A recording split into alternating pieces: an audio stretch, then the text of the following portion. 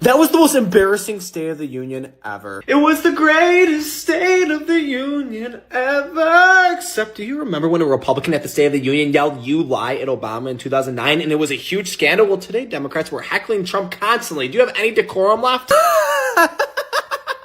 A few members of the Democrat caucus interrupted a few times because Trump stood up there and called Democrats crazy people who cheated elections and are trying to destroy our country. We have never seen this rhetoric from a president before from a State of the Union. Well, you had Rep. Al Green early on. Before any of that, need to get escorted out for interrupting. Plus, half the Democratic caucus didn't even show up, so they were doing the speech from the start. Yeah, because this presidency is nothing resembling normal. I thought this speech was actually pretty uniting. You can't call half the country crazy cheaters and call that uniting. He awarded multiple medals during the speech to America's best and brightest. He called for the end of political violence, brought us together by bringing out the Team USA hockey team. He touted his accomplishments and made clear the golden age is here. Okay, every president awards military members and tells heartwarming stories about American patriots, but not every president calls half the country crazy. You're really stuck on that. Because it's like, sure, you can call for the end of political violence, but there's no one who's done more to create this divided environment ripe for violence than this guy, and we saw that tonight. Well, what I saw was Democrats not standing when Trump said to stand if you believe it's your duty to put American citizens above illegals. Because Democrats aren't going to play that stupid game and stand when Trump tells them to. Well, we had Zohran Mamdani bragging about free childcare for illegal immigrants in New York City today, so I think it's relevant. We're talking about the State of the Union. How about Trump today lying about foreign countries paying his tariffs, or about the lie about $18 trillion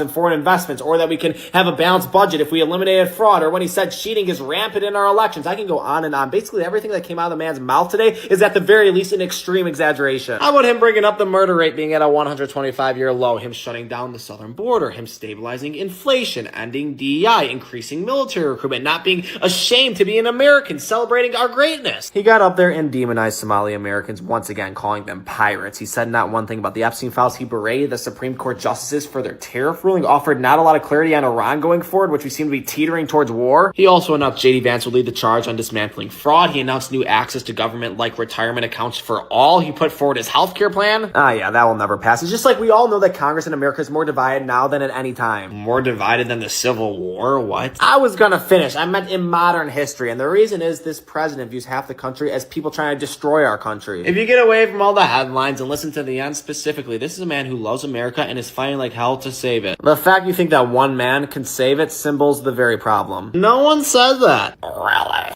That was the most embarrassing State of the Union ever. It was the greatest State of the Union. Alrighty, guys, and let's go ahead and get right into it because we are live. Yo, this is Set with Set Media, guys, and I'm back with another one. All right, guys, I had to take the day off, but don't worry, we're back. We're going to get into about 10 minutes of the State of the Union, but I really want to hear everybody's reaction from the left and the right, and we're going to get into that tonight. So make sure you go ahead and double tap that screen, like the video. Let's get right to it. Reasons for our country's stunning economic turnaround, the biggest in history, where the Dow Jones broke 50,000 4 years ahead of schedule, and the S.E.T hit 7,000, where it wasn't supposed to do it for many years, were tariffs. I used these tariffs, took in hundreds of billions of dollars to make great deals for our country, both economically and on a national security basis. Everything was working well. Countries that were ripping us off for decades are now paying us hundreds of billions of dollars. They were ripping us so badly, you all know that. Everybody knows it. Even the Democrats know it. They just don't want to say it. And yet these countries are now happy, and so are we. We made deals. The deals are all done. And they're happy. They're not making money like they used to, but we're making a lot of money. There was no inflation, tremendous growth. And the big story was how Donald Trump called the economy correctly, and 22 Nobel Prize winners in economics didn't. They got it totally wrong. They got it really wrong. And then just 4 days ago, an unfortunate ruling from the United States Supreme Court. It just came down. It came down. Very unfortunate ruling. But the good news is that almost all countries and corporations want to keep the deal that they already made, right, Scott? Knowing that the legal power that I, as president, have to make a new deal could be far worse for them, and therefore they will continue to work along the same successful path that we had negotiated before the Supreme Court's unfortunate involvement. So despite the disappointing ruling, these powerful country saving, it's saving our country, the kind of money we're taking in, peace protecting. Many of the wars I settled was because of the threat of tariffs. I wouldn't have been able to settle them without. Will remain in place under fully approved and tested alternative legal statutes. And they have been tested for a long time. They're a little more complex, but they're actually probably better, leading to a solution that will be even stronger than before. Congressional action will not be necessary. It's already time tested and approved. True. And as time goes by, I believe the tariffs paid for by foreign countries. Yeah, the Supreme Court ruling on the tariffs did not take away Trump's tariffing power. All it did is now make him seek another way of invoking his tariffs, which he can do through Section 301 of the Trade Expansion Act, Section 122, which he's already invoked with the 15% global tariffs. He gets to keep that for 150 days until he builds a case to, well, I guess bring back the sweeping tariffs. Will, like in the past, substantially replace the modern day system of income tax, taking a great financial burden off the people that I love.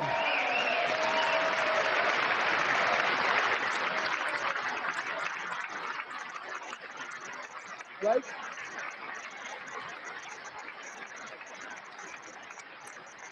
Moving forward, factories, jobs, investment, and trillions of dollars will continue pouring into the United States of America because we finally have a president who puts America first. I put America first. I love America.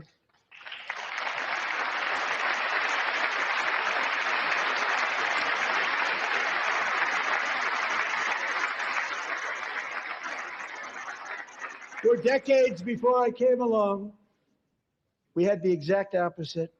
From trade to healthcare, from energy to immigration, everything was stolen and rigged in order to drain the wealth out of the productive, hardworking people who make our country great, who make our country run. Under Biden and his corrupt partners in Congress and beyond, it reached a breaking point with the Green New scam, open borders for everyone. They poured in by the millions and millions from prisons, from mental institutions. They were murderers, 11,888 murders. They came into our country. You allowed that to happen. And record-setting inflation that cost the typical family $34,000 in just a speck of time. Now the same people in this chamber who voted for those disasters suddenly used the word affordability, a word. They just used it. Somebody gave it to them, knowing full well that they caused and created the increased prices that all of our citizens had to endure. You caused that problem. You caused that problem. I mean, Dems didn't do anything to fix affordability, let's be real. And they're still not. We're just crying about Trump. They knew their statements were a lie. They knew it. They knew their statements were a dirty, rotten lie. Their policies created the high prices. Our policies are rapidly ending them. We are doing really well. Those prices are plummeting downward.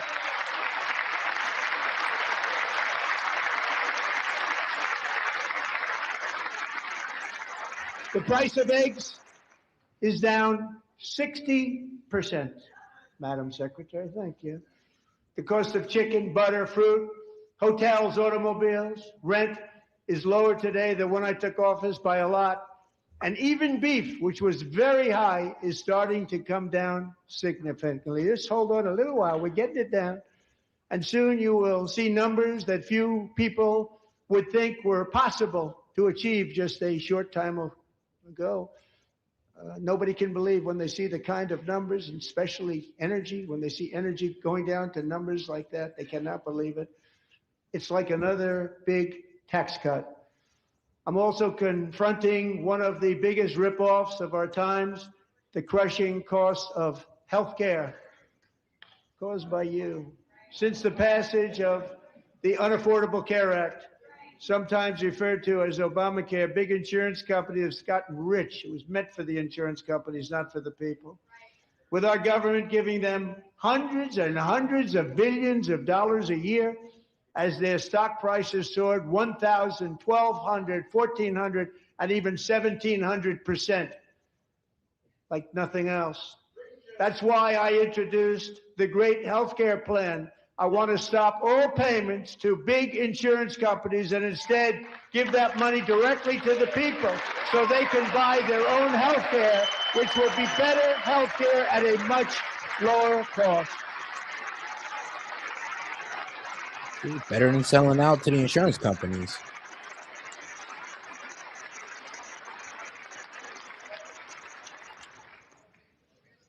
In addition, my plan requires maximum price transparency. That's a big deal. Sounds so simple, so big. And I did that in my first term, and the Democrats immediately terminated it with full knowledge that they were doing a very bad thing for the people. Costs were going to go way up, and that's what happened. And now I'm bringing them way. God, do me a favor and double tap that screen and like the video, guys. And you got any questions, comments, jokes, or disagreements, I'll be happy to read it out loud. Just $2 and up. Appreciate the support. Way down on healthcare and everything else. I'm also ending the wildly inflated cost of prescription drugs like has never happened before.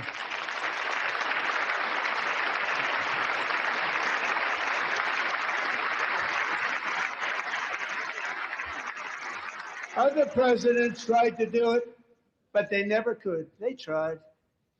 Most didn't try, actually. But they tried. They said they tried. They couldn't do it. They didn't even come close. They were all talk and no action. But I got it done. Under my just enacted most favored nation agreements, Americans who have for decades paid by far the highest prices of any nation anywhere in the world for prescription drugs will now pay the lowest price anywhere in the world for drugs.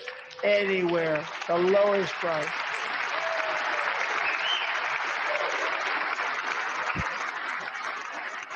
Go to TrumpRx.gov today.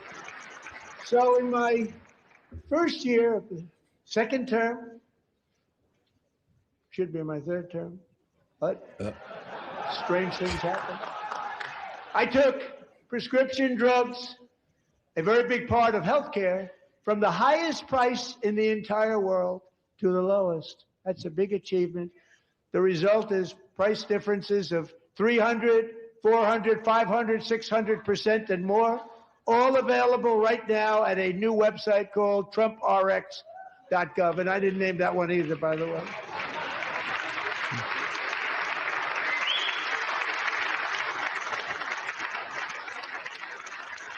And here tonight is the very first customer ever to get that big discount, and it is big, Catherine Rayner.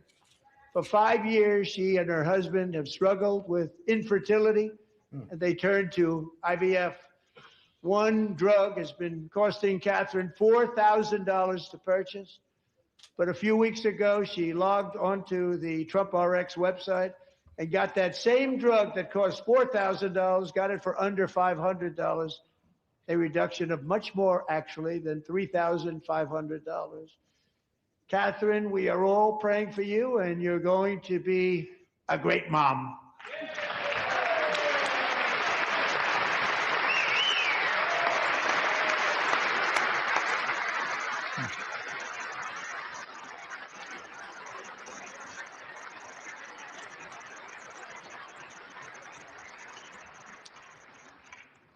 So now I'm calling on Congress to codify my most favored nation program into law. Now, the one thing, I'm not sure it matters because it's going to be very hard for somebody that comes along after me to say, let's raise drug prices by 700 or 800%. But John and Mike, if you don't mind, codify it anyway. They may do it. Codify it anyway. Thank you.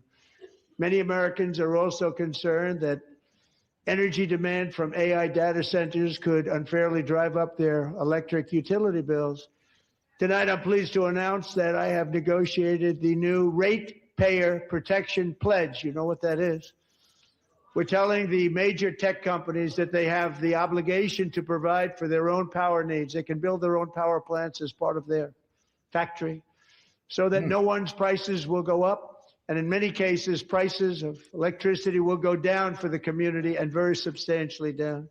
Okay. This is a unique strategy never used in this country before. We have an old grid. It could never handle the kind of numbers, the amount of electricity that's needed. So I'm telling them they can build their own plant. Now, I'm actually happy Trump is talking about that because the data centers, that was a main concern, that they would be put in they would be put in neighborhoods and it would drive up the electric costs of the surrounding residents. And I mean, yeah, everybody likes this whole AI revolution that we're going towards, but not at the expense of your light bill doubling. And that's what was going on with the residents who lived around these data centers. So I'm actually glad that Trump is tackling that by making them provide their own energy so they're not drawing on the grid. They're going to produce their own electricity. It will ensure the company's ability to get electricity while at the same time lowering prices of electricity for you, and could be very substantial for all of you cities and towns. You're going to see some good things happen over the next number of years. Another pillar of the American dream that has been under attack is home ownership.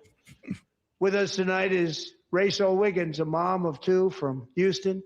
She placed bids on 20 homes and lost all of those bids to gigantic investment firms that bypassed inspection, paid all cash, and turned those houses into rentals, stealing away her American dream. She was devastated. Stories like this are why last month I signed executive order to ban large Wall Street investment firms from buying up into thousands single-family homes.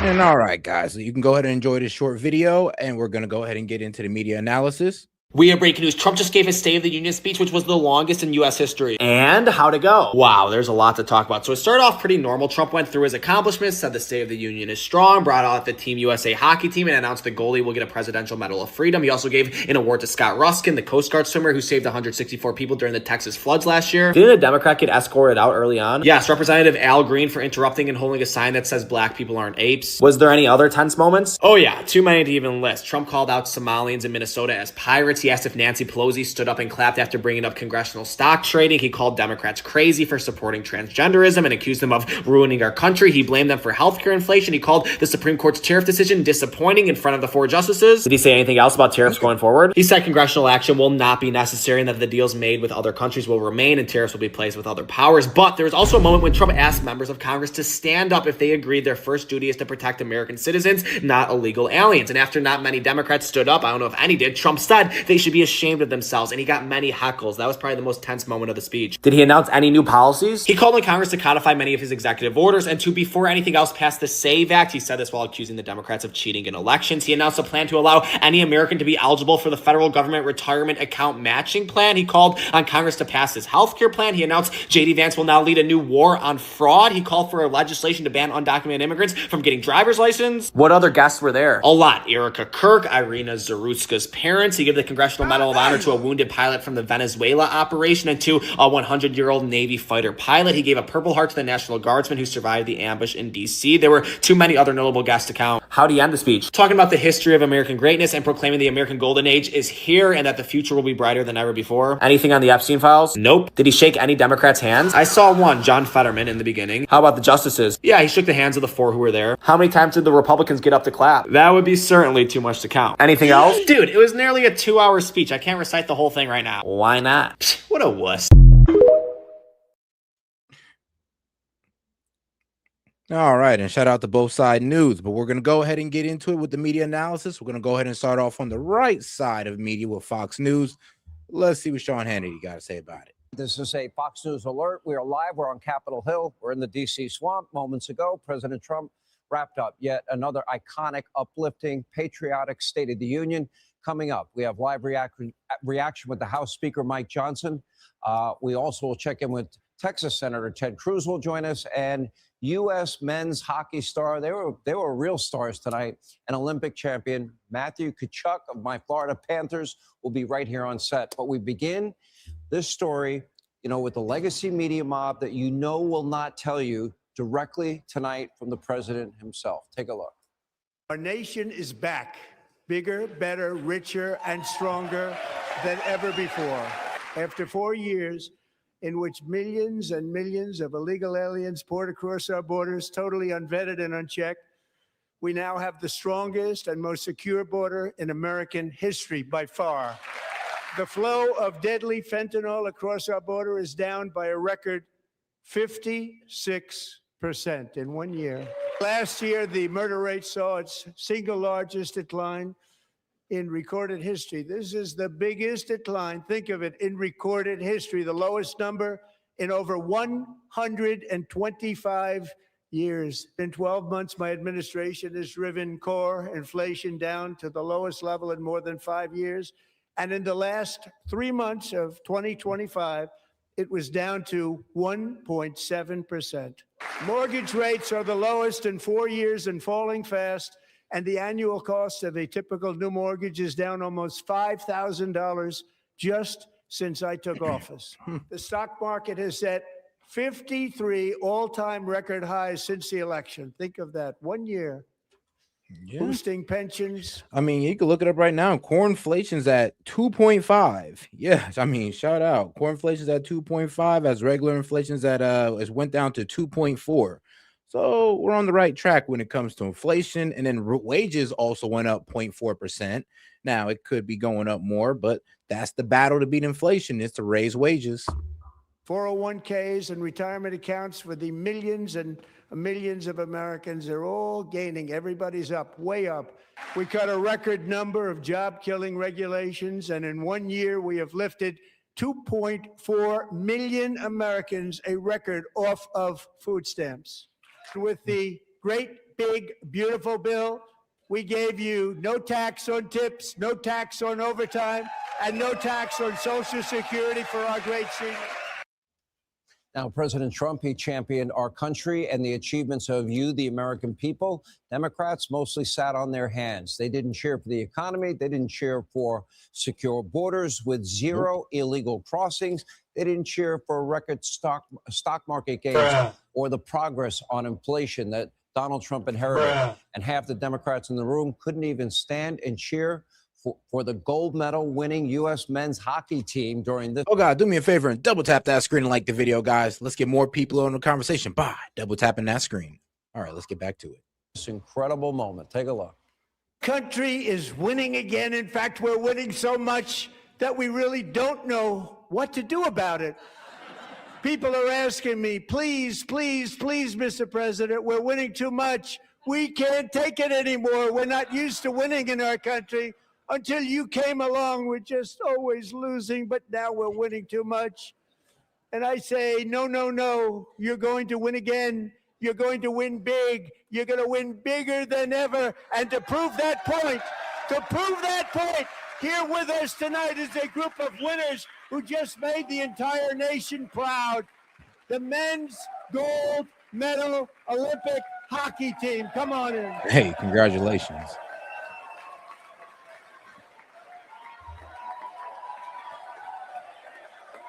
I mean, you could be mad at Trump all you want, but you got to congratulate our men's hockey team. I mean, like I said, you could be mad at Trump, but come on, show respect to our hockey team that went out there and dominated. Shout out to them.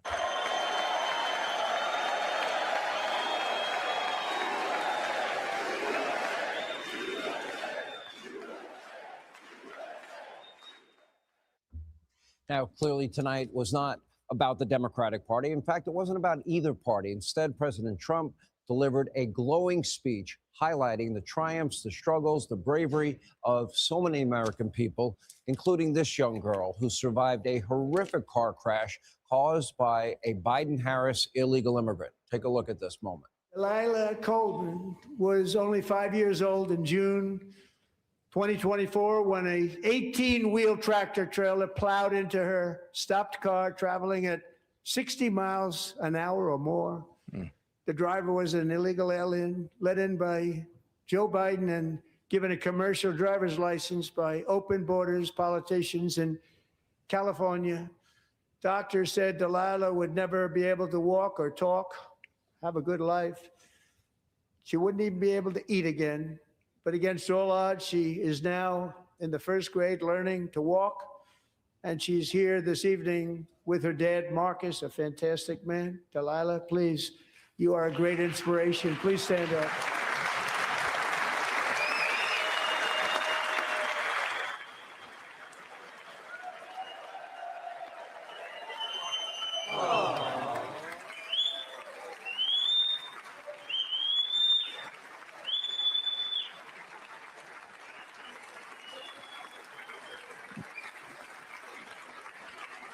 All right, shout out to the little girl.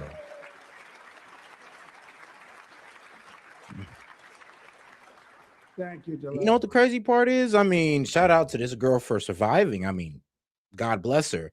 But I mean, there was a black teacher who also got in a car accident because an illegal immigrant was evading police, and she died. So, hey, it is a problem. Like when you guys let in these illegal immigrants all willy-nilly and pretend like it's not going to cause a problem, you're being delusional. But all right, back to it. Many, if not most, Oh, double tap that screen. illegal aliens do not speak English and cannot read even the most basic road signs as to direction, speed, danger, or location. Loose. That's why tonight I'm calling on Congress to pass what we will call the Delilah Law, barring any state from granting commercial driver's licenses to illegal aliens. So many heartless Democrats in the room. They sat on their hands. In fact, most. So, guys, you want to get involved with the show? You can go ahead and send in a super chat with any question, comments, jokes, or disagreements. I'll be happy to read it out loud and engage with it. Just $2 and up. And let's not forget to double tap that screen to, well, about almost 300 of y'all in here. Democrats wouldn't even stand to honor a mother whose 16-year-old daughter was stabbed to death by an illegal immigrant.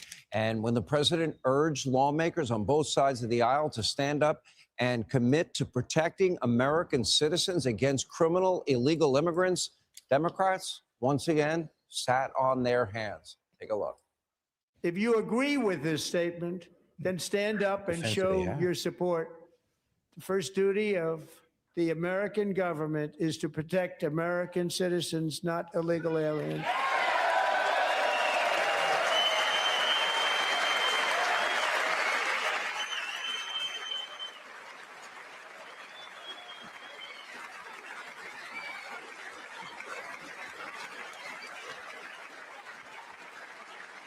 I mean,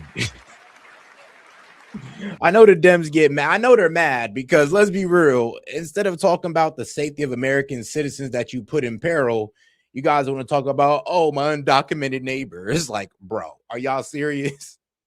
Yeah, Dems, I ain't gonna lie. Y'all on the wrong side of this argument, especially immigration.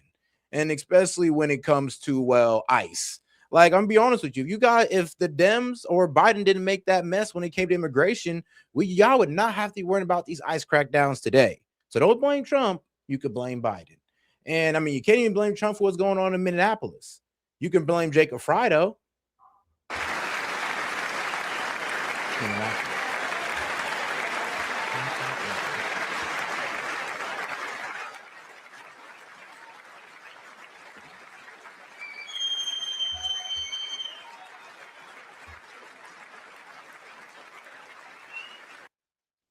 First duty, protect American citizens, not illegals. Not only did these Democrats refuse to stand up for the American people first, but take a look at your screen.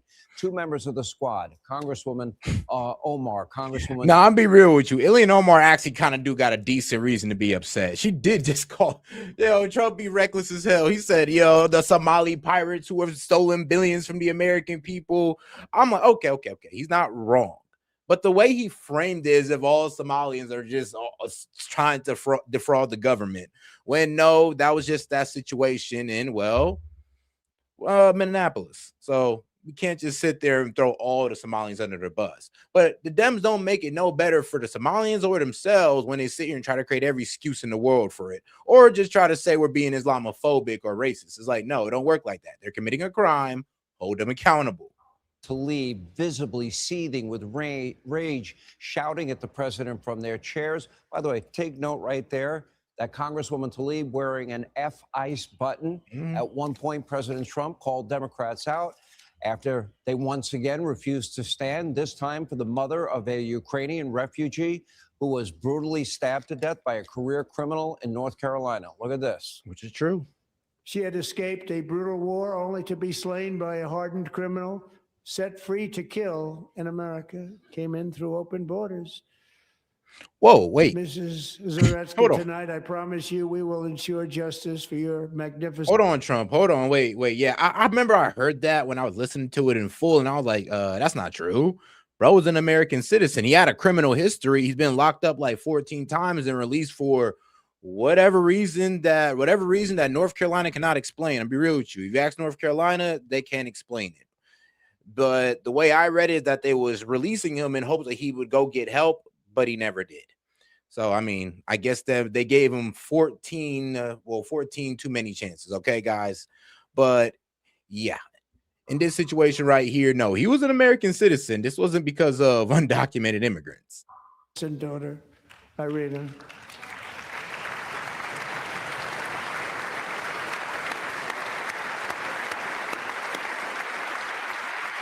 What did judges?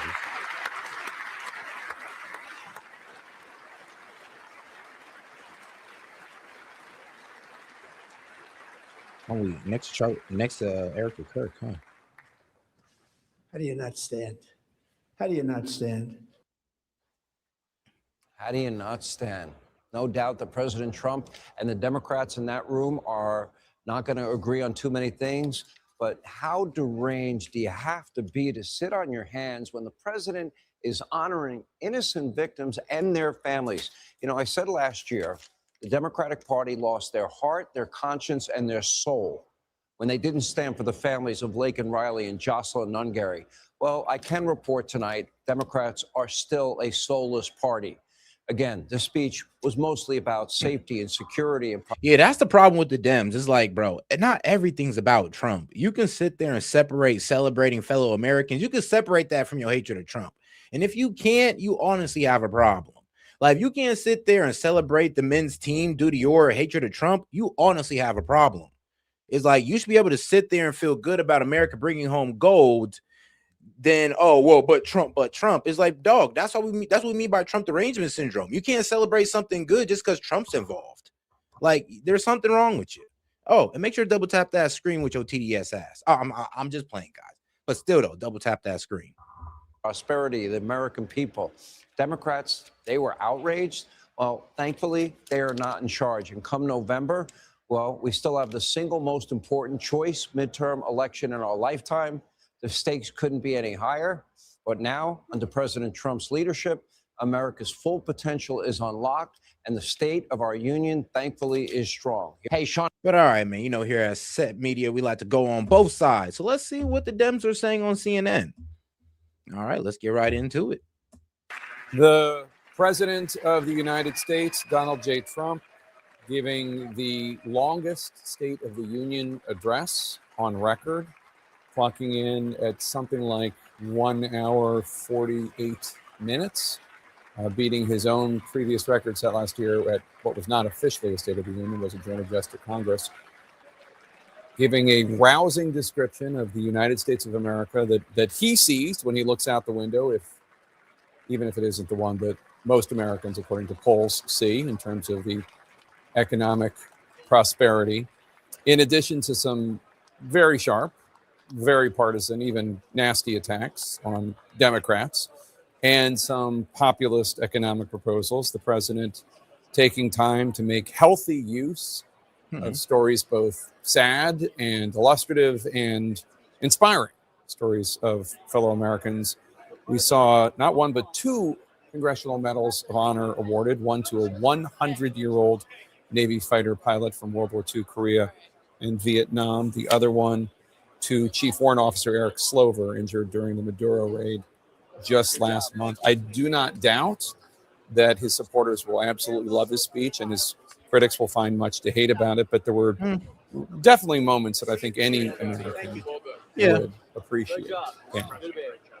Yeah, and what Americans wanted to hear more. There were some things I did and didn't like about the speech. You know, I altogether give the speech a B+. Like I said, he touched on some things that I didn't expect him to touch on, and he also said some BS that I didn't want him to say, but it is what it is, man. You can't get everything you want. Anything else was about the economy And the president certainly did what we hear a lot on a daily basis about how he thinks it's the greatest economy in the world, and all of the sort of hyperbole that is classic vintage Trump.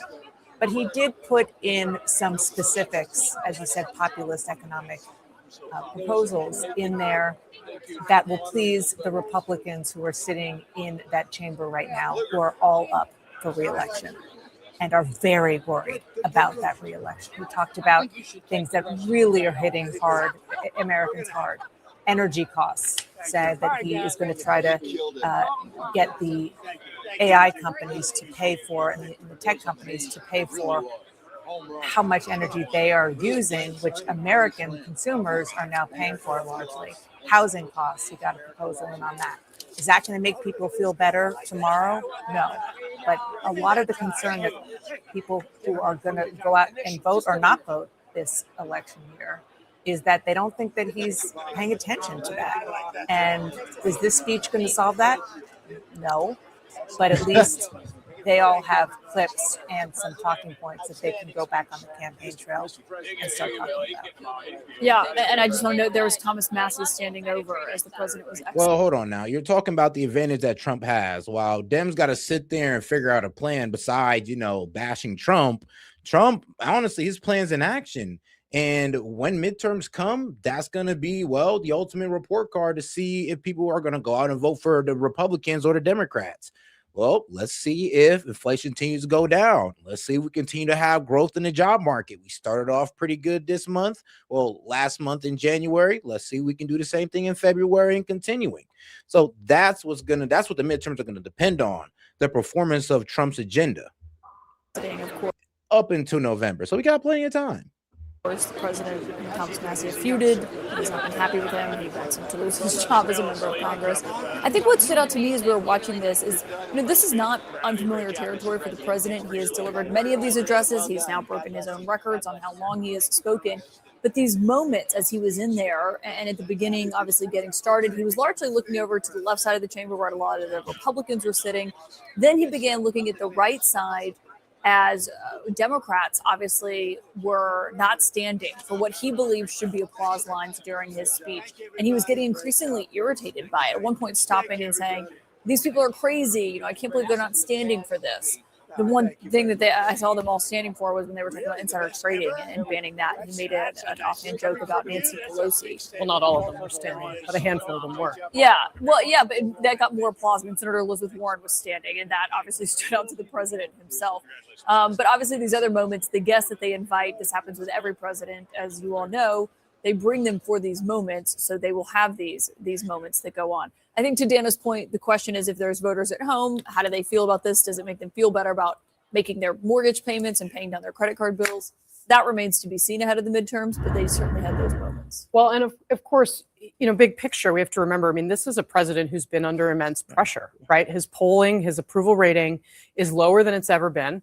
He was speaking to a room full of... All right, and shout out to my man Monty. Oh, yeah, I wanted to send you the link, brother. He said, link me up, dog. It's been so long. I missed your set. Miss you too, bro. And I need to talk to someone with a brain, not consume with TDS. Yeah, I know, right? At this point, I ain't listening to the TDS victims unless they super chat in. I'm like, bro, y'all got it. Y'all just too insane at a certain point. Is lower than it's... And because of y'all TDS, y'all don't demand more of y'all party. Ever been. He was speaking to a room full of Republican members of Congress, many of whom stand to lose their seats. The president stands to lose part of the power that he currently has in Washington. And I think the speech reflected the way this president often deploys the strengths that he has. Yes, he spent some time defending his own record. He spent some time blaming his predecessor. He spent some time, at least one of my Republican sources pointed out to me, trying to convince people it wasn't as bad as maybe they feel that it was. But he spent far more time during this speech on offense, right? Ticking through places that are culturally inflammatory in some cases. He put Democrats on the spot repeatedly. He almost goaded Rashida Tlaib and Ilhan Omar at one point into shouting back at him when he asked the crowd to stand and clap if they supported American citizens. That is where this president often But here's the thing, though. Y'all should have just stood just because. It's like, all right, yeah, we support American citizens, but F Trump. Like, y'all could have did that. Y'all didn't have to go out like this. Bro. They're doing it on principle now. Like they're just doing it just to do it. Like it's hilarious. Like, stand if you're for the American people. Okay, I guess you're not for the American people. Exactly. It's like, bro, stand for the American people, and like that's all you had to do. And then y'all sat down and well, we don't do what Trump asks us to do. I mean, bro, it's in the message. It's like a crying toddler, a crying 5-year-old. Like, oh my God! Like, just being defiant, just for the sake of being defiant. I mean, he's not goading them. He's pointing out that there is nothing he can do that will make their base happy. So he should focus on America and Americans. That's what he's doing. The only person Trump goaded was Ilhan Omar, and that's because of the whole Somali pirate comment. I knew she was gonna lash out over that. I was like, she's a 5-year-old. She lashes out at everything. You're a bad person. Come on now. We all like as soon as Trump said it, we all knew Ilhan Omar was gonna lash out. And he didn't say Somalians. He said the Somali pirates. He's qualifying the Somalians that he's talking about, narrowing them down to the people that pirates. Like, yeah. He didn't say the Somalians. We need to get rid of all the Somalians. He said we need to prosecute the Somali pirates. Do you not agree with that, Set? I mean, not you. I do, but actually. I ain't mad at it. All right. He didn't say let's throw all the Somalians away. Tries to project strength, and he did it again tonight. And for those at home who are wondering what exactly happened when Congressman Al Green, Democrat of Texas, why he was ejected, he was holding a sign saying, quote, "Black people aren't apes," an allusion to the video that President Trump tweeted a few days ago in which President Obama and First Lady Michelle Obama were, in fact, depicted as apes. Anderson? Jake, thanks very much. You're with the panel. John King, what stood out to you? I think it's important to remember that, sadly, in my view, most Americans live in their silo. And so people watch this from their perspective of choir practice for the most part. President had a lot of challenges coming into this speech. His approval rating overall is down. His approval rating in the economy is down. The approval rating on immigration is down. I mentioned early on one of the big glaring problems for Republicans, because it's a midterm year, is the approval rating among Republicans is down some too.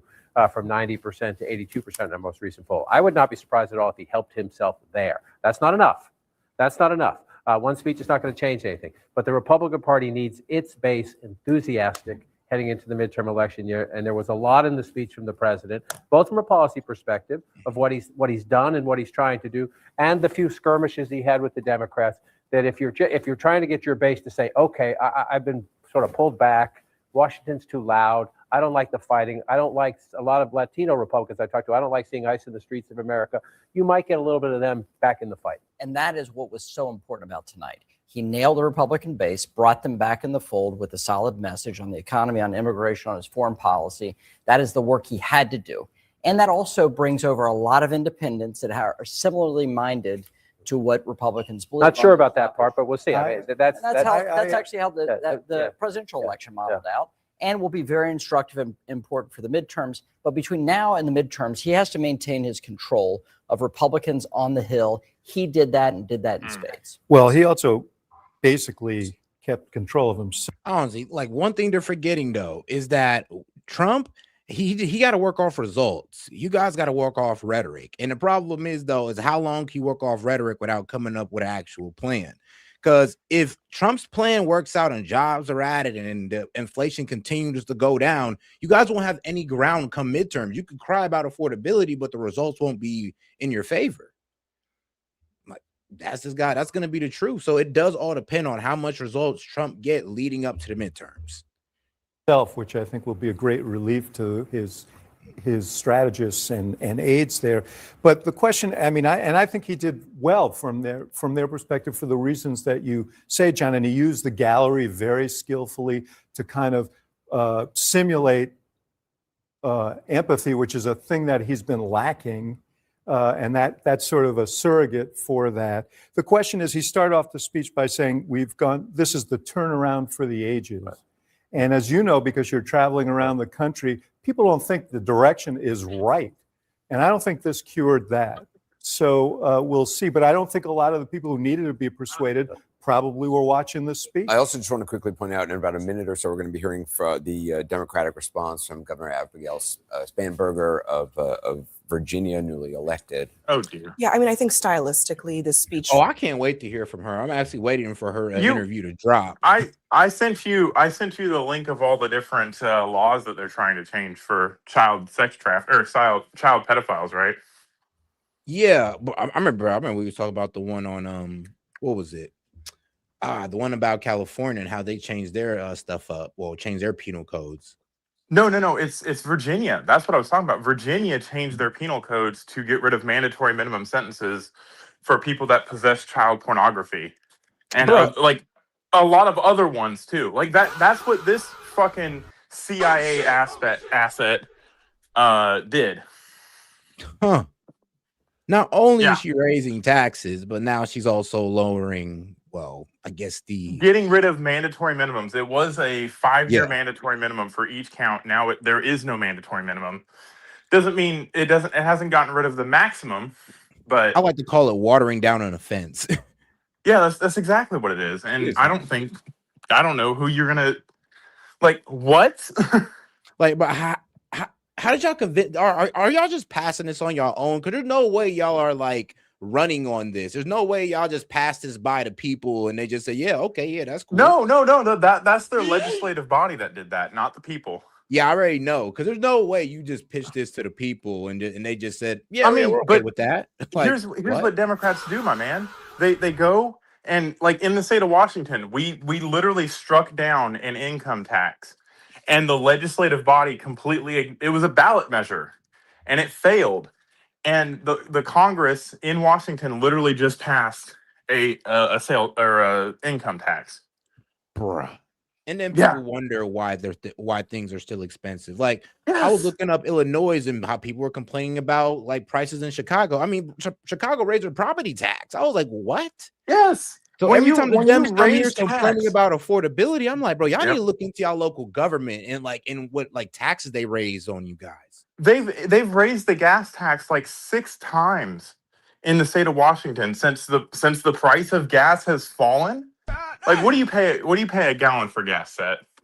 Like what, $2.70 right now? $2.70. You know I mean, I don't pay for it, but you know what I would be paying if I had a gas car? Probably like $4. $4.60. Whew. Yeah. Whoa. The price of gas has gone down. It just the taxes have gone up to take its place. And you're so then they can run and say, oh, well, Trump is not making things affordable. Oh, yes, he is. You just like raising taxes to cover it up. Yes. And that increases the price of everything down the production line when you raise the price of gas. No, guys, truly, and I know you guys in the chat, look that up. Look up in whatever Democrat state or city how much taxes have been how your taxes have been increased over the past like 6 months or so. Like, I think we have like the second highest tax behind California for a gallon of gas in the state of Washington. Bruh, like that. Followed by Oregon. Oh man.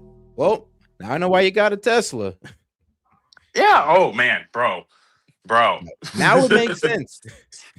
Yeah. Like, I mean, it doesn't make a whole lot of sense if like you got like a really efficient hybrid and gas is $2 a gallon.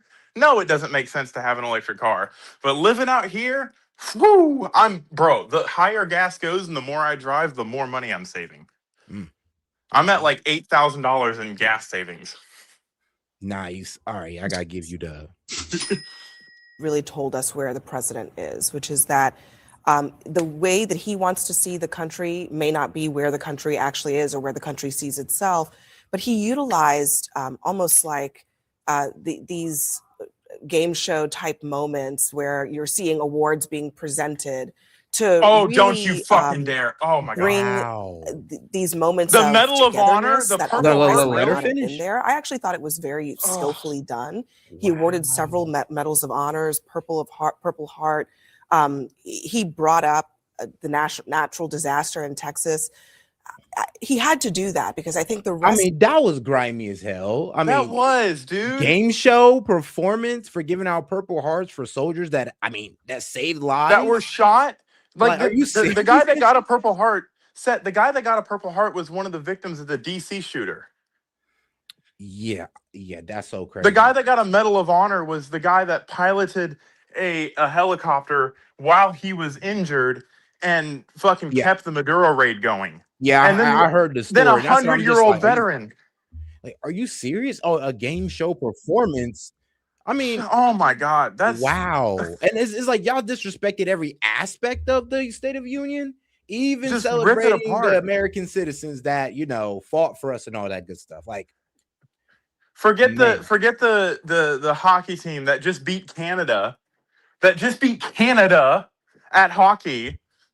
Yeah. Like, let's give the goalie who protected the goal against a shot that was taken on his goal in overtime and would have effectively got us silver instead of gold. Let's take the Medal of Freedom away. That is outstanding performance. It hasn't happened since 1980. There's a Disney movie on it. It's so significant. Oh, bro, did you hear about the women's hockey team that they didn't want to attend and all this crazy stuff? I was like, I don't care. Whatever. I'm like, it would be the women's team. I was like, it would be them. It's whatever. It's whatever. I don't think we should demonize people that don't want to show up in politics when they're professional athletes.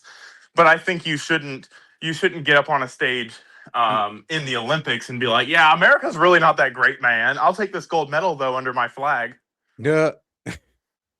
yeah, I understand that. But all right, though, let's go ahead and get over some key moments of the address. Isn't that a shame? You should be ashamed of yourself not standing up. You should be ashamed of yourself. You should. Well, guys, make sure to double tap that screen and like the video, guys. If you've got any questions, comments, jokes, or disagreements, I'll be happy to read it out loud, engage with it. Just $2 and up. Appreciate the support. But all right, let's get back. Spare change. That is why I'm also asking you to end deadly sanctuary cities that protect the criminals and enact serious penalties for public officials who block the removal of criminal aliens. In many cases, drug lords, murderers all over our country, they're blocking the removal of these people out of our country, and you should be ashamed of yourself. Damn. I'm crying. Hey, now her pin though, her little pin released the redacted files. I didn't hear all the yelling and heckling. I watched it on JD's live. Oh yeah, bro. I didn't hear all the heckling in the background. Oh man, this is a good perspective to hear it from again. Yeah. Cool.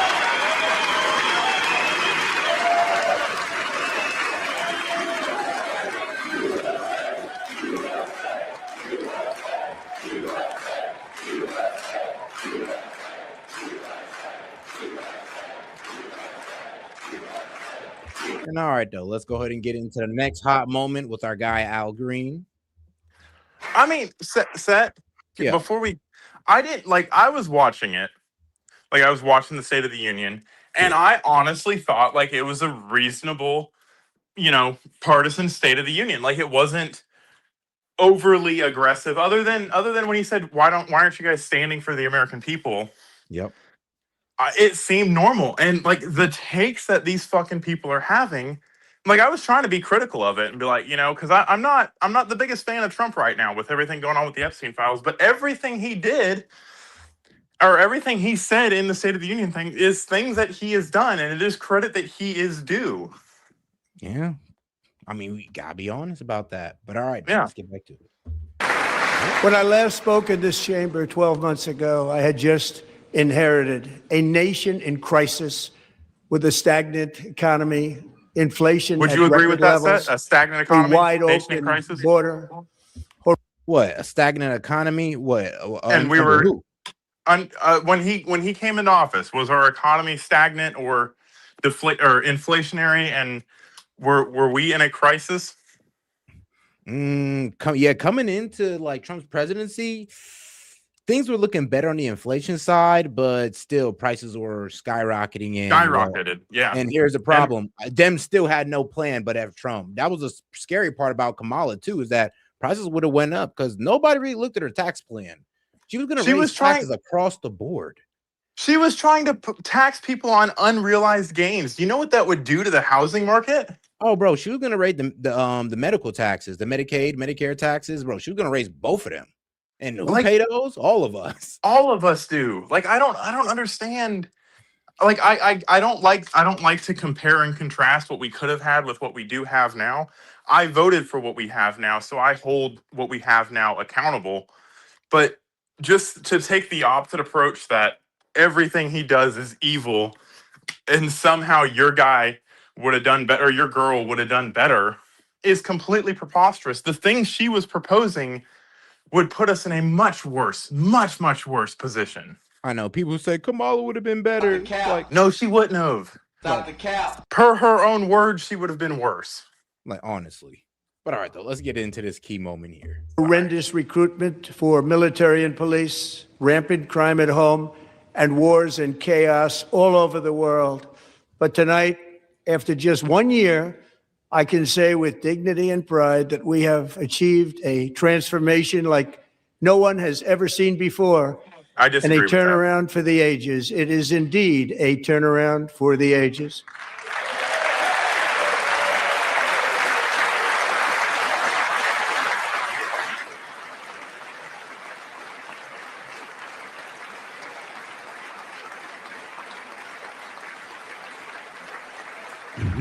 Yeah, I disagree that it's a turnaround for the ages.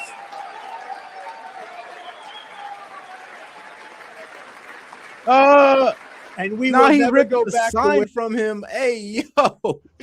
What? He ripped the sign from him. Nah, bro, look at this. Bro, over here. He ripped the whole sign. Give me that. Yeah, give me that. We will never go back to where we were just a very short time ago. We're not going back. Today, our border is secure.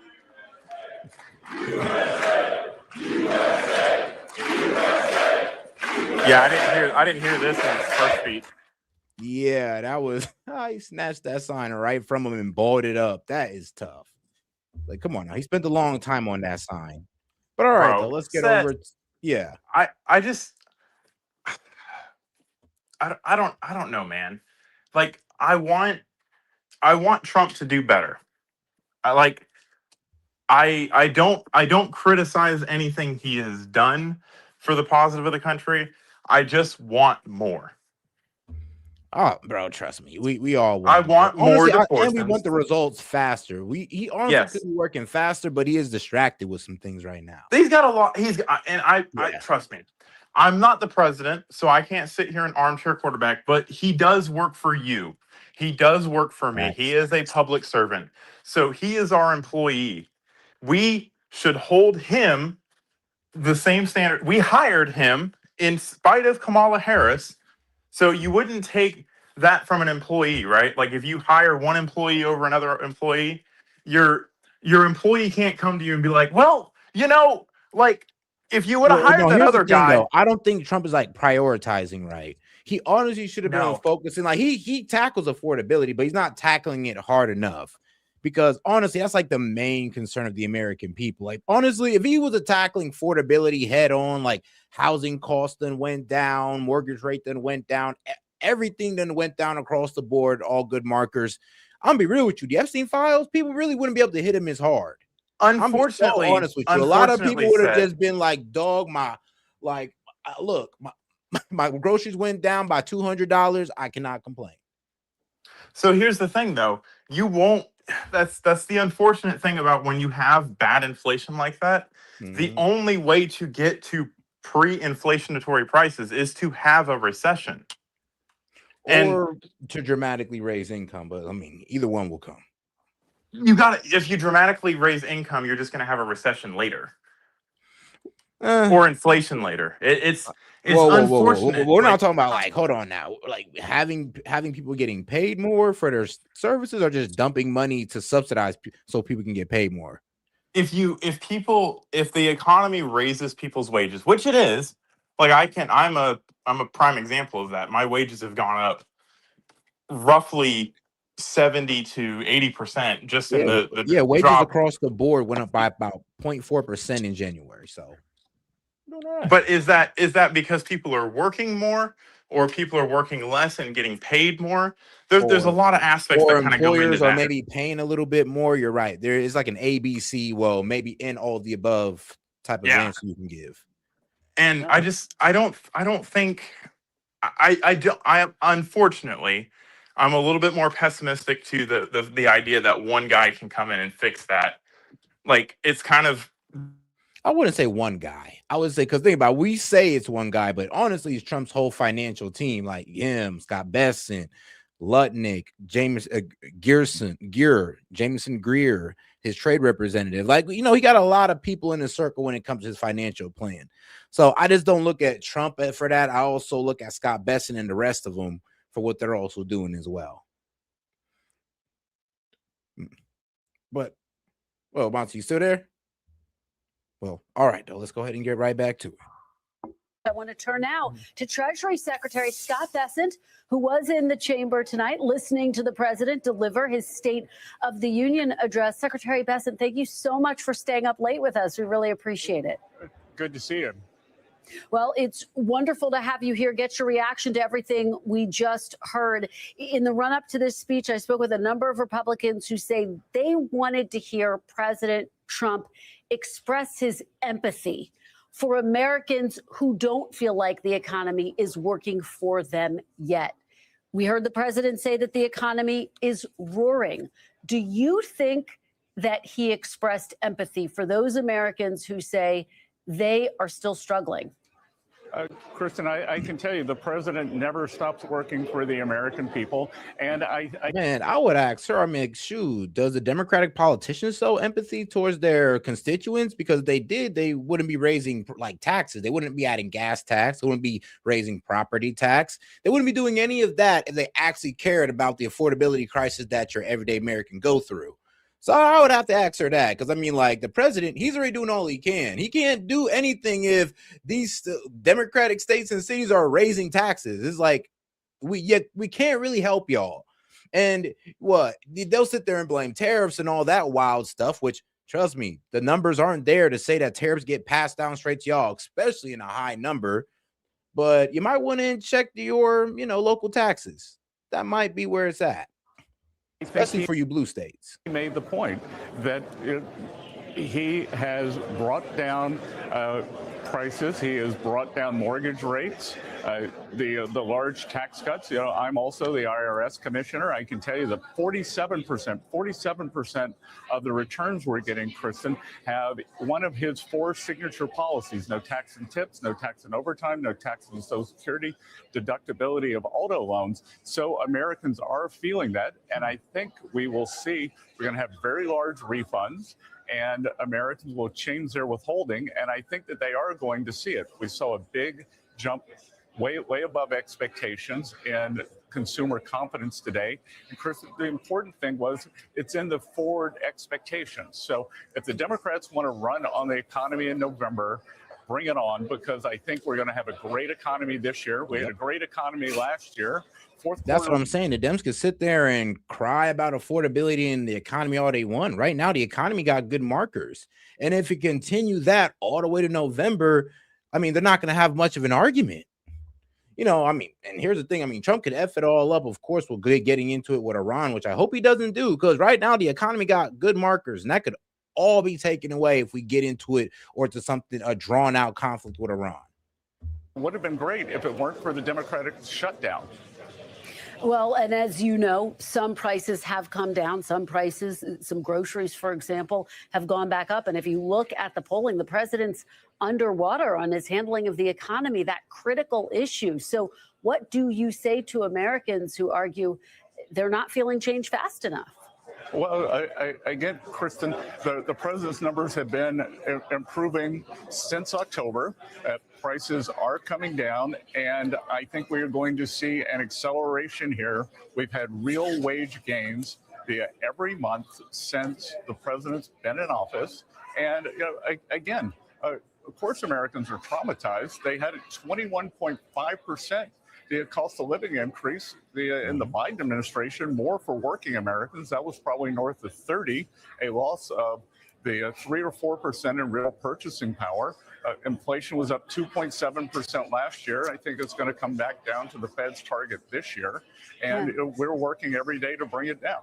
Mr. Secretary, I have to ask you about this announcement that President Trump made. He said that the administration will give what he referred to as often forgotten American workers access to the same type of retirement plan offered to every federal worker, vowing, quote, "We will match your contributions up to $1,000 each year."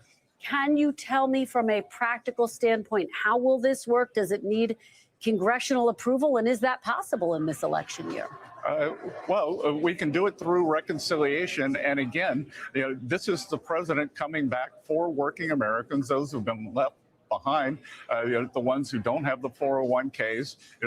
Certainly the federal employees, Congress, get all these benefits, and we will be rolling that out in the coming weeks and months. The president wanted to preview it in his speech, but I think this is going to be a very big part of working Americans' retirement program, because there is a tremendous amount of financial insecurity. The president also talked about his signature policy, Trump accounts, $1,000 for every newborn born during his term that's going to be invested in the stock market. Kristen, currently 38% of Americans have no exposure to the equity market, and we think over time this is going to remedy that, so everybody will have a stake in our great innovative economy and the American dream. All right, let me turn now to tariffs. Obviously, a number of questions swirling around what happens next after the Supreme Court did strike down the president's ability to impose the tariffs. Let me ask you. No, Krista, let's be precise here. What the Supreme Court did was rule against the president's ability to use a narrow mandate, i.e. EPA. Yep. It did not strike down the 232 or 301 tariffs, and it did not. And I explained this extensively when the tariff ruling dropped, is that the Supreme Court didn't take away, yes, I did. Come on now. But the Supreme Court didn't take away his tariffing power. They took away one of the routes to which he can invoke tariffs through, which was IEPA, the International Economic Emergency Powers Act. They said that he cannot invoke a tariff through that, but he can invoke 100% embargo if he wanted through IEPA. But if you want to, but now what this does is that now Trump has to change his strategy. He has to now start using sections of the Trade Act and the Trade Expansion Act, which he's already. Where did we see this before? Where did we see this before? Like in the 2020s, like when Biden said he was going to reduce everybody's student loan debt, and they said, no, you can't do that, and you found another way to do it. Yep. Oh, man.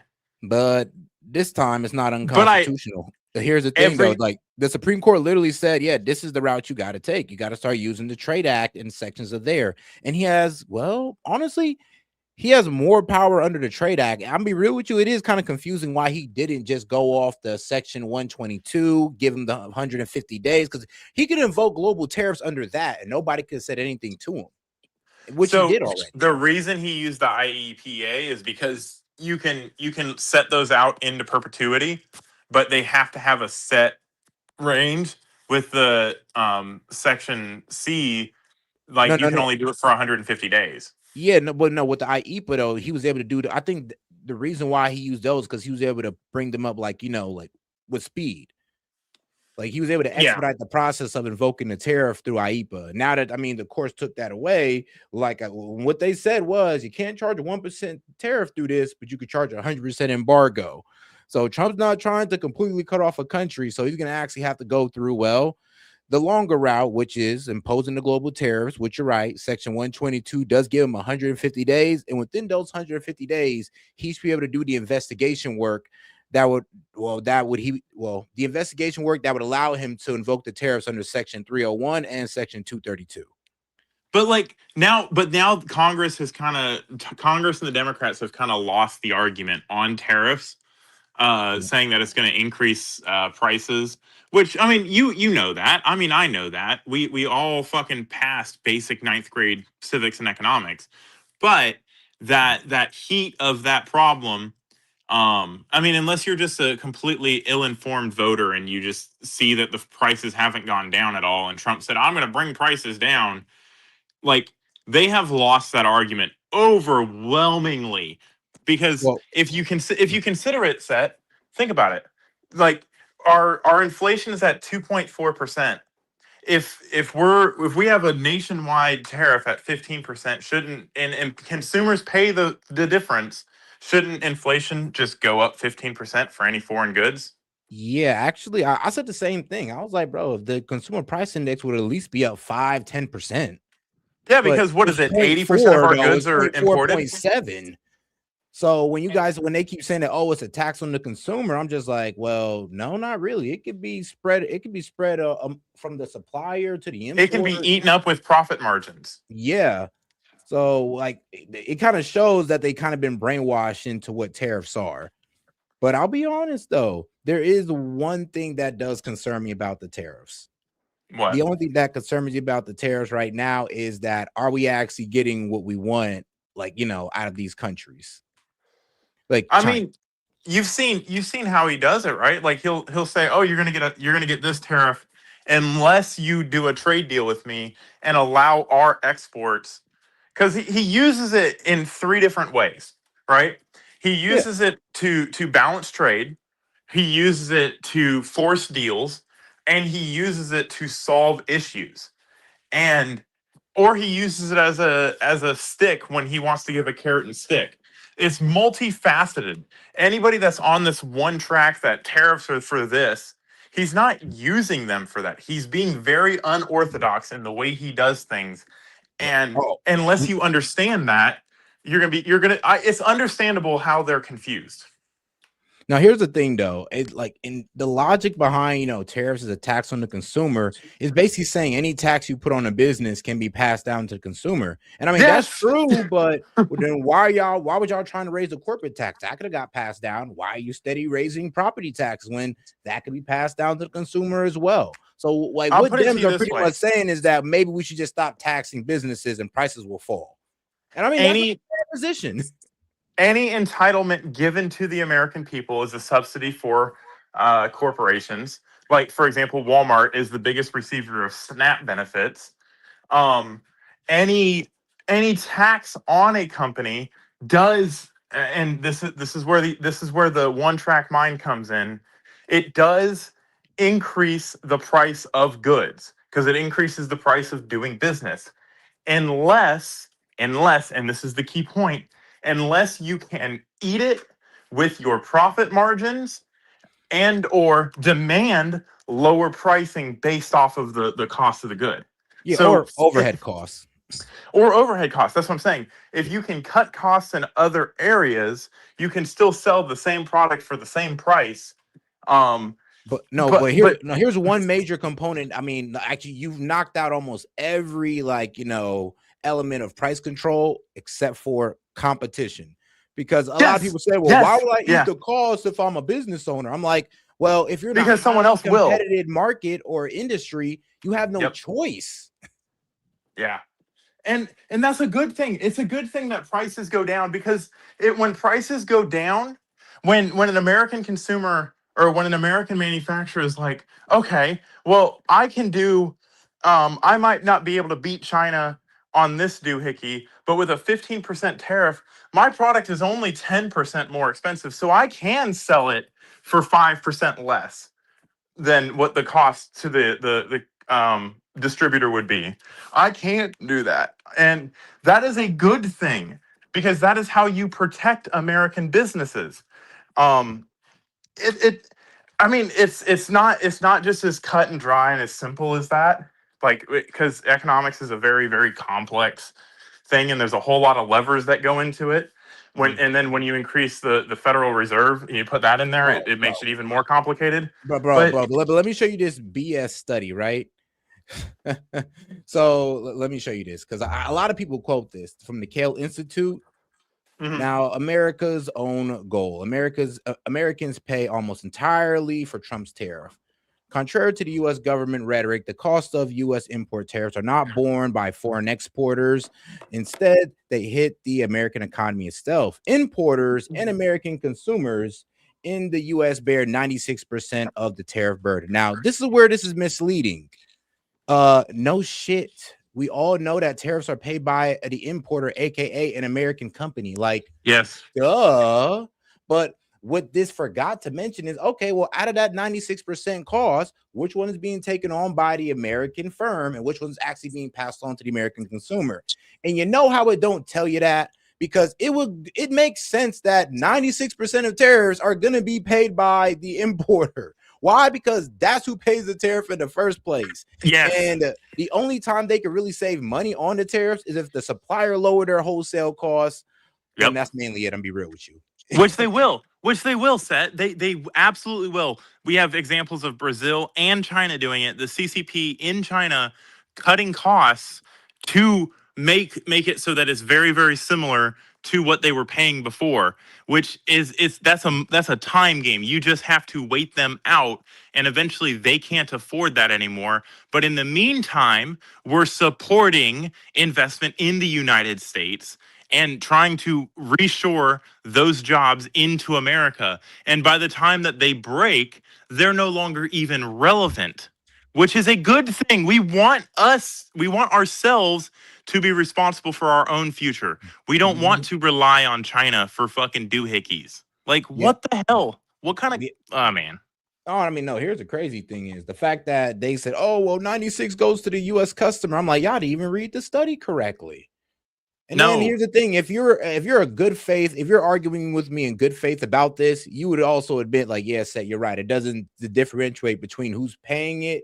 Is it the U.S. firms who's mostly paying it, or the U.S. customers? If you're honest, you would admit. Let's put it this way: on its face, the American consumer is absolutely paying 100% of the tariffs. And bear with me here for a second. When it comes, like, no business is in business to lose money. So any cost of doing business, your cost of goods sold, your cost of doing business, all of those are like actual financial terms when you talk about economics. When your cost of doing business, when certain fixed or relative rates increase, you have to find pieces in other aspects of the business to offset it, because the last thing you want to do is actually raise the price to your consumer. But all of that is factored in. It's kind of like the concept when you say, oh, if I get an oil change, I get a free car wash. No, you didn't get a free car wash. You paid for the car wash because they assumed the price of the car wash in the oil change. And like, you know what's crazy? No, like, I also this too. Manufacturing tariffs have done wonder for manufacturing in like a lot of sectors. Even though we came out with, like, what was it? We came out with like a negative 88 in manufacturing jobs. You know, a lot of people won't really be smart and they won't like microscope that. Like, all right, well, did you look at what sectors actually grew in manufacturing? Which one was taking a hit? Exactly, bro. A lot of the auto industry grew, steel companies grew, all the industries that we want to grow in manufacturing grew. And then, of course, you had Amazon doing a very crazy amount of layoffs last year. I will say this, Set, and I'll give the Democrats, they unintentionally created a new sector of the economy with all of their EV bullshit and all that fun shit. They completely pushed the American auto industry back into America. Why do I say that? Companies like Rivian, companies like Fisker went out of business, but companies like Scout, companies like Tesla, all of them are in America. Scout, it hasn't made a vehicle yet, but they have invested heavily into their facility in South Carolina. Rivian, I believe, is in Tennessee. Tesla's in Texas and in California and in Sparks, Nevada. Like, all of those are jobs that did not exist in spite, or like, and it wasn't the intention of the Democrats to get a bunch of jobs here. It was just to sell an EV scam to people. But by them doing that, they forced manufacturers like Hyundai and Ford and GM to invest in America because that's where the shit needs to be done. But once that investment was made, they were going to reshore all that shit to China. Like once the actual like knowledge and stuff was there, we were going to send it all overseas again. And like all of that shit, all of that is prosperity and progress for the American worker. Think about how many different jobs are created as a result of all of that shit, and is being encouraged and facilitated through this administration. But all right, let's get back to it. Strike down the 232 or 301 tariffs, and it did not strike down his ability to it actually reinforced his ability to move those up, and he has the ability to use something else called Section 122. So that's what the Supreme Court did on Friday. It was a very narrow ruling. And it's my understanding that these new tariffs that he's imposed, he can impose them, the 15% tariffs that he announced over the weekend for 150 days. Given the legal challenges, given the Supreme Court ruling, why not go to Congress? Republicans have the majority in both chambers. Oh my God. Codify this in Congress.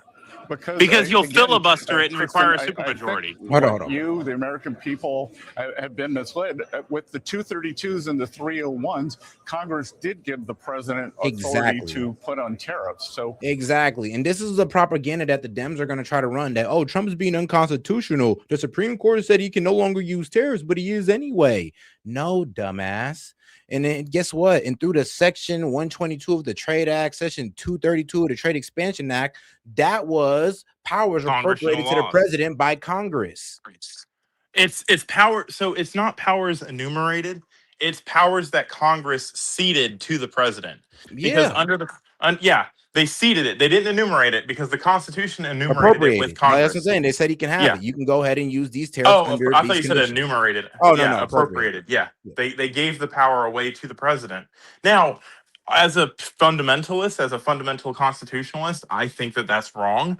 I think Congress should have the power to impose taxes, but it works in my argument for this time, so I'll let it pass. But I think Congress has the ultimate authority to tax, and I think Congress should codify them, but they already have by ceding the power to the president.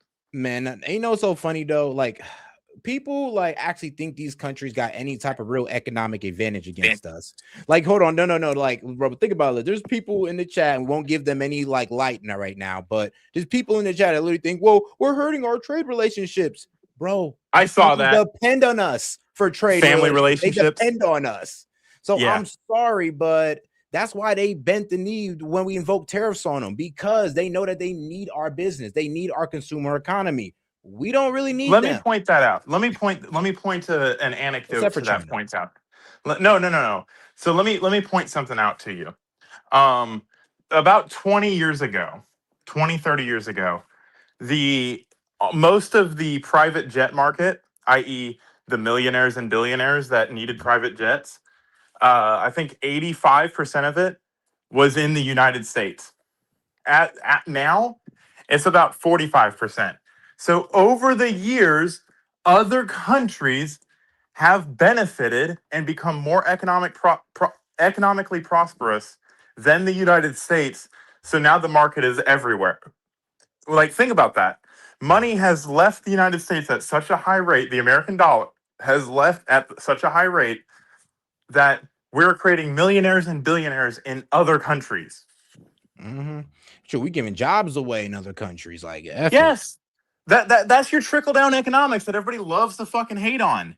That could be Americans. But no, we want cheap electronics and immigrants to pick cotton and fruit.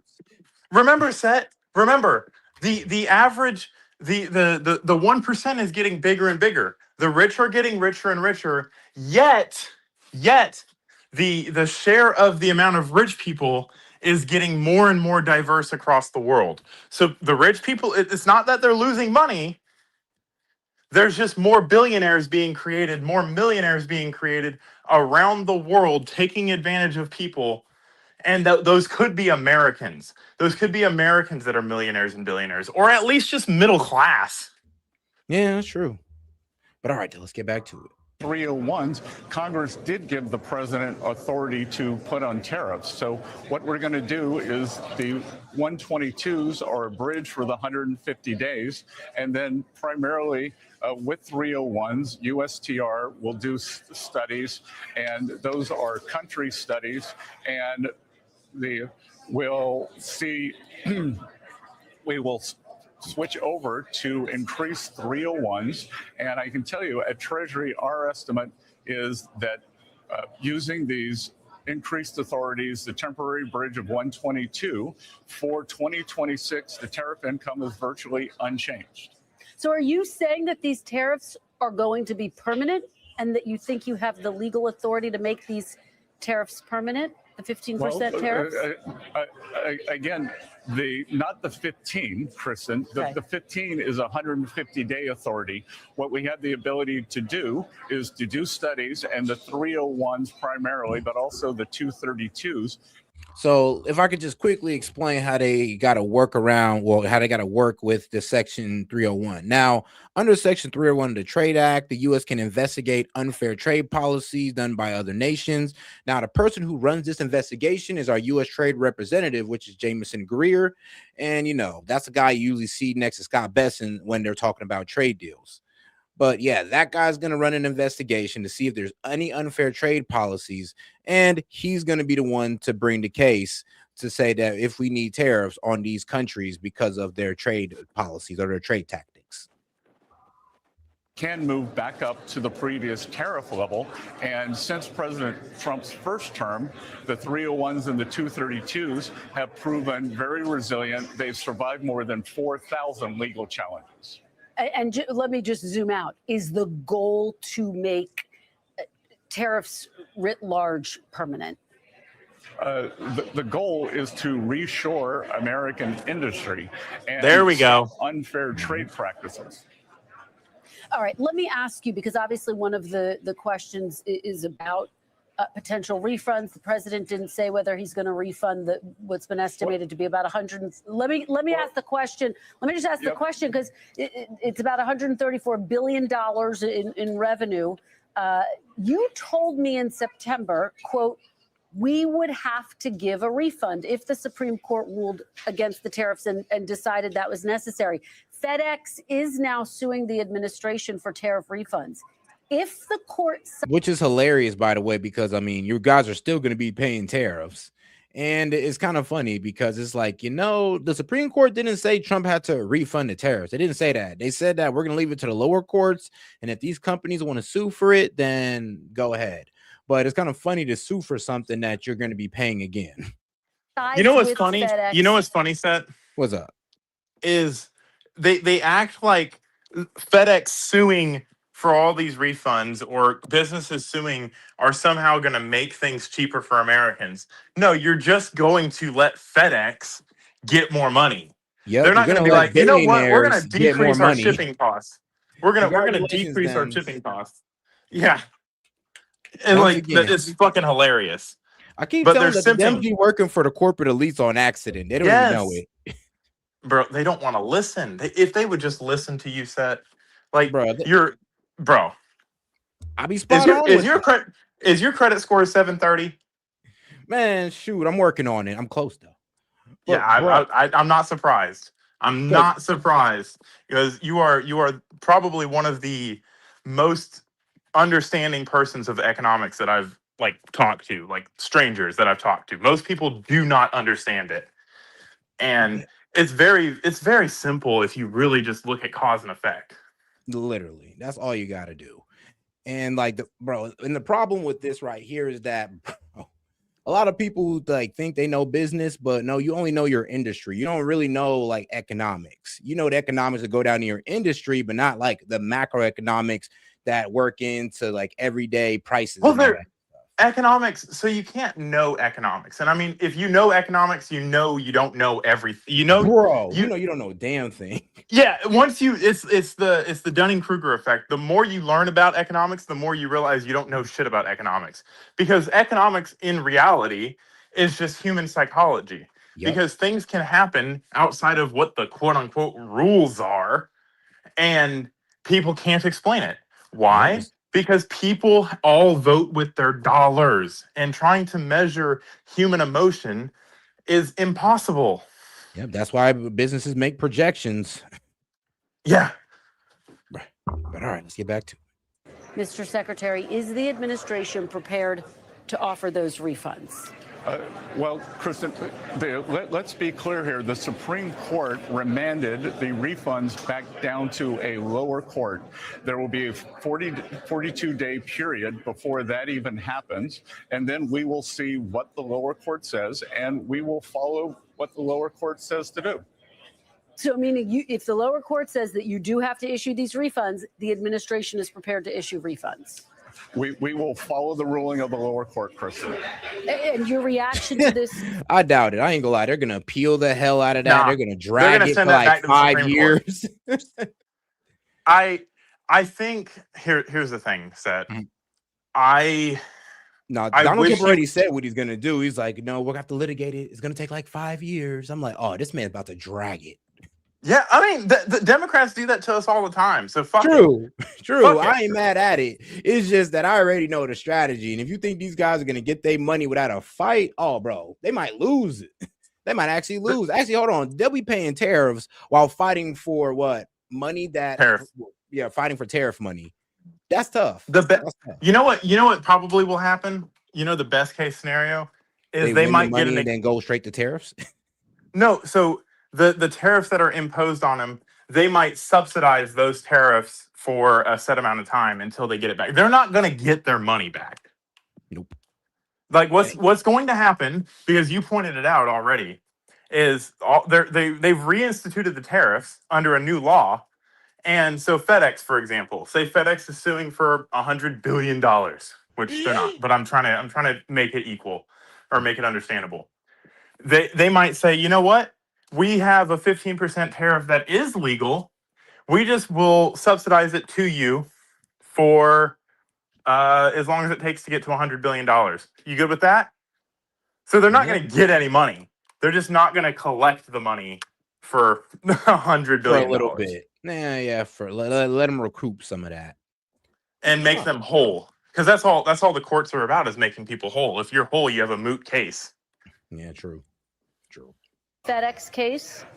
Well, I'll point out a lot of things. The CEO of FedEx is on the U.S.-China Business Council, which I find very interesting because, China is the largest payer of U.S. tariffs. So, take that for what you will. And the other thing, too, is why don't we see if these corporations, I think all these corporations should come out and tell everyone, the CEO of FedEx, you should have him on your show and have him explain how he's going to get the money back to the consumers if he, in fact, pass those costs along.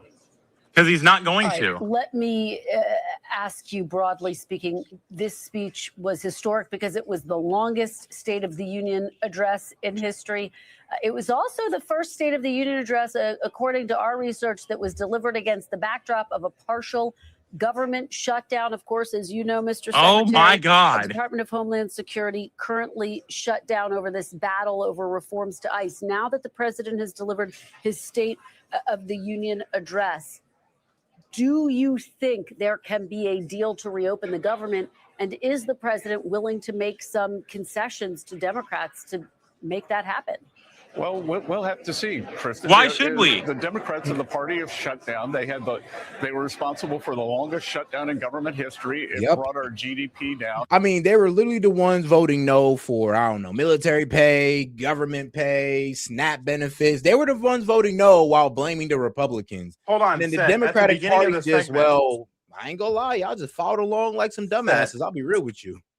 At the beginning of the segment, she said, Republicans have the majority in the House, so why blah, blah, blah, blah, blah, blah. So who's in control? Is it the Democrats or is it the Republicans? No. can't This have was your the. cake and- Bro, I'm be real with you. That was like the most dumbest argument ever. When we said, all right, so why won't you guys vote yes, open the government? They hit us with the, oh, well, Republicans control the Congress, the Senate, and the executive.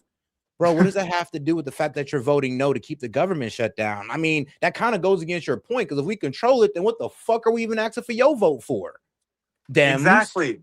Because like it's not a simple majority. When they filibuster, you need 60 votes or 55, something like that. It's more than a simple majority, which I don't presume to understand all the rules of Congress, but I do understand that when 51, 52, 53 Republicans vote yes on something and there's 100 senators, that is a majority, and that is their extent of their control. If that's not enough, then it's not enough.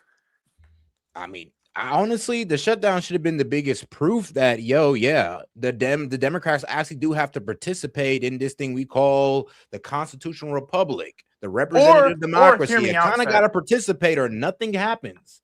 Or hear me out, Set.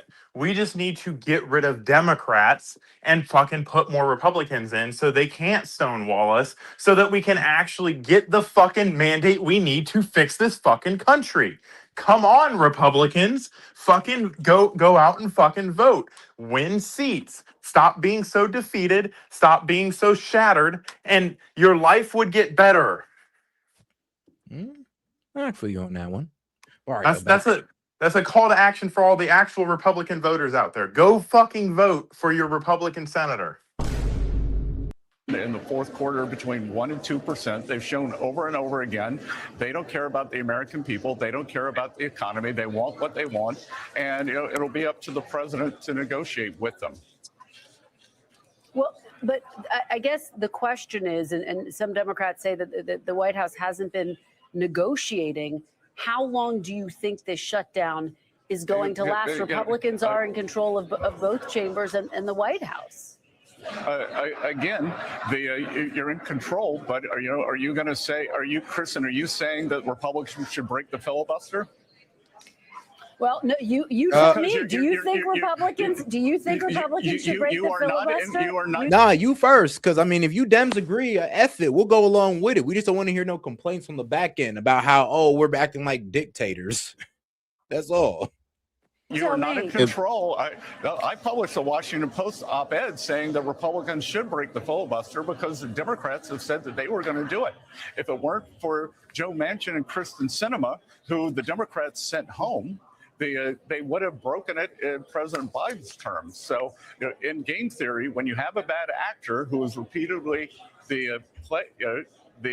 been a bad actor, you should move first. So I actually think we should. I think we should do it for the SAVE Act, and I think we shouldn't let the Democrats shut down the government again. Damn. Mr. Secretary, you also sit on the National Security Council. I do want to ask you about Iran. Notice how she didn't answer? Address that tonight. We know that. I mean, what answer could you honestly give? He kind of cooked her on that. It's like, come on now. You don't want to be the Dems sitting there going like, the Republicans should break the filibuster, bro. She's gonna get crucified and when she get back. It's almost like it's an argument over should the government be open or not. Democrats say no, and somehow that's the Republicans' fault. Yep. No, literally, no, bro. They're about to blame us for the DHS shutdown, even though the Democrats are the ones saying we want to shut it down because we can't touch ICE. And then they'll find as Akeem Jeffries already said, the Republicans are shutting down DHS. Bro, you guys are the ones that are shutting it down, but because you can't get away with ICE, it's the Republicans. But the Republicans are voting yes. Y'all the ones voting no. How's it them? And someone just came in the comments and was like, that just shows Republicans can't govern. You can't govern ungovernable people that literally are just obstructionists. No, you can't. Hold on. Like, isn't it kind of crazy that he's blaming the people who are trying to govern and not the people who are holding up the government? Right. Isn't that wild? Like, the people who are voting no to govern the government, voting no to fund the government, they're the ones that is doing governing right? Are you hearing yourself? Oh, man, I just, it hurts, man. I just got off a debate with a fucking TikToker, and I was talking, bro, I didn't believe you. Like, I thought you were being a little dramatic when you said they just fucking mute you and hang up on you. Yeah. Holy fuck. It's like the rudest thing ever. It's like, hey, yo, is y'all seriously acting like this? Like grown-ass men, grown-ass women crashing out and just no. All right, answer. No, mute. Bro. Oh no, the best. I think the best one is where they sit there and they read out support while you're trying to make your argument. Bro, That they is just talk wild. right over Okay, top so of what you. I'm trying to explain to you. Oh, thank you, Lisa, for the gift. Thank you, Johnny, for the gift. Okay, I'm trying to explain my point. Oh no, I'm calling out my people right now. I'm like, whoa, I thought we were having a debate. Nah, bro. Oh man, they're hilarious. I can't. I opened up. We were talking about transgenderism in the military, and I was like, well, gender dysphoria is in the DSM-5 as a mental condition that's non-waiverable in the United States military. Where is it in what page in the DSM-5 is gender dysphoria? I was like, it's a 2,000-page book. I don't know what page it's in. And he's like, it's not a disorder. I'm like, yes, it's not labeled as a disorder, but it is gender dysphoria. Under the new thing, because of all of this fucking hype, they changed it in the TR manual. But I was like, why are you arguing semantics with me? He's like, you just hate trans people. I'm like, no, no. I don't hate trans people. I just think that it is a privilege to serve in the United States military, and it doesn't just come as a right. You have to be fit for duty. You have to be ready to deploy. He's like, "Duh, you just hate them," and just fucking hung up on me. And I was like, oh, okay. Yep, And that's how it works. And I called back and I was like, so what? Let's move away from transgenderism. And he's like, okay, whatever. Blah blah blah blah blah. Da, da, da, da, da, just fucking running his mouth. And I was like, let's talk about military readiness. And one of the fucking guys was like, well, they can't even meet their recruiting goals. And I was like, that's interesting because I'm trying to join the military and they met their recruiting goals in February of last year for the fiscal year 2025. And that's the reason I can't get a waiver right now for one of those permanently disqualifying conditions. So I know a thing or two about it because I've seen a thing or two. And he's like, yeah. I was like, yes, first quarter of 2025, they met the recruiting goals. No, they didn't. What about Now last hold on, year? before you go too low, we do got to get back to the show. But I'll tell you this, guys, right now, guys. Look, if you want to get irritated or if you want to know what complete rudeness looks like, bro, I'm debate sorry. a I was liberal just on fucking TikTok. booked. I was fucking fuming. But I still made them crash out though. So I'm feeling good about myself. Hey, I love it. But all right, now let's go ahead and get to this video real quick. Now I want to go to NBC News chief international correspondent Keir Simmons, who's up late watching the speech, giving us analysis. Keir, thank you so much for being with us tonight. Let's talk about what we heard. Hi there. We heard the president address Iran. He said his preference is for diplomacy, but you also heard him very clearly say he would not allow Iran to develop a nuclear weapon. What were your takeaways from what we heard on foreign policy tonight? Kristen, on Iran, I think we heard a shift from President Trump tonight. I think it's significant. Just keep in mind where I am in the Gulf, in the Middle East, that there is this, what President Trump calls his armada. More than that, not just battleships and aircraft carriers, but air defenses, fighter jets, a huge buildup of military power prepared to strike Iran. What we heard, and just to give the background before we get to the President Trump's words, what we heard from the Senate Minority Leader Chuck Schumer today after that briefing from Secretary Rubio, that private briefing saying this is serious, the president has to make his case to the American people. And then what we heard from the president tonight was those words that Iran is wants to build weapons that will soon reach the United States of America. Now, Kristen, people have quickly moved to this Defense Intelligence Agency report that said that Iran could have 60 intercontinental ballistic missiles by 2035 if it chose to do that. It does sound as if President Trump is telling the American people now that Iran is choosing to do that it does want to build those ICBMs. Now, just for context, we should say North Korea already has them, according to the Defense Intelligence Agency, less than 10. China has them. Russia has them. But that is a case that we haven't heard until now, that not in this way, not from the president, not at this moment, that Iran could threaten the continental United States with intercontinental ballistic missiles, and that it is it seems he is saying that that decision has been made to build those weapons again by 2035. President Trump said soon. You can make your own judgment about whether soon is 2035. And then in terms of the nuclear program, and of course that connects, chillingly so with the missile question, in terms of the nuclear program in Iran, which President Trump has said has been obliterated, he said tonight they are starting all over again. They are right now pursuing their sinister ambitions. And then you just spoke to Scott Bessent, Kristen, describing Iran as the head of the snake for international chaos and disorder. So all of this, I think, begins to suggest a decision by the Trump administration, by President Trump, to make the case to the American people. Here's why we need to strike Iran. And despite the fact that he also says that he hopes those negotiations will find a compromise. I mean, right now it's not looking so good, though, because, of course, Iran is talking about, well, at first they were trying to give up their nuclear proliferation or their enriched uranium. Now they're willing to give that up, but now they're saying they're not willing to give up their nuclear weapons. Well, not nuclear weapons program, but nuclear enrichment program. So now they kind of done switched up on us. Of course, not giving up the ballistic missiles. And then they're saying that, yeah, we're not going to stop funding Hezbollah, Hamas, and the Houthis.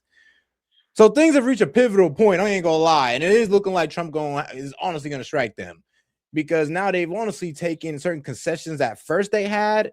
They pretty much walked those back, which is not a good sign at all. But we'll see how that works out for them. We'll see. All right, now, let's go on to our guy Thomas Massie. Apparently, like 17 hours ago, he exploded on the Congress floor, on the House floor, and let's see what he was saying. So, my man Massie. It's a gentleman from Kentucky, Mr. Massie, for 5 minutes. Thank you, Madam Speaker.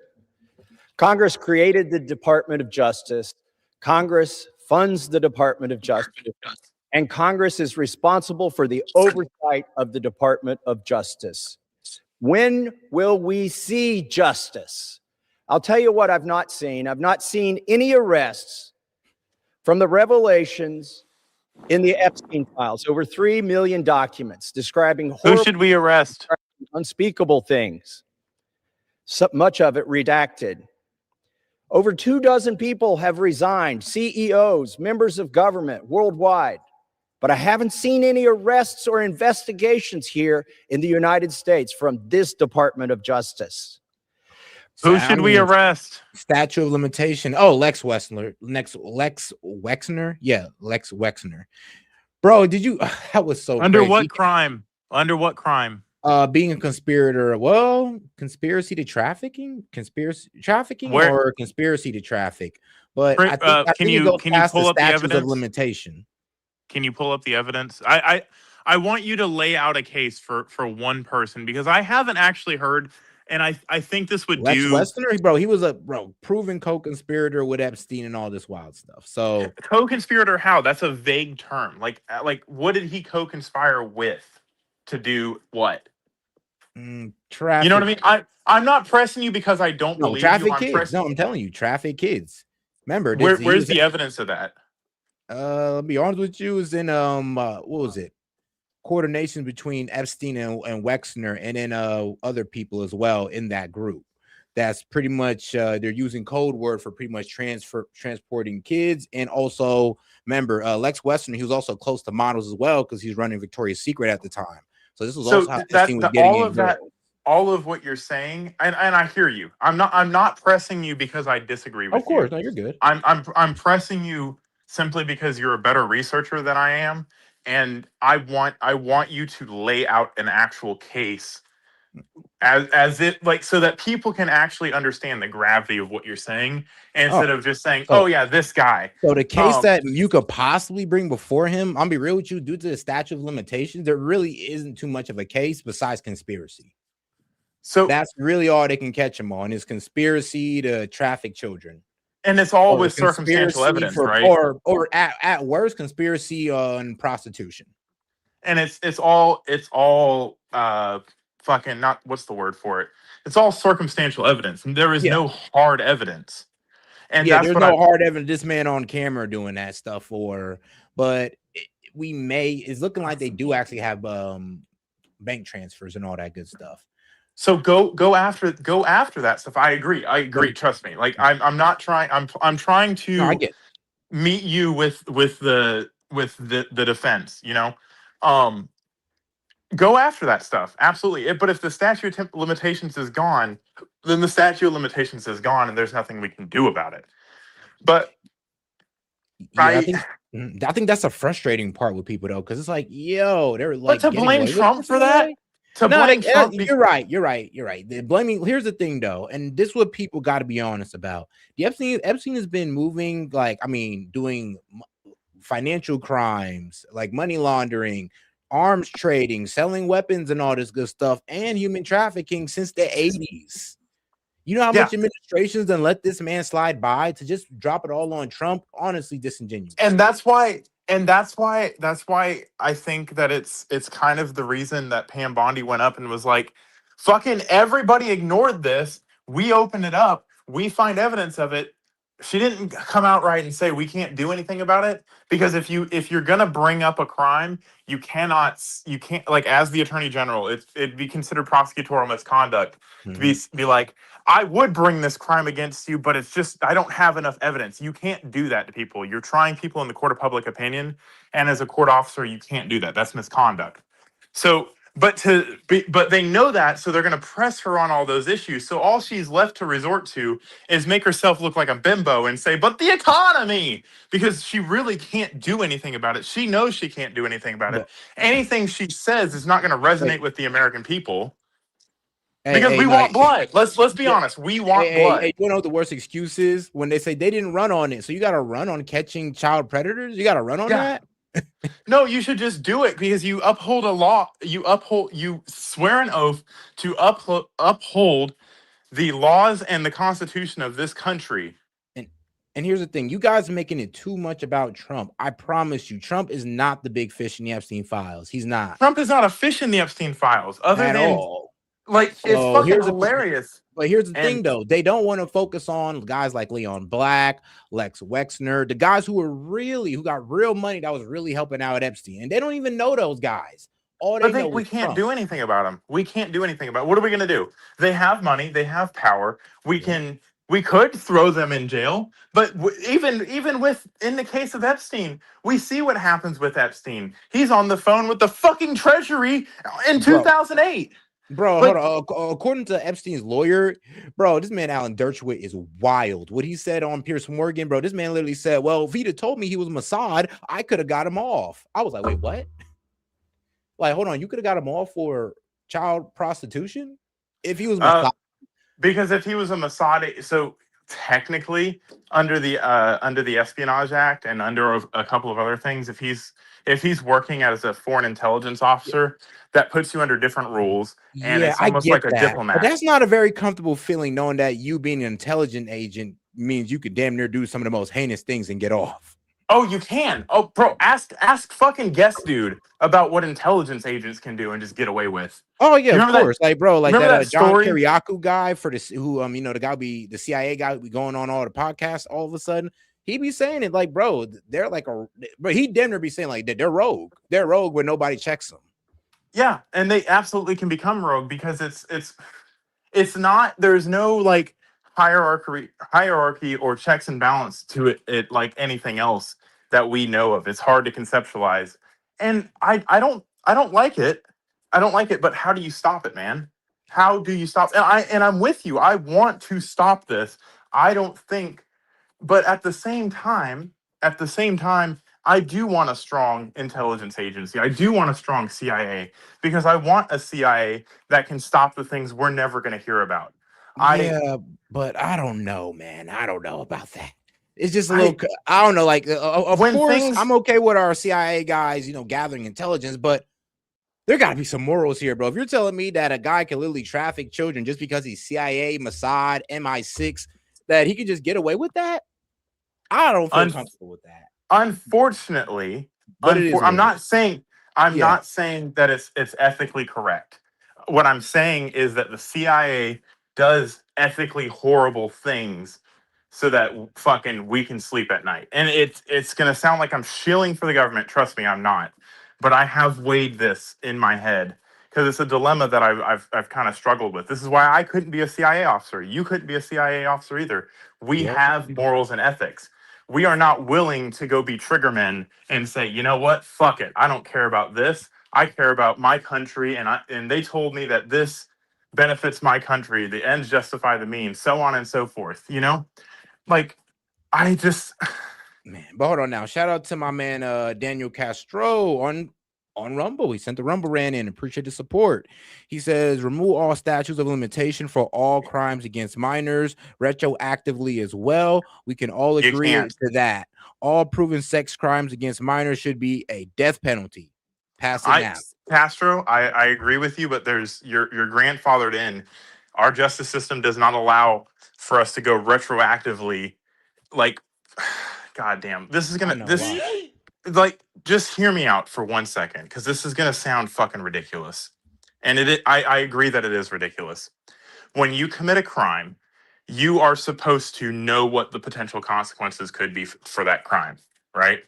And the potential consequences, if you know the potential consequences and you commit the crime anyway, you have decided that you don't care about those potential consequences.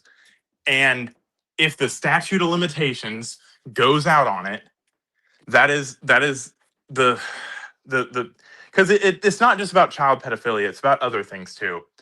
Like if you accept the crime, you want statutes of limitations. I think we should get rid of the statute of limitations for those things, for child trafficking and stuff like that. I don't know exactly what they all are, so I'd have to get back to you on that. The fact that But there we is honest, hold on. Well, why the hell is there even statute of limitation on child trafficking in the first? I don't think that there's a statute of limitations on child trafficking. I think there's one on conspiracy or coercion and whatnot. Because the actual person that committed the crime has been or was going to be prosecuted, and he was dead. That's the whole argument. Oh, did Epstein traffic kids to himself? No, Epstein did not traffic kids to himself. And he could have. That's not a preposterous thing to say that he trafficked kids to himself. But he had co-conspirators. That the conspiracy aspect has elapsed because it's been, if this happened in the 90s and this happened in the early 2000s, it's 2026, my dude. Unfortunately, you can't go back in time and prosecute someone under a different law that didn't exist when they were committing the original crime. But all right, though, let's get back to our guy Massey. So much of it redacted. Over 24 people have resigned, CEOs, members of government worldwide. But I haven't seen any arrests or investigations here in the United States from this Department of Justice. Prince Andrew, Duke of York, who has since been stripped of his royal titles due to his affiliation with Jeffrey Epstein, has been arrested. Peter Mandelson, who previously served as UK's ambassador to the United States, resigned in disgrace from United Kingdom's House of Lords and the Labour Party. And he's been arrested. Yeah, Peter Mandelson, he got caught. I mean, bro got caught. He was caught in a picture with girls and Epstein. It was just like, bro, you're cooked. You're cooked. Just go ahead and just go ahead and leave. You're cooked. Former Prime Minister of Norway, Torbjorn Jagland. Again, they all has have been different charged. laws. True. But we don't see any charges, arrests, or investigations in the United States. What do we see? We see our FBI director celebrating in the locker room at the Olympics overseas. It's So fine to be fucking proud of this what? country, but we should be proud of this country because we have a system of justice that works. And yet we do not. Who are the men that should be investigated? I'll name them right here. Leon Black. You don't even have to see past the redactions to see that this man needs to be investigated. Jess Staley, accused of terrible things. It's right there in the files. Why is he not being investigated? And Leslie Wexner, why did the FBI list him as a co-conspirator in their own documents in a child sex trafficking case and then tell him, according to him, that they had no questions for him. Why is that? Well, the Epstein Files Transparency Act requires the DOJ and the FBI to disclose to us their internal memos and emails about how they made those decisions, whether to prosecute or not prosecute. Yet they have not delivered those memos. And we still don't have the memos and documents and emails from 2008 to explain why Jeffrey Epstein was given such a light sentence in what would have been an open and shut case of child sex trafficking.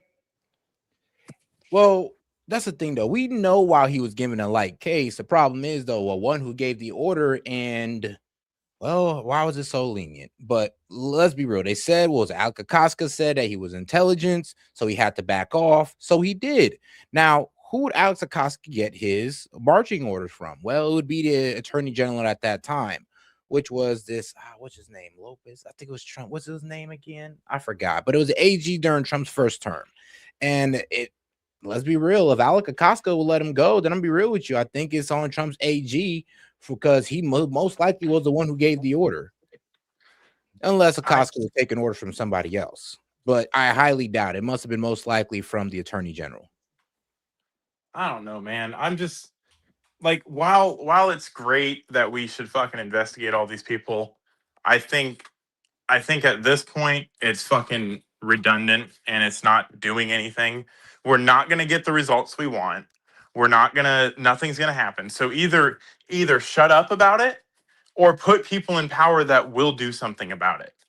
Like, you know what I mean? Okay, Bill Barr. Or I'm sorry, you didn't know William Barr. Okay, he had two. He had Jeff Sessions and William Barr. Okay.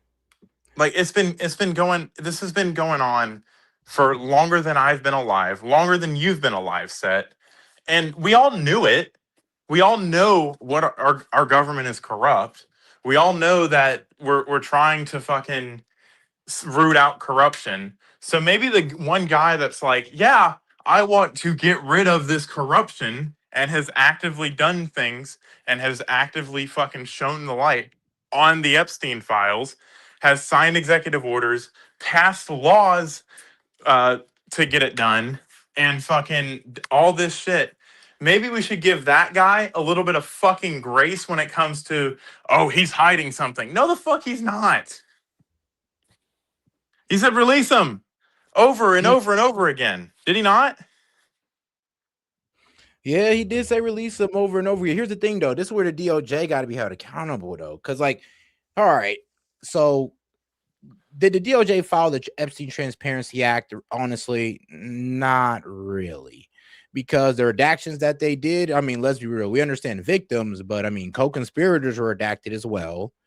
I mean, remember, this was supposed to be all about transparency. So why were they redacting whole entire stories, whole entire reports? Because of incompetence. There is a huge problem with the drop of the Epstein files. But here's the difference. Supposed to be more, and now they're just saying, "Oh, well, we're done for now." Go ahead. Here's what I need to point out to you.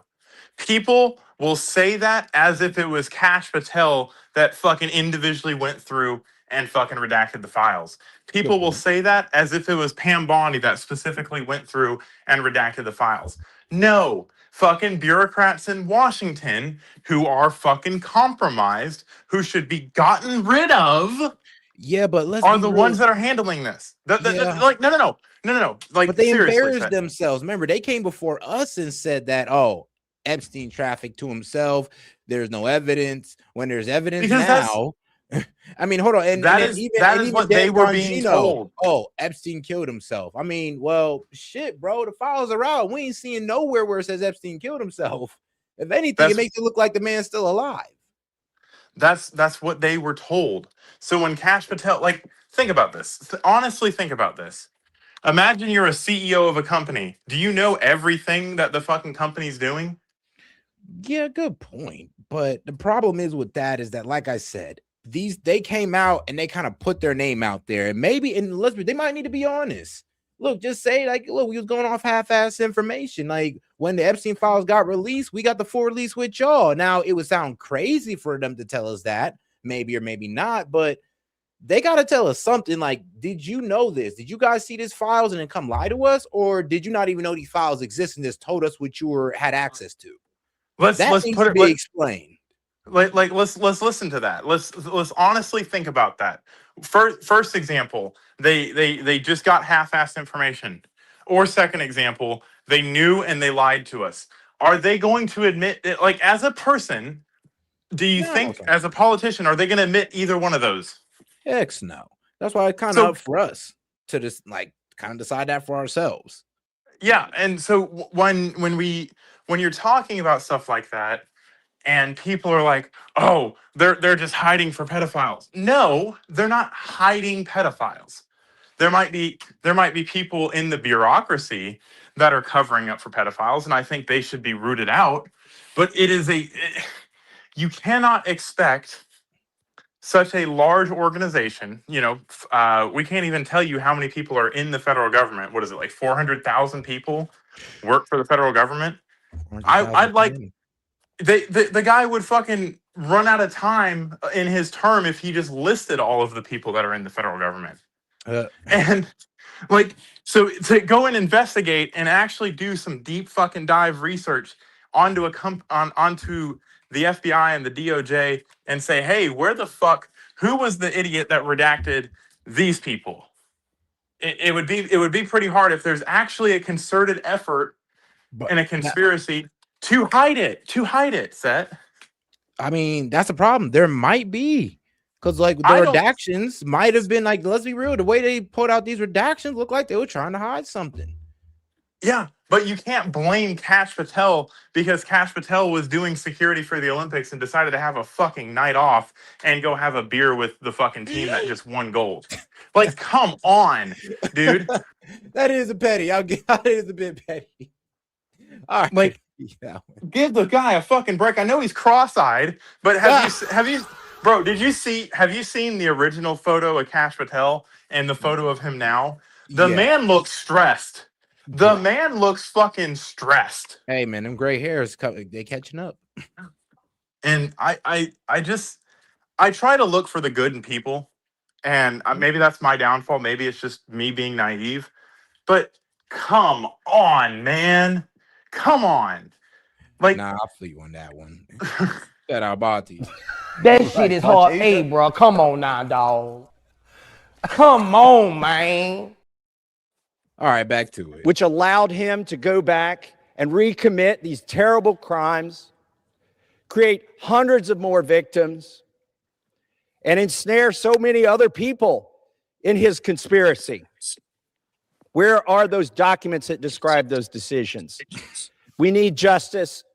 We want the Department of Justice to get to work, and that's what they need to do now. Madam Speaker, I rise today to let the American people know that this government is under siege. All three branches. I swear to God, that boy just played too much. That's fair. That's fair to say. I can't even get mad at him for saying that. That shit is I'm not mad. That's the thing. I'm not trying to shield for the government. I'm not. But what I'm trying to say is think about human nature.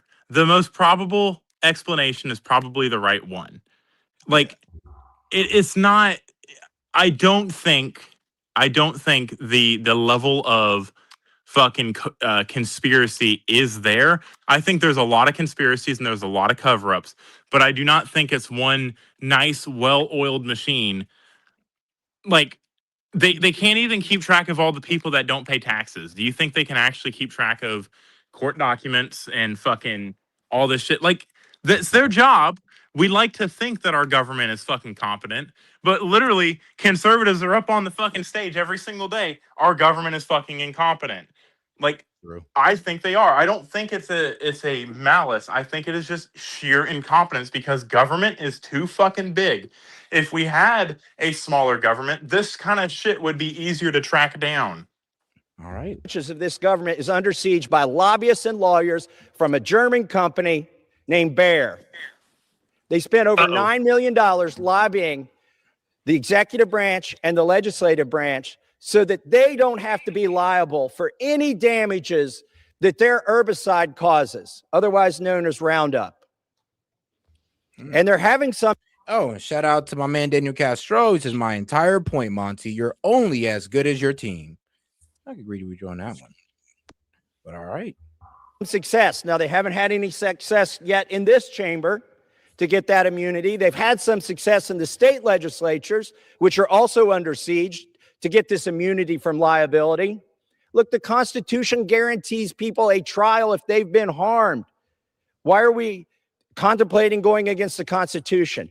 The Attorney General has opined favorably for this German company in front of the Supreme Court about getting rid of any liability that they should have for any damages. And the most recent thing that we've seen, the executive branch, by the way, the president's chief of staff and the president's attorney general work. Oh, guys, let's make sure to get the support up. Like I said, if we hit goal, we could do conspiracy hour and open up the call in for, some of the disagreeers and some of the supporters as well. I kind of want to hear what you guys think, especially the naysayers. I just think about this. Think about this. I want anybody that's a leader of people that has led more than 5 people on a baseball team to go and try to manage. There's a reason incident command is set up so that there's no more than 7 people under any one person's control, right? So that you can act fast, nimble, and efficiently and still have scalability. Our government needs to be shrunk so that no 7 people are under any one person, or no more than 7 people are under any one person. And if that means that we need to cut thousands of hundreds of thousands of government workers, then so be it. There should not be this big ass fucking bureaucracy that's unwieldy. The left hand doesn't know what the right hand's doing. And you get shit like this that happens. I do not think that this is some sort of government cover-up from fucking Kash Patel and fucking Pam Bondi and I think Pam Bondi's incompetent because she can't get her house in order. I think Kash Patel's incompetent because he can't get his house in order. But I do not subscribe to the idea that it all goes to the top and they're all just sitting fucking together in a meeting room talking about how can we protect the co-conspirators of S.E.T and how can we fuck the victims over.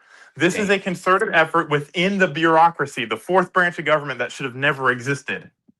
All right. And shout out to my man Juicebox for joining the starter fan package, man. Welcome to the family, man. What's up, Juicebox? Is that Molotov Juicebox? Yeah, Molotov Juicebox. Bro, he disagrees with me, but he's been hitting some fucking funny ass shit. Hey man, he's one of my favorite guys on the left. I do believe he's on the left actually. But man, well, come on up. I really you guys need to get the fucking call-in lines open so you can fucking come up and talk. I know. Remember, like you guys go to the Venmo. Like I said, it's like a quicker way to hit the goal. So shout out to you guys. But all right, guys, let's make sure to double tap that screen. We're about to get into Madani and then, of course, Gavin Newsom. So 2 of the most popular Dems out.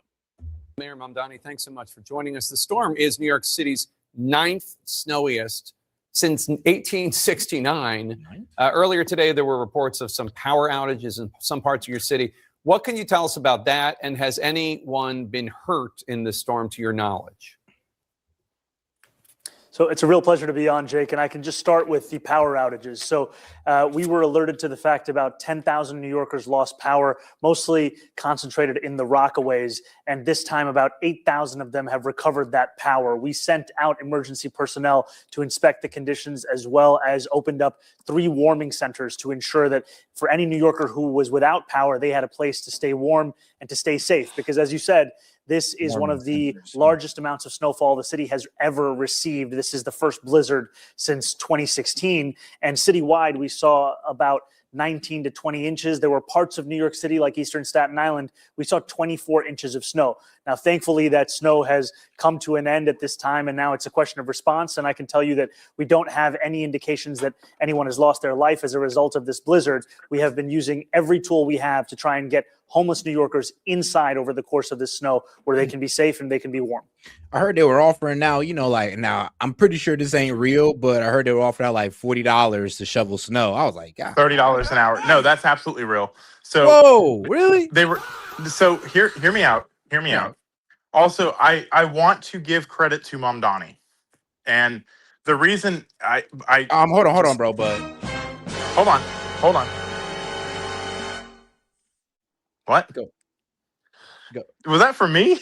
Yes. You want to give credit to Mamdani? Yeah, no. As a mayor, All right, that go is the way a mayor should come onto a news broadcast and talk. Like his opening statement, he's getting the points out. He's not being fucking political. He's saying, he's giving the state of the city as he sees it, and he's demonstrating what he is doing to fix problems. He's not blaming problems on anybody. He's not being overly political. I want to give him credit as a leader. Disagree with him completely politically. Fuck it. I agree. But this is an issue of people's lives and a natural disaster. Okay. Now, moving on from that, I don't know what else he's gonna say. That's my first impression of what he said. And I was listening because I was thinking to myself, I sure do miss the times where when a natural disaster happens, we just talk about the natural disaster and how we're gonna help people. Okay. I miss that. We haven't had that in a long time, and I've seen it in my lifetime when we did have it. But to go to your snow shoveling thing, that absolutely was a thing, Set. He offered New Yorkers $30 an hour, and you had to provide 2 forms of ID. You had to I-9 to get to get that job. But what people were doing is they were going and signing up with their shovels and their fucking toboggans and shit, and then going home and collecting $30 an hour and then checking back in, and then nothing was done. Just ran off back home. Yeah. Oh man, it's not a joke. That actually did happen. Yeah, no, it makes sense. It does make sense. All right, back to it. The storm's also, of course, having a scary. major impact on air travel. The last flight to depart New York's LaGuardia Airport was a Southwest Airlines flight to Nashville at 8:19 p.m. last night.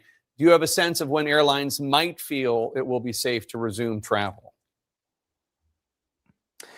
I can't tell you an exact time. I can just tell you that we're going to be using every tool that we have to make sure that it is safe to travel, whether by air, whether by bus, whether by train, whether by bike, or whether by foot or by car. And frankly, we're very lucky here in New York City that we have the incredible men and women of the DSNY, our Department of Sanitation. I began my day today with them at around 6:30 a.m., seeing their Blade Runner 2.0 system, where they showed me that by 5:30 a.m. this morning, they had hit more than 99% of our city's streets with a first plow attempt. And that continues through the day as they has 2,500 hardworking men and women on every single 12-hour shift. Right now, actually, there will be about more than 2,000 who are returning from a shift, more than 2,000 about to go on another shift. Your city's urgently hiring emergency snow shovelers to help remove snow and ice from public areas. Wasn't offering a joke. People $30 an hour. House Republicans 30, are criticizing you for 30 to 45. What? Hey, yo, it's New York City. It's New York City. Go out there and get you some money. What? It's New York City. You have to be a New York City resident. You can't just fly in and fucking garbage up the money. And he did that. He did that as a way to give to the community. And I like that he did that. God damn it. I'm fucking shilling hold for on. Mamdani. Hey, that's kind of socialist, and it kind of worked. I mean, it's not socialist because you're getting work done. Yeah, but where are you getting this money from? People that need the work done. No, I mean, like, where is it coming from? The taxes. That's how All right. taxes. That's how taxes work. You pay for things that you need done. I know. But I'm just saying, he kind of found a way to make the budget work for the people. I respect. He made capitalism work. That's capitalism. I don't know, man. I think my socialist friends would be like, "No, Monty, he's spreading the money amongst the community. You don't understand because you're just such a capitalist, Monty." He's not redistributing wealth. Socialists communism needs of the fucking needs of one by the measures of another. That is not what's going on here. He's saying you're going to get $30 an hour to go do a job that they're not doing, but man, he's halfway there. Well, I respect it. W. Mamdani. requiring workers to bring multiple forms of identification to sign up for that job. They tweeted, quote, "Let's get this straight. In Zohran Mamdani's socialist utopia, it takes 2 forms of ID to shovel snow, but no ID to vote. Make it make sense, unquote. What's your response to that, sir?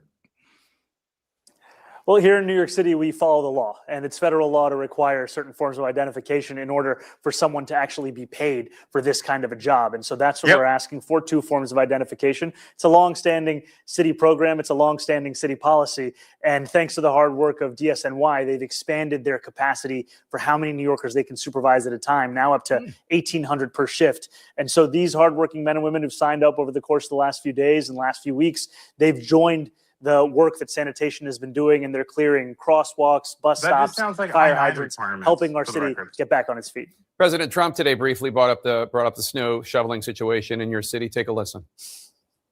It's so crazy. You know, the mayor of New York, and he's a very nice person. I met him, but his ideology is not too good.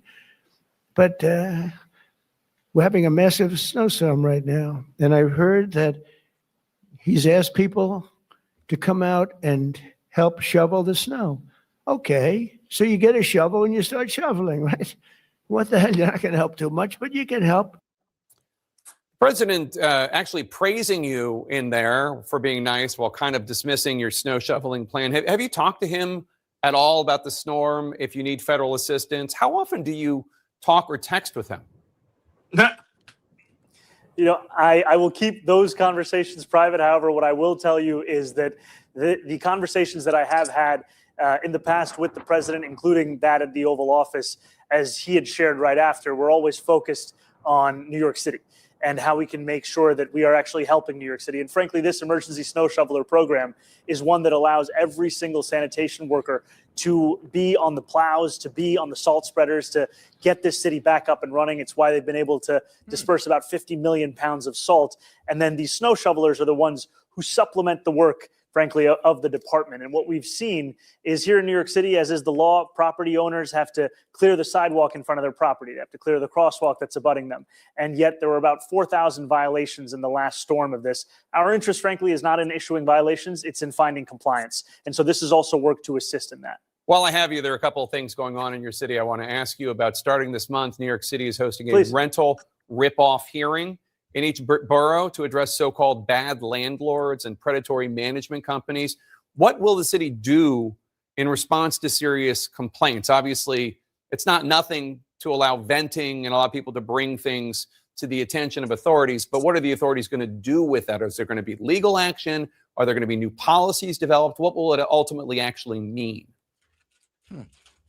So it's exactly that, Jake. It's actually to inform a lot of the new policies we're going to be putting together. We want to make sure that those policies are reflections of what so many tenants have had to go through time and time again, whether it be the kind of absurd junk fees they're forced to pay or the kind of conditions that they're forced to consider to be habitable when they know that they are anything but that. I mean, when I was running for this office, I remember standing in front of a building where the landlord had been found guilty of having a beehive that was not actually addressed over the course of many, many months. This is what many tenants are living through. We're going to have one of these in each borough to make sure that when we are putting together our comprehensive housing plan, when we're putting together our accountability mechanisms for bad landlords, they're actually a reflection of what tenants are having to live through.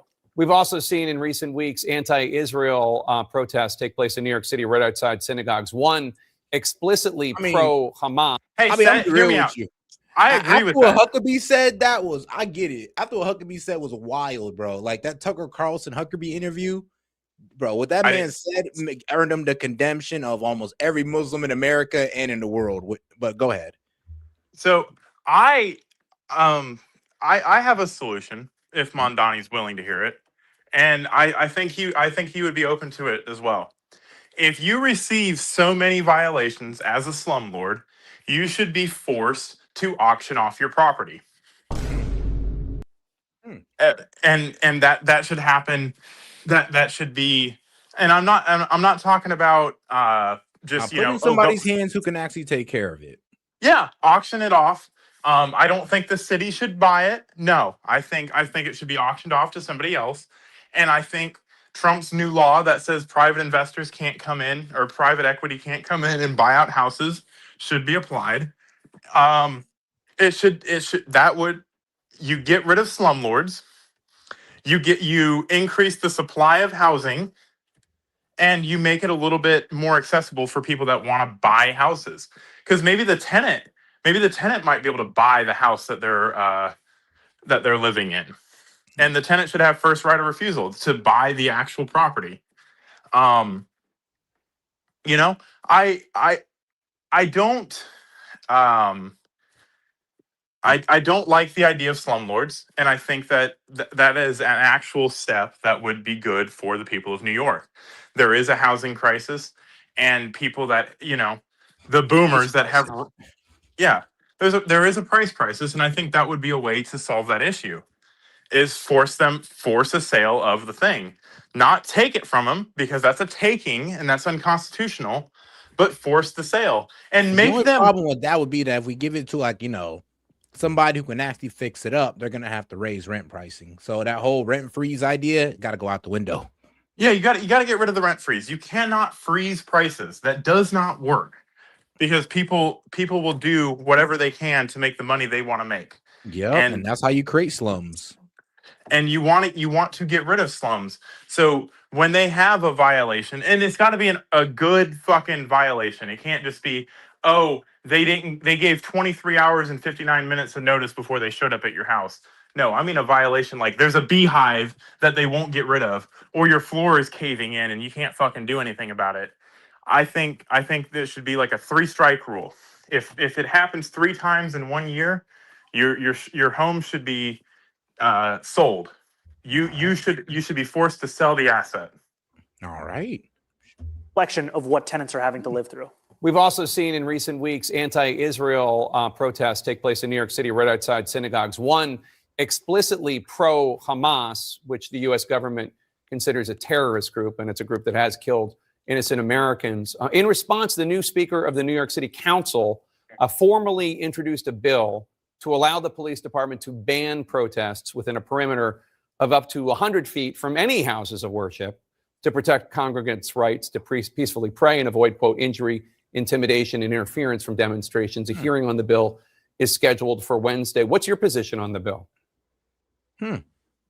So, you know, I've said time and time again that this is a city where we can hold many things at the same time. One of them being that this is... And that wouldn't be normal now, because I know with the face thing, you know, what Don Lemon kind of violated. Remember, if he'd have stayed outside the church, he'd have been good. But since he went inside, that's where things kind of went like south for him.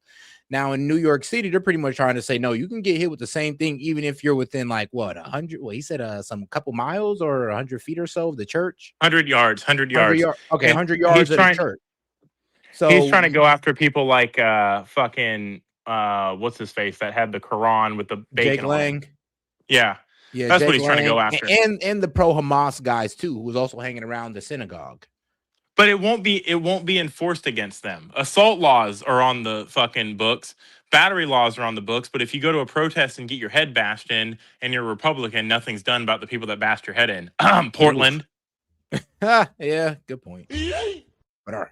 City where every single New Yorker, that includes Jewish New Yorkers, as well as Muslim New Yorkers, Christian New Yorkers of any faith or no faith at all, can be able to go and worship freely in a house of worship. And it's also a city where New Yorkers should be able to exercise their First Amendment rights. So upon becoming the mayor of our incredible city, I directed my law department and my police department to investigate the legality of this specific proposal as well as other related ones, and to come back to me with a review. And what I can tell you is that my police commissioner has shared some concerns about the way in which this legislation was initially written as per its actual operability. All right, New York Mayor Zohran Mamdani, thank you. Good luck with the storm. All right, now let's get over to Hey, our Set. guy. Yeah, someone said that forcing someone to sell their property is un-American. If they're not breaking the law, just move out. First of all, forcing someone to sell their property is something that absolutely happens all the time under eminent domain, under a number of other things, under, you know, when you get something inherited to you and you can't pay the taxes and you have to force the sale of the house. When you get your home repossessed because you don't pay the bill, that happens all the time. And they are breaking the law. The law says that you have to provide heat and fucking plumbing and a safe place to live if you're going to rent to somebody. And if they're pest not control. doing that, and pest control. So if they're not doing that, then they are breaking the law, and they should have their house taken from them. They're not living in it. A business cannot incur personal damages. A person can only incur personal damages, and that's what all that's being taken is a business asset. All right, now let's get over to our guy, Gavin Newsom. In your new book, Young Man in a Hurry, you're really explicit in trying to confront the perception that you are, and I'm quoting here, a privileged prince. Because your grandfather and your father, they had a lot of activity in politics and business in San Francisco. Well, that don't sound narcissistic at all, but all right, let him cook.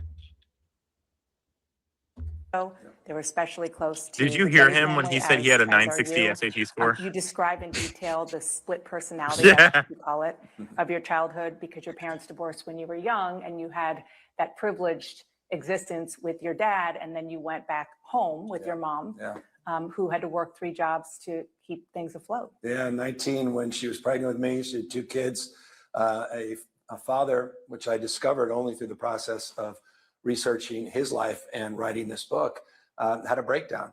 Ran for county supervisor in San Francisco, lost, ran for state senate, lost both races, was broke, and said he had a breakdown that required him just to leave. And he just took off to Lake Tahoe, Truckee area. And that was it. We saw him episodically when we were growing up. He was there every 3 or 4 weekends, maybe a week or so every summer, and came back into our lives much later. But it was my mom, hard work, grit, never complained, explained, came from no wealth, single, bedroom, and she just made ends meet, made things work, and gave me the grit and gave me a work ethic that's frankly allowed me to survive in politics this many years. Yeah, I mean, you talk about that grit. You talk about your mom giving you that grit and your dad teaching you other things like the love of the outdoors and poetry. But it really is striking to me how distant you describe, and you're really detailed and pretty raw about how distant you felt from both of your parents, and especially your mom. You call her impenetrable to you. Yeah, look, I mean, the title has meaning, young man in a hurry. I've been in a hurry. I've been always trying to chase something. I put a mask on and my face was growing into it. I was becoming, I wasn't becoming myself. It was the biggest fear my mom had of me getting into politics. She never wanted me to go into politics, which I never understood until I learned in the process of writing this. That was the reason for their divorce. She never explained that. They never talked about that. When I grew up, I lost my mom almost 20 years ago to breast cancer. And I was hustling back then. I was a small business person. I had opened a number of small businesses, restaurants and hotel, small little winery. I was a county supervisor. I was thinking about running for mayor. She was getting sick and sicker, and I was distant. And she called. She left a voicemail. It's in the book. How about getting this voicemail? Literally, hi, it's your mom. Next week, I'll be taking my own life. If you want to visit me, I would encourage you to do so before next Thursday. That was literally, I still have a voicemail. I kept it. And it was a big wake-up call. And I realized how selfish and self-absorbed I was. And I started spending time with her, but it was too late. She already made the decision. The cancer metastasized. She was in so much pain. And I had the privilege and the burden, the worst experience, and in hindsight, the most blessed experience I've ever had. And that was being there for her when she took her last breath. My sister and I there at her assisted suicide with a brave doctor. It was against the law. And it was a brave doctor who was willing to help her and take her out of her misery, and was there for that last moment.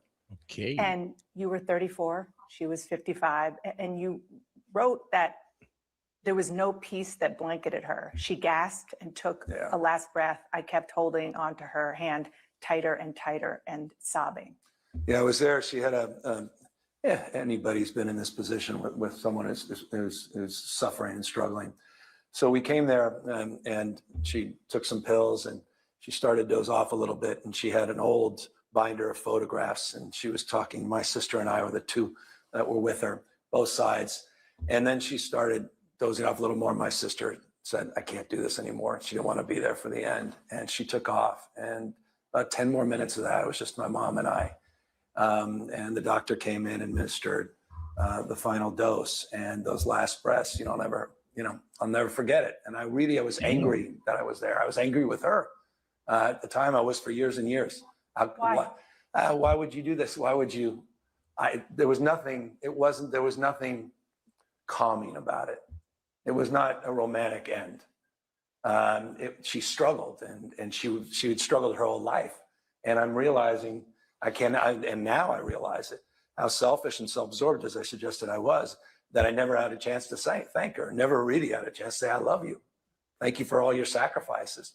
But over the years and through the process, I'm telling you, what a gift to be able to write something. I started realizing, that last breath, I'm still, that's extended through me today. That hand I'm holding is her hand.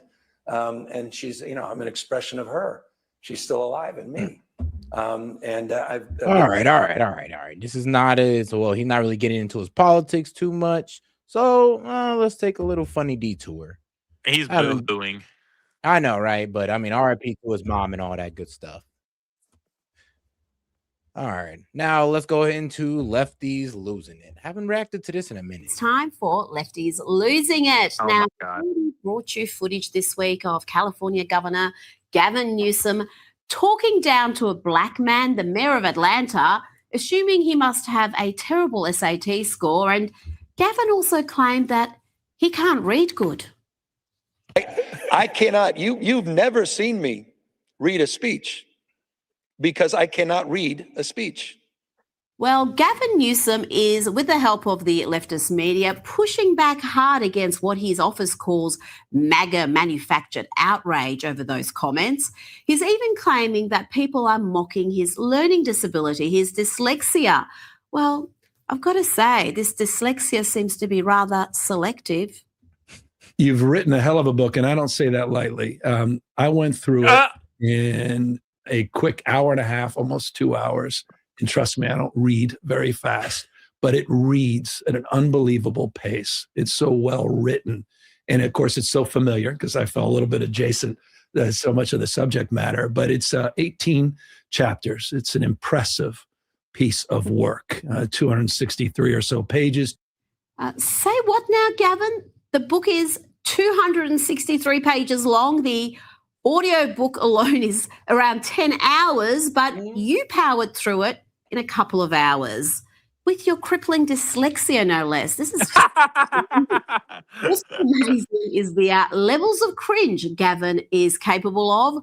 Watch this video featuring P. Diddy protege Usher to the mean streets of Portland and watch here as a woman doing good finds that her help is not appreciated, not one bit. You all right? Hi. Okay. Yeah, we're good. We're good. You all right? Okay. Hi. Yep, we're doing okay. Okay, chill out. We're good. We're good. We're good. All right. Yep. Are you okay? Calm down. Okay, stop. Hey. Stop. Relax. Calm down. It's okay, dear. I'm in Go, dear. danger. Calm down. Calm down. Yes. Yes, the men have to step in and stop her manhandling Tara. And it must be said that that woman is doing plenty of good in the lefty heartland of Portland. She's not some lefty virtue signaler. She's actually doing good work in helping people and showing how backward communist policies cause so much damage. But it's clear this homeless woman does not want to be helped. Not one bit. Not gonna poke me in the eye. All right, Tara, walk away. Why did you poke my head? Well, because we're... We thought you were overdosing. I think you're overdosing. Would you like to keep one of these? Oh my God, you're overdosing. Would you like a cigarette? You need it. All right. Would you like a cigarette? This. There you go. Thank you. You need this though. They're not helping nobody out here. I think you're dying. Okay. You're dying. All right. Hold on. Stop. That's fucked up. So that is a good thing to do. I do that myself. Like I don't go out in public, but when we do community outreaches, I do Narcan leave behinds and shit like that. That guy's a fucking asshole. Or that chick, whatever the fuck that thing is a complete asshole and shouldn't be on our street. Should honestly probably be in a long-term residential psychiatric facility if that's how they're going to treat somebody. Because he absolutely looks fucking splayed the fuck out overdosing. And it's not unreasonable. She was trying to do a good thing. And he was just being a fucking asshole. So fuck him. I think that we should absolutely try to do outreaches like that. Like that is a lefty. I don't know if it's a lefty or not, but if that is a lefty, that is a lefty that's actually trying to do good in her community, and she doesn't fucking deserve that. Yeah, she don't. But I mean, let's be real though. The way they try to help the homeless in their community, I mean, their heart's in the right place. It's just they never do it the right way. No, that is the right way. That is something that actually would help. And like Narcan leave behinds specifically are a good thing. It's going to stop somebody from overdosing or, whatnot. But Narcan leave behinds. So a Narcan leave behind it's an EMS program, or Department of Health program where, like for me, for example, if I go to someone's house and they don't want to go to the hospital or whatever, and I suspect that they're using drugs, I can leave behind the Narcan that I have on my rig, like one or two doses of it, so that someone that's around them can give them Narcan in the event that they do overdose. Oh, and okay. I and thought it was the whole dirty needle thing, or No, not making sure not taking, not using dirty needles. My bad. no, Narcan is a Oh no, I get what you're opioid. talking about. Okay, yeah. Okay. You're all right. They are Why are freaked you out annoyed? too. Now, before the State of the Union address, President Trump got a special treat courtesy of the triumphant American hockey team. And a trigger warning here for TDS sufferers. The next 15 seconds is going to be tough. Huh? I love it. Yeah, I'll put it on you. Absolutely. I'm not giving it back. I'm not giving it. I'll trade you that for a pen. Hey, that's cool. There we go. I never thought I'd ever have this on my. Let's now look at the key moments of today's State of the Union address. Let's bring in Ami Horowitz, documentary filmmaker and commentator.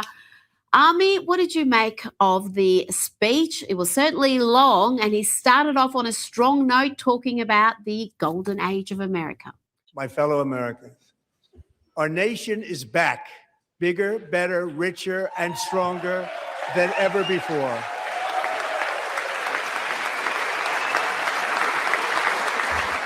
Less than 5 months from now, our country will celebrate an epic milestone in American history, the 250th anniversary of our glorious American independence. This July 4th, we will mark 2.5 centuries of liberty and triumph, progress and freedom in the most incredible and exceptional nation ever to exist on the face of the earth. And you've seen nothing yet. We're going to do better and better and better. This is the golden age of America. Ami Horowitz, how did he start the speech? What did you make of today's State of the Union? Yeah, I mean, look, the first thing of note was obviously the length. I mean, that thing went double the. But all right, though. I do got to switch over to. Well, I do want to get into this. The Iranian foreign minister did a sit down with Face the Nation. So let's see where he's at. Hey, Set. Yeah. When we get done with this segment, I want to talk to you about something, because you brought up AI data centers, and if time's willing, I'd like to hash something out. All right, no problem. All right, let's get to it. We turn now to the escalating tensions between the U.S. and Iran. The U.S. has assembled what is, by some measures, the biggest military buildup in the region since the 2003 invasion of Iraq, as the world's largest warship also heads towards the region. But President Trump has said he'd prefer a diplomatic deal with Iran. For the latest, we go now to Tehran and the Iranian Foreign Minister, Abbas Araghchi. Welcome to Face the Nation. Well, thank you, Margaret. Thank you so much for having me this evening. So do you believe President Trump plans to strike Iran, or is he using this threat as leverage? Well, I'm not, I cannot judge, but one fact is there that if they want to find a resolution for Iran's peaceful nuclear program, oh my God, the only way is diplomacy. And we have proved this in the past, and I believe that still there is a good chance to have a diplomatic solution which is based on a win-win game, and a solution is at our reach. So there is no need for any military buildup, and military buildup cannot help it and cannot pressurize us. Well, you said on Friday that you would have a draft proposal within 2 to 3 days. Have you gotten the Supreme Leader to sign off on that proposal yet? And if so, when will you give it to Envoy Steve Witkoff? Well, we are still working on that, and we are trying to make it something which consists of elements which can accommodate both sides' concerns and interests. And we are working on those elements. And I believe that when we meet, probably this Thursday in Geneva again, we can work on those elements and prepare a good text and come to a fast deal. This is my understanding. I see it quite possible. So you have confirmed a meeting with Steve Witkoff Thursday in Geneva, but your leadership has still not signed off on the proposal. Is that right? But these are two separate things. Of course, we continue our negotiation. At the same time, we are working on the elements of a deal and a draft of the text. So I hope that when we get there, we are prepared to talk and negotiate on those drafts. Well, let me ask you this. You helped negotiate that 2015 nuclear deal under the Obama administration. How would this deal with Trump be different than that one? Well, 10 years have passed, and there is a new situation. Our nuclear program has advanced technologically, more advanced at that time, and there are, of course, more sanctions and more pressures. So I believe that a better deal than JCPOA or 2015 nuclear deal is possible. And there are elements that could be much better than the previous deal. Are you serious? Wait, what are you saying? Hold on, what would you hear?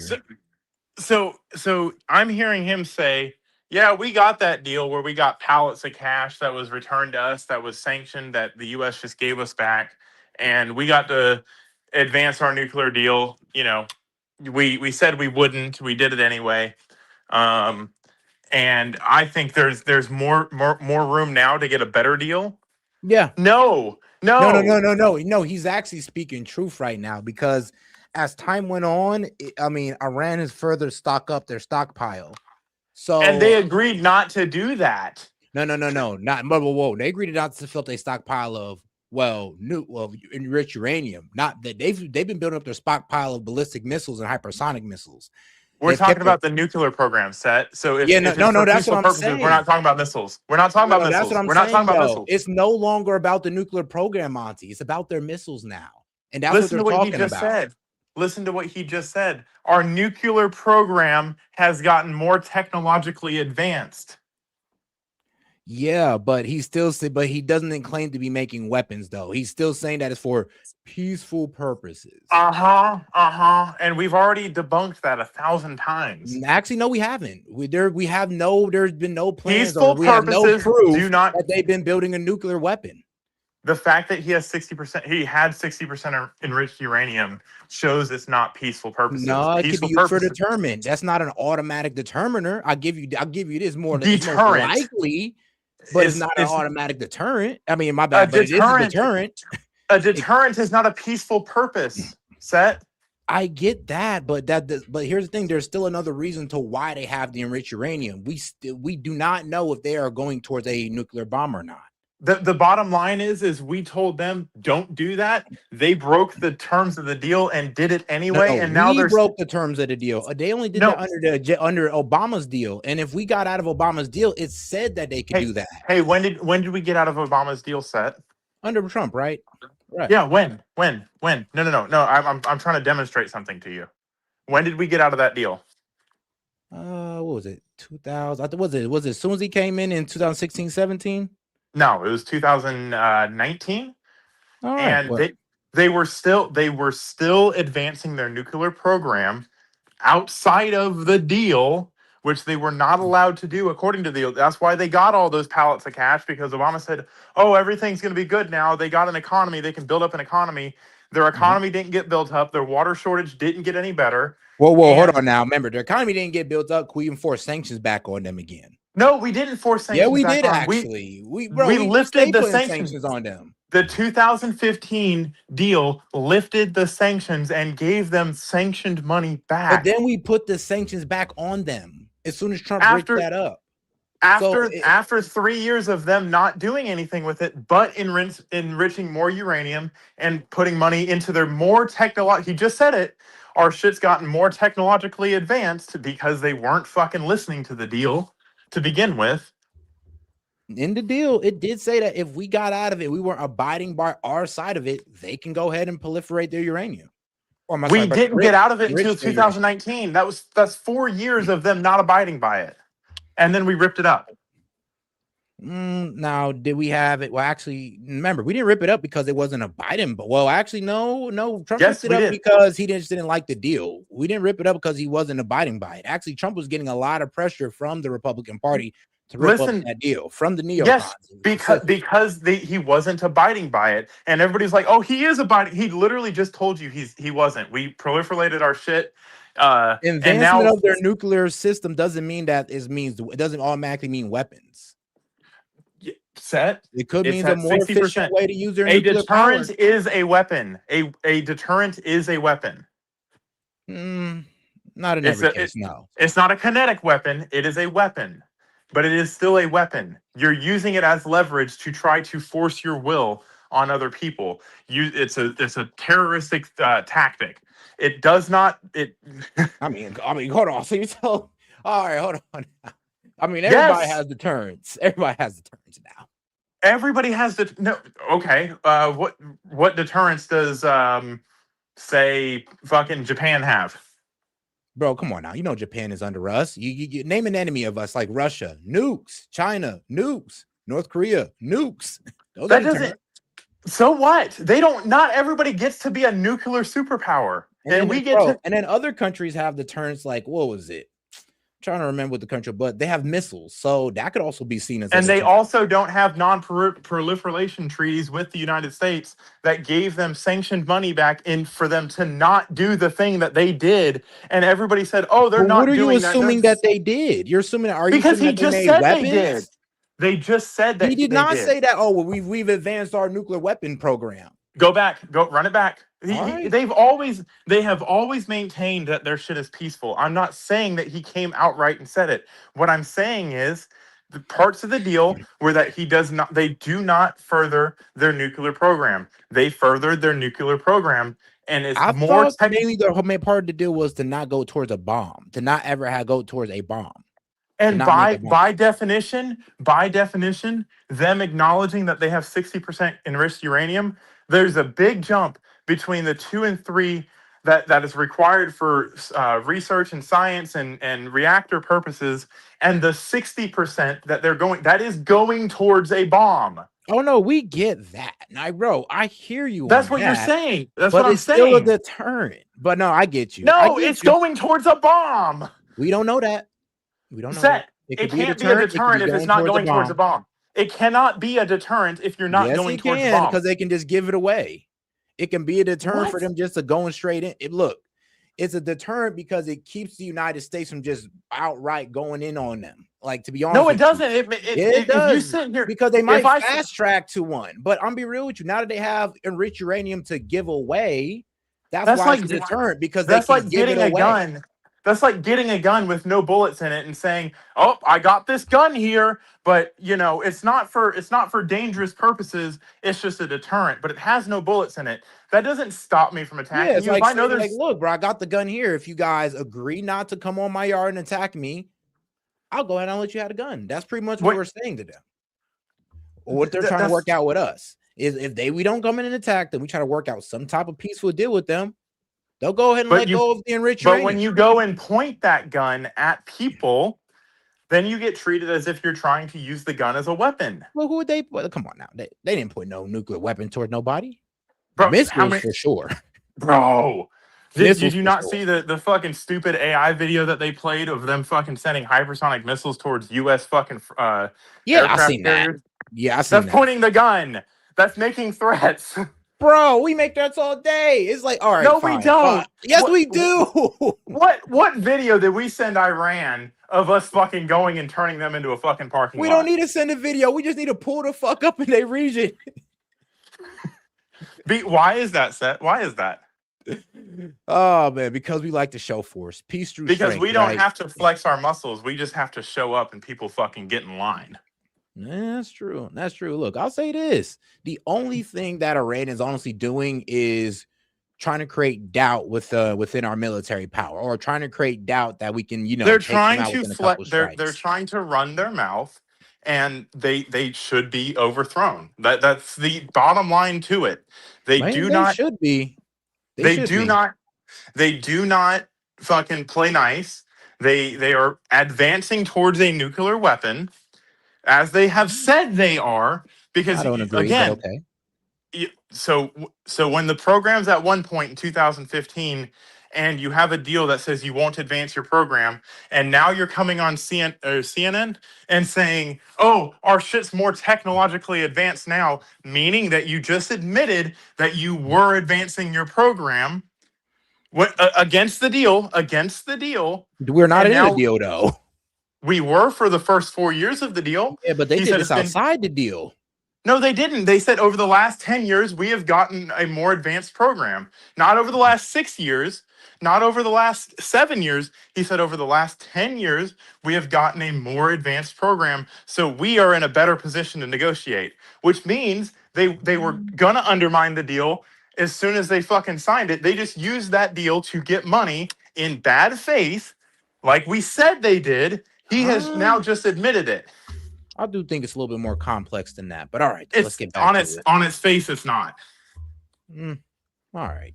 Would Trump be different than that one?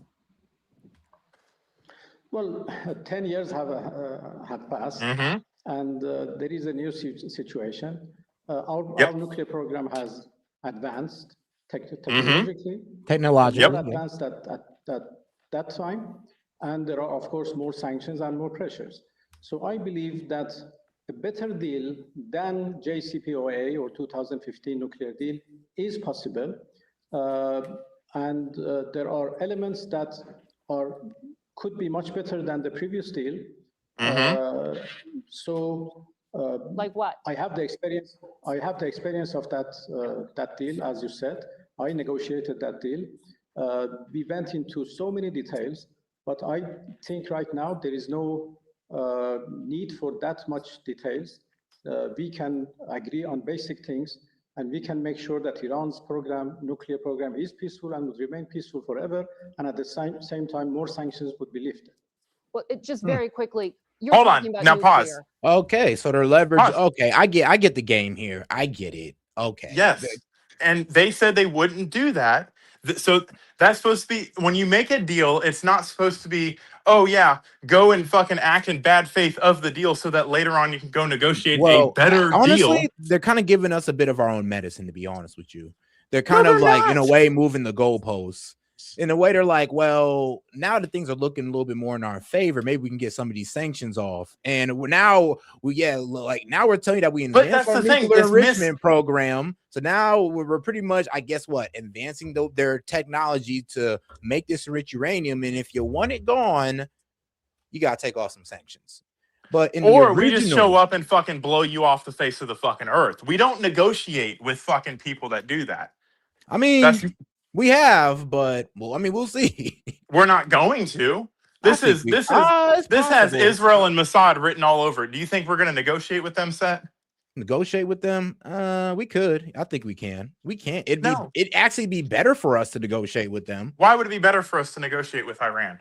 Because we don't got to get into a drawn out. So that we can later on go and negotiate with Iran 10 years down the line again? Nah, honestly, I think we think about like this. It's been a tit for tat between us and Iran, especially when it comes to the sanctions and that. Like, one of the main reasons why their economy is doing so bad is because of U.S. sanctions. So we have done a bit of market or economy manipulation on their part. This is one of the reasons why they don't like us.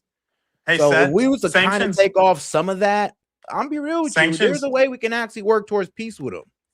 Sanctions only inhibit the export of materials and shit like that. Sanctions have nothing to do with what you can do as a country.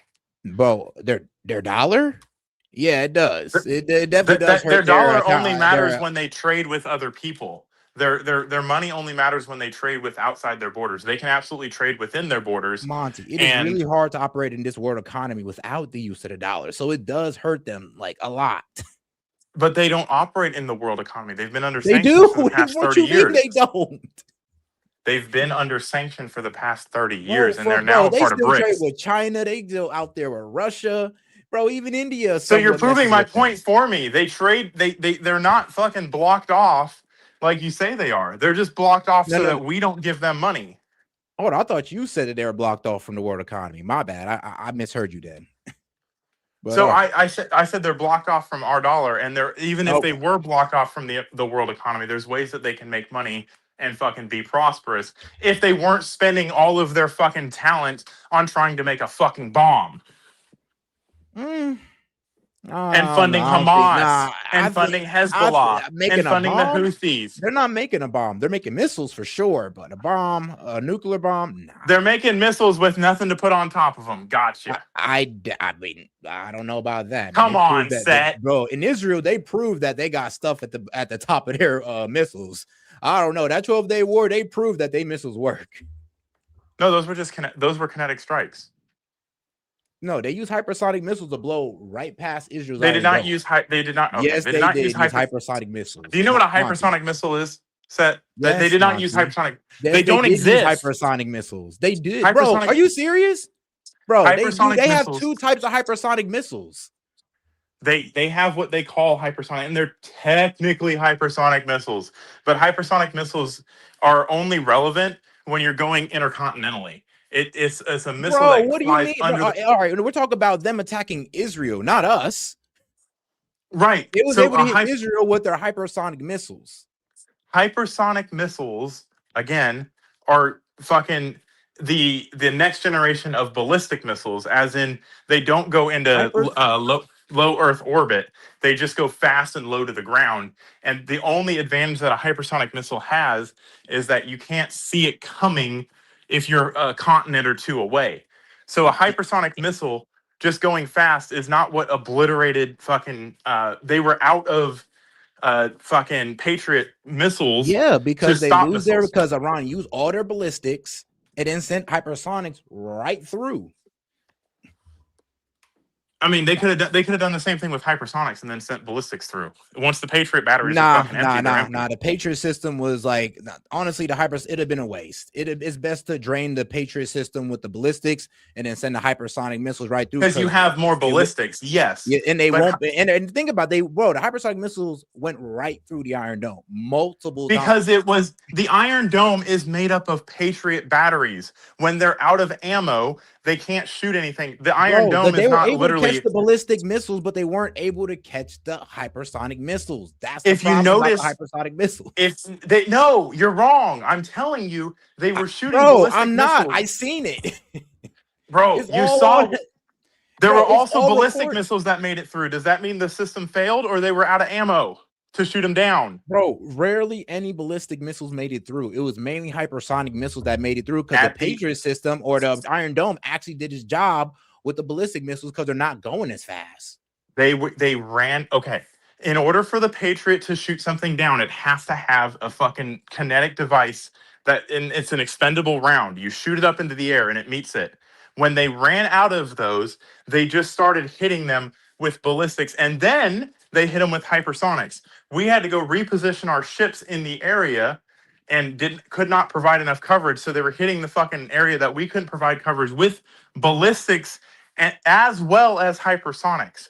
It wasn't because the hypersonics can just defeat the Patriot system. The It did. The hypersonics defeated the Patriot system through just sheer speed, Monty. I mean, you're wrong on this. They ran out of ammo. That's not defeating the weapon No, system. Wow. Okay, you must not watch the videos then, bro. I encourage you to I go was watch watching it the with 12-day you. war video, and you will see how the ballistic missiles were still getting caught up to, and how the hypersonic missile goes straight through while the Iron Dome was still engaged. The Iron Dome was disengaged on No, bro, multiple come parts. on now. Come on, Monty. There I guess there we were just seen two different things, bro, because that is not what happened.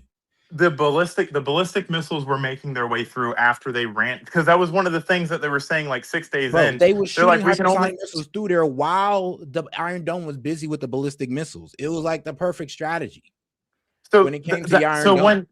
when you have missile systems engaging multiple targets, yeah, I guess you could venture to say that, but the large majority of the missiles that were making it through were because they ran out of fucking Patriot missiles. Not because the fucking No, hypersonics it are was just the better. hypersonic missiles hit them, bro.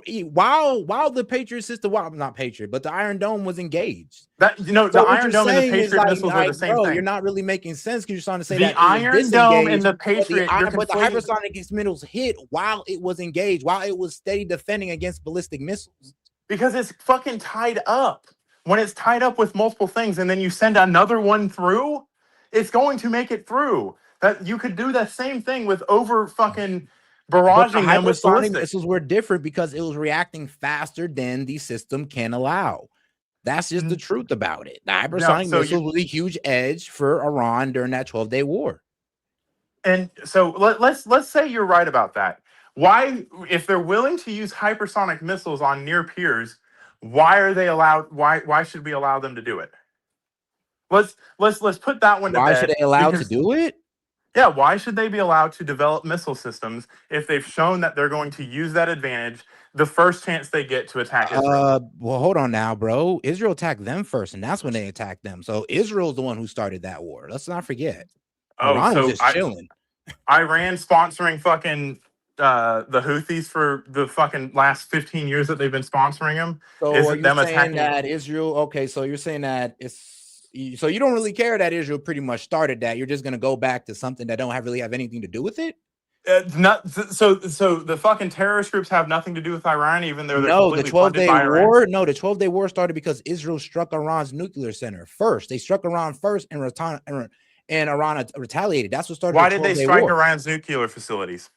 Because they didn't want Iran to get a nuke. Like, because they remember Israel's been saying this for a minute. They've been saying that Iran's going towards a nuke for decades. Yeah, and they still ain't got a nuke.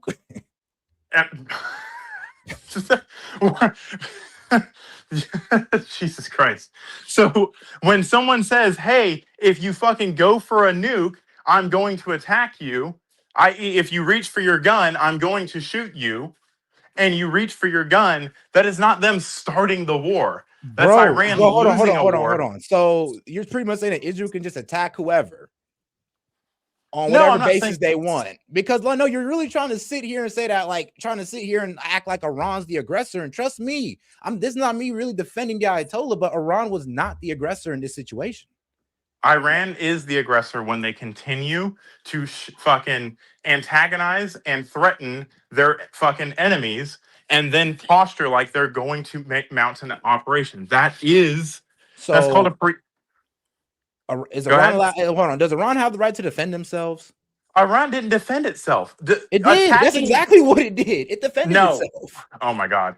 Just because someone starts a war with you because you're doing shit to them does not mean you're defending yourself when you go and retaliate. That is just you're aggressing towards me and I aggress back. That's me defending myself. Okay, perfect. If I'm running up on you and you fucking throw the first punch, who was aggressing to who? If you're running up on me with the purpose to be aggressive, and we both know this, yeah, you would be the first one. I'm just be real with you. If you're coming at That's me, what Iran did. That's what Iran did. No, they didn't at all. No, Iran did not strike Israel. Israel struck Iran. No, Iran just ran up on. I didn't punch you. You just said I would be the didn't aggressor. Run up on them. They ran up on Iran. No, they did not. They've been they did, bro. They bombed them first, dog. I'm telling you right now. Iran did not strike Israel before the 12-day I'm not war. saying Israel Iran struck Israel. Listen, I just fucking gave you a metaphor. If I run up on you and I antagonize you and I'm threatening you and you fucking drop me without me hitting you, who was the aggressor? You or me? It's me. Yeah, but I'm trying to understand how that relates to Iran and Israel. Okay, let me tie it in then. Iran is posturing, threatening, and fucking chanting death to Israel and fucking working towards that goal. So that's them running up and fucking balling up their fists like they're gonna do something. So saying death to America, does you deserve to get bombed for that? So what, are we gonna start bombing liberals in America too? I mean, God damn, Monty. Don't tempt me too much. But if you make threats, terroristic threats at that, towards another country, I believe that country has the right to take you out. The same way, if is like right now we're building up fucking military out of Iran's coast. I would say, I mean, I wouldn't say this, but you could argue that if Iran goes and shoots a fucking aircraft carrier out of the fucking Gulf, that is okay to do. It's a bad decision. It would fucking end very badly for them. But under the aggression and the fucking way you handle yourself, I would think that's a preemptive strike. And a preemptive strike is absolutely allowed. It's not you starting a war. It's you fucking defending yourself. I mean, now, I don't know about Israel's case, but I hear what you're saying on that one. But we are running up on fucking Iran the same way Iran ran up on Israel. So if Iran were to go, how did Iran run up on Israel though? I'm using a metaphor. Try to stick with the metaphor. All okay. Right. They literally didn't just run across the border and say, "We're here, bitch." No, they built up a fucking stockade of weapons and threatened to use them. Israel said, "Fuck that. You're not going to get the chance to use them on me. I'm going to go Iran to never war." threatened Israel though. Iran's never threatened Israel. Come on, Seth. No, they've never threatened Iran Israel has saying that we're never going to threatened strike Israel. you. No, Iran is only say Israel. If you strike us, we'll strike you. Saying death to America and death to Israel doesn't mean that, oh yeah, we're about to go out there and strike you for no reason. Are you serious? Are you serious? Yes. Bro, saying death to America does not mean that we're just gonna go, that Iran's gonna go out there and strike you for no reason, or else Iran would have struck Israel 10 times over. Okay. If I say death to the president, can I get arrested for that?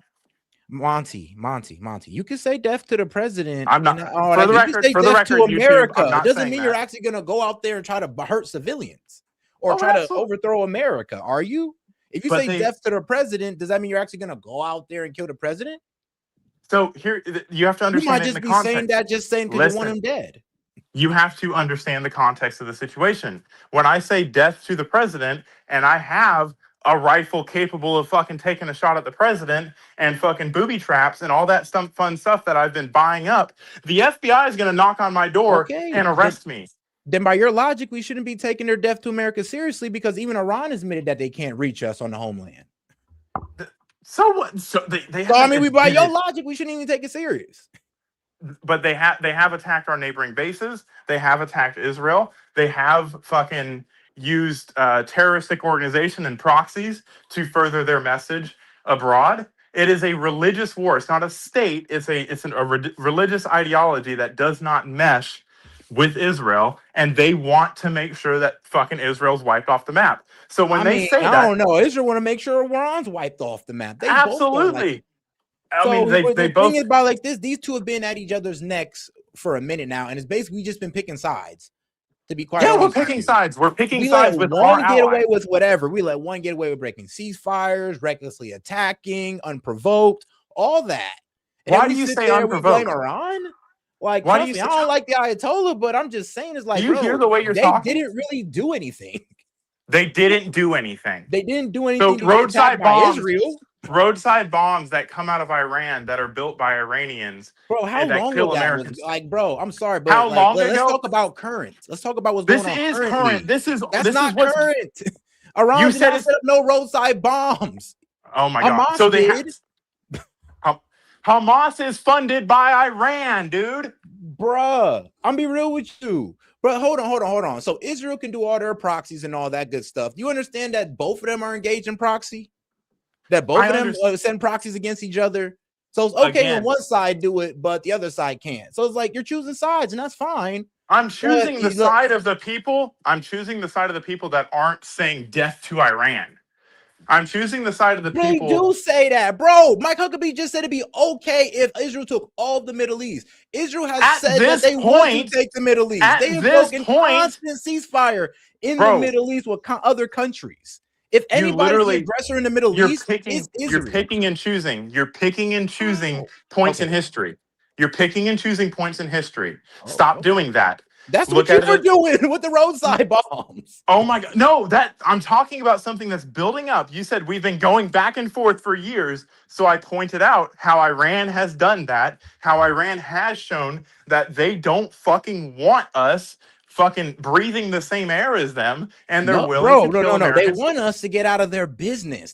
Bro, I'm be real with you. Fuck their You have business. a Who the radicalized fuck are they perspective to of tell us Iran. what to do? You have a Who the fuck are radicalized they? perspective of Iran. They don't want, honestly, Iran just wants us out their business. If we weren't trying to get involved with Iran, they would not be messing with us. If we weren't Really? always behind Israel and destabilizing the Middle East, Iran would have no problems with us. So But we have had since no Iran problem.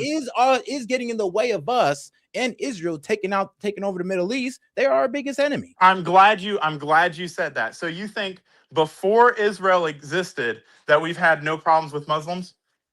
Before Israel exists, we had no problem with Muslims. Yeah, I'm be before we real with took you. Israel's side, and we did all this shit with Israel, it's Yeah, we did all it of to this. the Palestinians. We did it to the Iraqis. We did it to All the of this, Afghanis. Yes, all yes, of this is a Monty. result. All of this is a result of not of cultural ideology and fucking fighting and infighting that's been going on for hundreds of years against Christians versus Muslims. This is all because of Israel. Bro, this isn't a race war, bro. This is just politics. Y'all want to make it a It's race not a war, but race it's war. It's a not. religion war. It's a religion No, it's not. war. Oh, my bad. Religion. Not about religion. It It's absolutely not. is. When you This have is a about theocracy, conquest. no. This is When you about have influence. no, It's it's not about not. religion. The religion When you part have is a scam. Like you've been fooled, my friend. This okay, doesn't when you matter about have a religion. If this theocracy, was about how have I been religion, fooled? we'd have been taking out Saudi Arabia, UAE, all of them. We don't attack people that we disagree with. We attack people who think that they can attack us because we believe something different than them. Bro, they don't want to attack us. Oh, they don't? No. Okay, so in fucking 1775, when this country So you was gotta go fucking back. formed. You gotta go back. Come on. Yes, Let's get it because this has done. been going You just on said stay in the irrespective past, of. Monty. You said it was Israel's fault that all this is going on. I'm pointing out it happened before Israel even fucking existed. So listen. Bro, hold on. No. The way current events happened, honestly, we could go all the way back to like the Bush days with us going into Iraq. You could say it started I'm not then. talking You about could say it current started in events. 1948 with the Palestinians. So when you talk about Israel and you say, oh, it's all Israel's fault, Israel's causing all of these problems, how is it that the problems existed before Israel did? What and Israel has problems? existed. What So you have to problems? go before 1950. Monty, what problems? What problems? Maybe for example, just hear me out on this. The fact that the Ottoman Empire and Barbary pirates decided that they were going to charge us. No, it's been going on, and they that doesn't even relate to today. Yes, that's it what I'm saying. does. You're trying It's to a draw an old religious beef from what? The Ottoman Empire? Like, it's not an bro, old religious beef. It is fucking yes, because it has nothing to do with Iran. It doesn't. Okay, so this is not a so religious Iran. thing. This is about influence. The Ayatollah is not a Muslim fucking bro. That doesn't theocracy. matter. It's about destabilizing Iran so Israel and the U.S. can have dominance over the Middle East, have overall influence. Yes, because they have Iran shown stops. They're they in have our shown way. over So it's and not about over. religion. It's about influence, bro. If I'm be real with you, the Ayatollah don't even got to be Muslim. Them niggas could have been Christian and we'd have still did it to them. No, the fuck. What Christian yes, we country? Did. Yes, we would have. What Christian country have we been beefing with? But for you see, you're not 50 hearing years? you're not hearing me. You said it could be Christian, and they'd have done the same thing. He could have been Hindu, and they'd have done the same thing because it's not about religion; it's about influence. Why aren't we at war with Hindus then? Why aren't we at war with other Christians? Come on, you completely missed the point, bro. You said it could be. So, and it's about power and dominance. It doesn't matter because I'm making a point that it's not about religion. It's about it is about religion. They mix their religion with their politics. So it is about religion. No, if it's about politics, when they mix their religion with their barbary politics, pirates to try to make that point. Because that's the way they operate and the way they have operated. And every time there's a theocracy installed, that is how they operate. And these problems come out of that. And I'm trying to point out something that has happened before Israel existed, because you said it's all Israel and Israel trying to garner fucking power. And I'm telling you, it would happen with or without Israel. Because it has No, happened without bro, it's Israel. all because of Israel is why there's dysfunction in the Middle East. We're talking about the Middle East, not the Barbary pirates. The Barbary pirates was Tripoli and Montezuma, the fucking Middle East. I know that, but that is, I'm gonna be real with you, is irrelevant to today's time. If we're talking about the conflict in the Middle East as of today, that's like saying the we can stretch Constitution back is to the early irrelevant because it was written 2000s, 250 then years we're ago. talking about that. And if we stretch it back to the early 2000s, then this is all about Israel wanting to dominate the Middle East. So and you to have overall you have your influence in the Middle goggles East. on. Your timeline, your understanding of history only goes to 2000. Brother, I'm saying that you're wrong trying to make it religious, because you got to go all the way back to the Barbary pirates, which don't make sense, because the Barbary How does it pirates not don't make have sense? nothing No, to tell do me with how that what's doesn't going make on sense. in Iran today or the Middle East today. Nothing to do with it. How does it have nothing to do with it? It is an ideological war mixed with theocracy and religion. That is the reason they don't fucking mesh well. That's the only reason. If you take religion out of it, there's not a war. That's what I'm saying. If you take I religion out of it, disagree, but we'll just move on. World War II was a war against a religion and an ideology and a fucking fight for supremacy of a race. That's what it's always about. Fucking the Korean War. About that. The only wars in our history that have actually been about politics and ideology and fucking all that shit were Vietnam, Korea, and the Cold War. That's what we fucking decided that we were going to go and fucking fight an ideology over. It's not about fucking ideology. It's about influence. And no, it's not about influence. We don't fucking care about influence. We care Really, about fucking we don't? Okay. Not to the effect that we're going to go start a war over it. We care about fucking because we cared about influence. Over is influence. we cared about influence so much that we never made the Cold War hot. That was about influence. That's what a war of influence looks like. It looks like fucking the Miracle on Ice when you're going and fighting a country in the fucking Olympics. That is what a war of influence looks like. Communism is fucking worse than capitalism, and we're gonna prove it by doing all these fucking things. That's a war of influence. A war of religion is saying you have to pay us money to fucking sail your boats around here, otherwise we're gonna cut your heads off. No, a war of influence would be, well, let's destabilize this country because it control matters in this country, that country, and the country surrounding it. So if we take out this country, that means we can also control the surrounding country. That is a very elementary influence. That is a very elementary. That is a very elementary fucking Tim Pool way of looking at it, and it's not the right way to look at it. Wow, Monty. Oh, yours the only good way to look at it. Okay. No, I'm not saying I'm the only good. There are people that are smarter than me that say the same thing. We're gonna go ahead and move on. You got That's what Tim Pool says. Okay. And he's a comedian. You're not a comedian. You're smarter than that. All right, Monty. All right. You are offering a nuclear-only deal at this stage because Secretary Rubio said anything meaningful would also have to involve ballistic missiles and your support for proxies in the region. Well, right now we are negotiating only nuclear, and there is no other subjects. Okay. Would you be willing to allow weapons inspectors unfettered access to your nuclear sites and for American inspectors to be among them? Well, we are a committed member of NPT, Non-Proliferation Treaty, and we have a safeguard agreement with the agency, International Atomic Energy Agency, and we are ready to cooperate with the agency. And shout out to my man Gaming. He says, "Set, check Venmo. Secondly, you are being blatantly biased. Whenever someone says something negative about Islam, you picking and choosing." How, my bro? Monty didn't say anything negative about Islam. He just said that he believes that this is a religious war, and I just disagreed with that. It's any implication. I said influence. He says it's religious. Any implication that any Muslim can do wrong, you get very defensive. No, I don't. Yeah. I don't think you guys just like to be. I don't think you guys like Come when I on, defend Set. It's Muslims. So I multiple kind of just people. poke at y'all. It's multiple people that every time this conversation Nah, comes up, bro. I think everybody you're knows very. that when I talk about Muslims, you and Gaming be trying to hop down my neck, and I just sit there and I just hold out, like, all right, fuck it. And I You're like, kind of oh yeah, enjoy it. Iran's really not that bad. They tried to fucking do all I this didn't stuff. say Iran's not that bad. I just said that, bro. It ain't about religion. We're telling you it is, and you don't want to see that. But don't mean y'all Because right. You can say something and not admitting be that it was right. about religion, would fucking poke holes in your idea and the No, statement that we're admitting that it's about religion would be incorrect. That'd be an incorrect. Sorry. Why? Sorry, Monty. It'd be incorrect.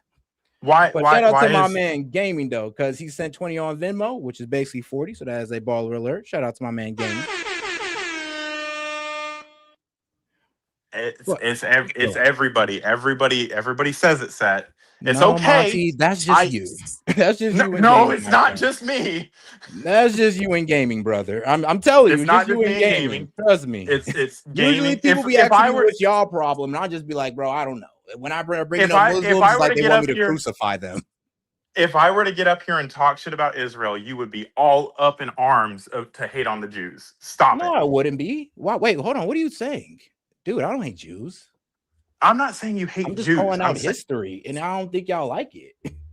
It's not hit. You're That's whitewashing, bro. I'm you're not washing your whitewashing. history. You're just, bro. Here's the thing. I don't know. Maybe you guys may have something against Islam because I mean that's what you always draw it back to instead of the simple conclusion of what's being laid out before us. It's about influence. It's Y'all very the ones easy that to make draw it everything back. about Islam, and when I poke a bubble in it, y'all kind of freak out. So You haven't poked I a don't know bubble what- in it. I've always You been haven't- poking bubbles in it. Always. You've been trying. You're reaching. You're reaching. No, Monty. Look, I'm just gonna be real with you. Mostly people agree with me, and that's just the fact of the matter. I let you have your, and I'm always gonna listen to you and hear you out. But let's be real, dog. I don't really debate to convince you most of the time because let's be real, you are a very stubborn person. We both are. I debate you to convince the crowd, not you. I be honest, I know I'm not gonna change your mind most of the time. But to convince the crowd, that's one thing. It's a show, so whatever. But if that's your barrier to reaffirm your own beliefs, then I mean, good on you. Not But really, because then we're going with the crowd instead of just your single-minded belief. I don't go with that's not. It's not just a single-minded Bro, belief. It's I'm based sorry, in but there's history. like, bro, look, you're not even one to engage. All of your yourself lefties being agree wrong. with you. Monty. Coincidentally, everybody that's a leftist agree with you. Huh? Coincidentally, all of the leftists agree with you. Congratulations. Because the leftists are better at geopolitics than Republicans. I've always said no, that. the fuck they're not. Yes, the fuck they are. They actually know what's going on. I'll be real with you. More leftists, more guys on the left are better at geopolitics than guys at the right. I'll just say. No, the fuck they're not. Yes, they're all the fucking fuck they are. globalists. Look at Bush. Bush was terrible with geopolitics. Obama was better than Bush. No, the fuck he wasn't. He gave Yes, he was. Iran Hell yeah, he money. was. He gave Iran money in which they used to fund terrorism against the United And States. Bush It's not dragged good at us into geopolitics. and Bush dragged us into a war on false pretenses. At least Obama didn't jump in like he did and actually work something out instead of jumping into a war on false pretext. Like, come on. Jumping into a war on false pretext is kind of when the fucking UN General Assembly gave us permission to go into Iraq because there were credible threats of weapons of mass destruction. It wasn't a false pretext. No, that was a UN. It's false because there were none, Monty, and they weren't even a part of 9/11. What? I mean, so, yes. Like, come on now. We all know that was an F up. Not on our part. That was fucking intel that we got that was credible enough for the UN to allow it to happen. All right, Monty, you got it. You got it, brother. You got it. You got it. I gotta give. I'll let you have it. Full according to the man. Now I feel like I didn't actually get it. And we may accept with certain conditions the additional protocol to the safeguard to the NPT, and I think a full verification mechanism, full monitoring mechanism is acceptable and can be in place. Okay, so you continue to say that your nuclear program is peaceful, and you know there are a lot of skeptics around the world, including in the United States Congress. There's pressure on President Trump from within his own party. There were 52 Republican senators, 177 House Republicans who have called on President Trump to demand zero enrichment and full dismantlement of your nuclear program. Why And that's does what should happen. President That's Trump what should happen. consider Yeah, zero enrichment and full dismantle of their nuclear program would be nice. I mean, I wouldn't be mad at it. And Shoot. I won't accept anything less as a United States citizen that I has would. been threatened by Iran. I would. Why would I mean? I live on a coast, so They can I go live in- in the. Okay, I can feel that one. I mean, I said the same thing about North Korea. We should have never let North Korea get nukes, and now we have to fucking negotiate with them dumbasses because they have nukes. Because fucking the people that are so good at geopolitics let them get nukes. Yeah, but let's be real though. I mean, No. We should have just went in and gotten in a fight with North Korea. Words. So we should have just gotten in a fight with North Korea and go to war. No, with we them? should have absolutely got into a fight with North Korea if they were on the verge of getting nukes. Okay, Neocon Monty, you got it. Then. But we weren't fucking. North Korea is not fucking on Israel's fucking hit list, so fucking that didn't happen. I mean, good point. Good point. I am consistent, damn it. allowing Iran to have even the smallest bit of enrichment. Hold on, let me get gaming in here real quick. Oh no, you don't want to do that. Enrichment is Let our me right. see if we're at the We goal are here. a member of NPT and we have every right to enjoy a peaceful nuclear energy, including enrichment. How we use this right is something related to us only. The enrichment is a sensitive part of our negotiation. The American team know about, they knows our position, we knows their position, and we have already exchanged our concerns. And I think a solution is achievable, but I'm not going to negotiate through media. No, I understand, but we have seen very public statements from the president that he said no enrichment, and that's a red line. But when you say it's your right, okay, but you could get enriched uranium and buy it from someplace else. You know this, you've done this. Is demanding the right to enrich on Iranian soil really worth the risk right now? You're facing the potential destruction of your country and the regime based on the kind of military buildup we're looking at. Well, I think as a sovereign country, we have every right to decide for ourselves, by ourselves. We have developed this technology by ourselves, by our scientists, and it's very dear to us because we have paid a lot. We have paid a huge expense for that. We have been on the sanctions for at least 20 years, and we have lost our scientists, and we have we have had a war. When here's what you have to do to get me to concede this argument. All right, I want you to fly into Tehran. Okay. And I want you to say that the Ayatollah sucks. And I want you to make it back here safely. And if you can say that as an American in Iran and not be executed for it, then I will agree with you that Iran is not a fucking threat to the United States. I can do that, but that's not fair, Monty. No, I'm an don't American do that. citizen. Please don't do that. I actually I'm an like American. you. Hold I on, don't but you wanna gotta see- understand though. I always do say I'm an American citizen, so you gotta understand, Monty. We kind of got like worldwide protection in a way. We're kind of like, well, we are the new Rome. Wherever Romans went in the world, they were protected by the fact that, well, they're a Roman citizen. So that's kind of how it works for us. Like if you were in Iran, but you could say whatever, Monty, and they're not gonna be quick to kill you because they're like, bro, America's gonna be on our ass, especially if they find out that we killed one of their citizens. Oh, so if it's someone from, I don't know, fucking Africa, fuck them. Oh, right? they won't give a damn because it's not America. That's not the way. That's not being the good guy, Set. That's proving I know my it's point. fucked up, but just the way the world works. That's not how it should work. You shouldn't be a barbarian. No pun intended. True. That's that's where the word comes from, right? The Barbary pirates. Yeah, no, I get what you're saying. I get where you're trying to go with it. But like, let's be honest though. I'm Honestly, sorry. If I was to go to Iran and go to Tehran and say the Ayatollah sucks, I'll be all right. Depending where I am. Depending if I'm right to his face too. I mean, I wouldn't do that. Like seriously, I was being very, very facetious. I do not want to see you fucking in an Iran death camp. Man, shoot, what you mean, bro? They're gonna put me in the Muslim camp where they're gonna try to convert me for 40 days, 40 nights. And you'll convert. Alhamdulillah, inshallah. brother. The Ayatollah. I think you have listened They're to a good little people. bit. I think you have listened to a little bit too much Nick Fuentes. I think you should dial that back just a little bit. Oh man. Nah, look. Nick Fuentes' position is that, well, look, nobody really. I don't want war with Iran. I'll just be honest with you. I don't think it'd be beneficial to us. Not as beneficial as it was going after Maduro. And this could get dragged out. Like I said, Iran, bro, it's gonna be. It should. It's not going to get dragged out. Set. Come It's on, not gonna- Monty. All right, bro, Monty. Where does this confidence come from? Why do everybody think that? Oh no, we're just History. gonna mow on through. History. It comes from history.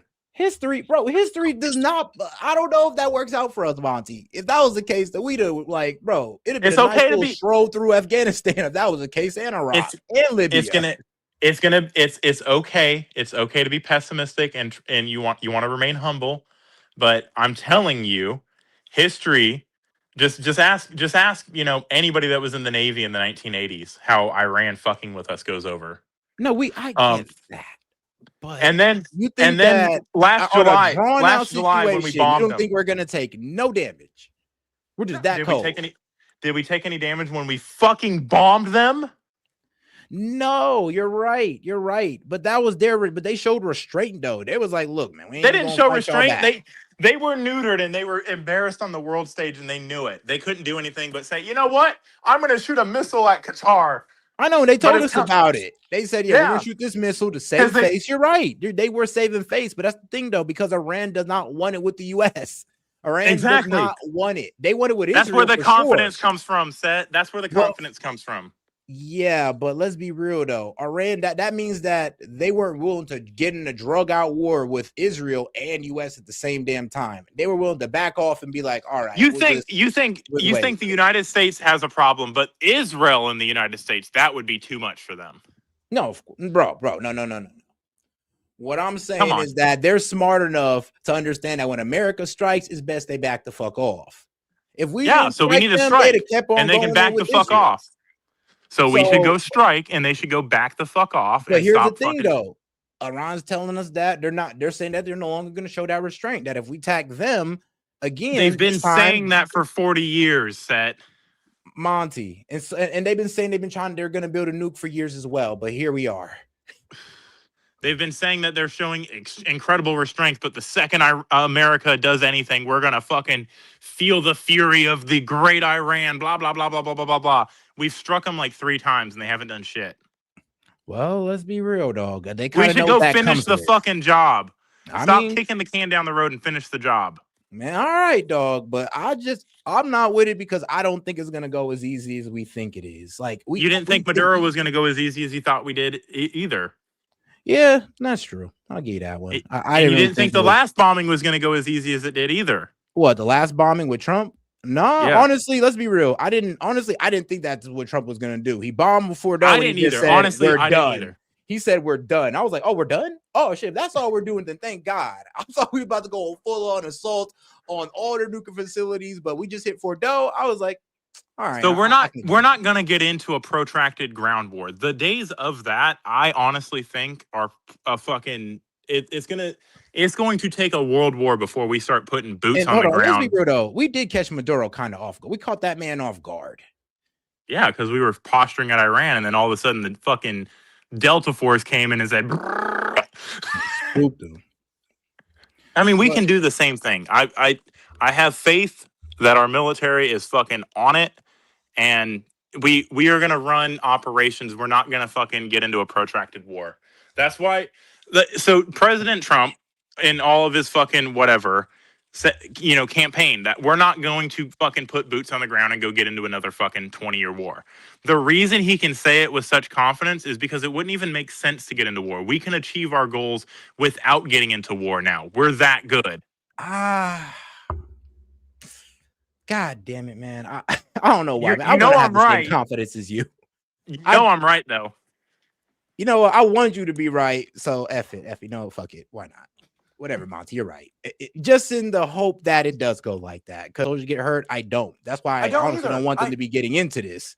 But hey, if you're on the belief that, bro, we can just steamroll these guys, no problem, no effort, then all right then. All right, let me ask you this then. So let's live in my fantasy world. I know you fucking have your doubts or whatever, but put those aside for a second.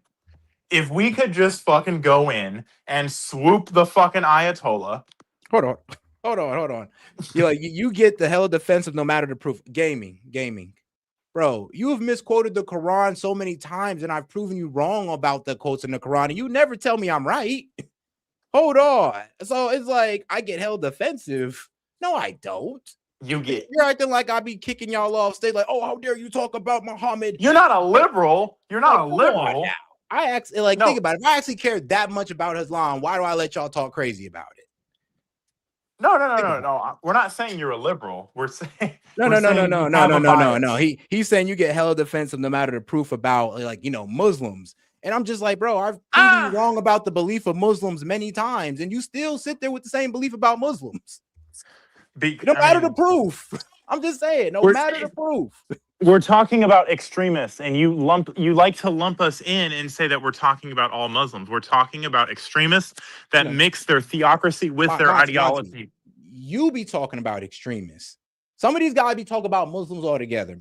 Like, to be honest, I don't think gaming's one of those people. I think gaming's one of those people that fucking is getting the fucking forest through the trees just to get the point across, but it never devolves to that point.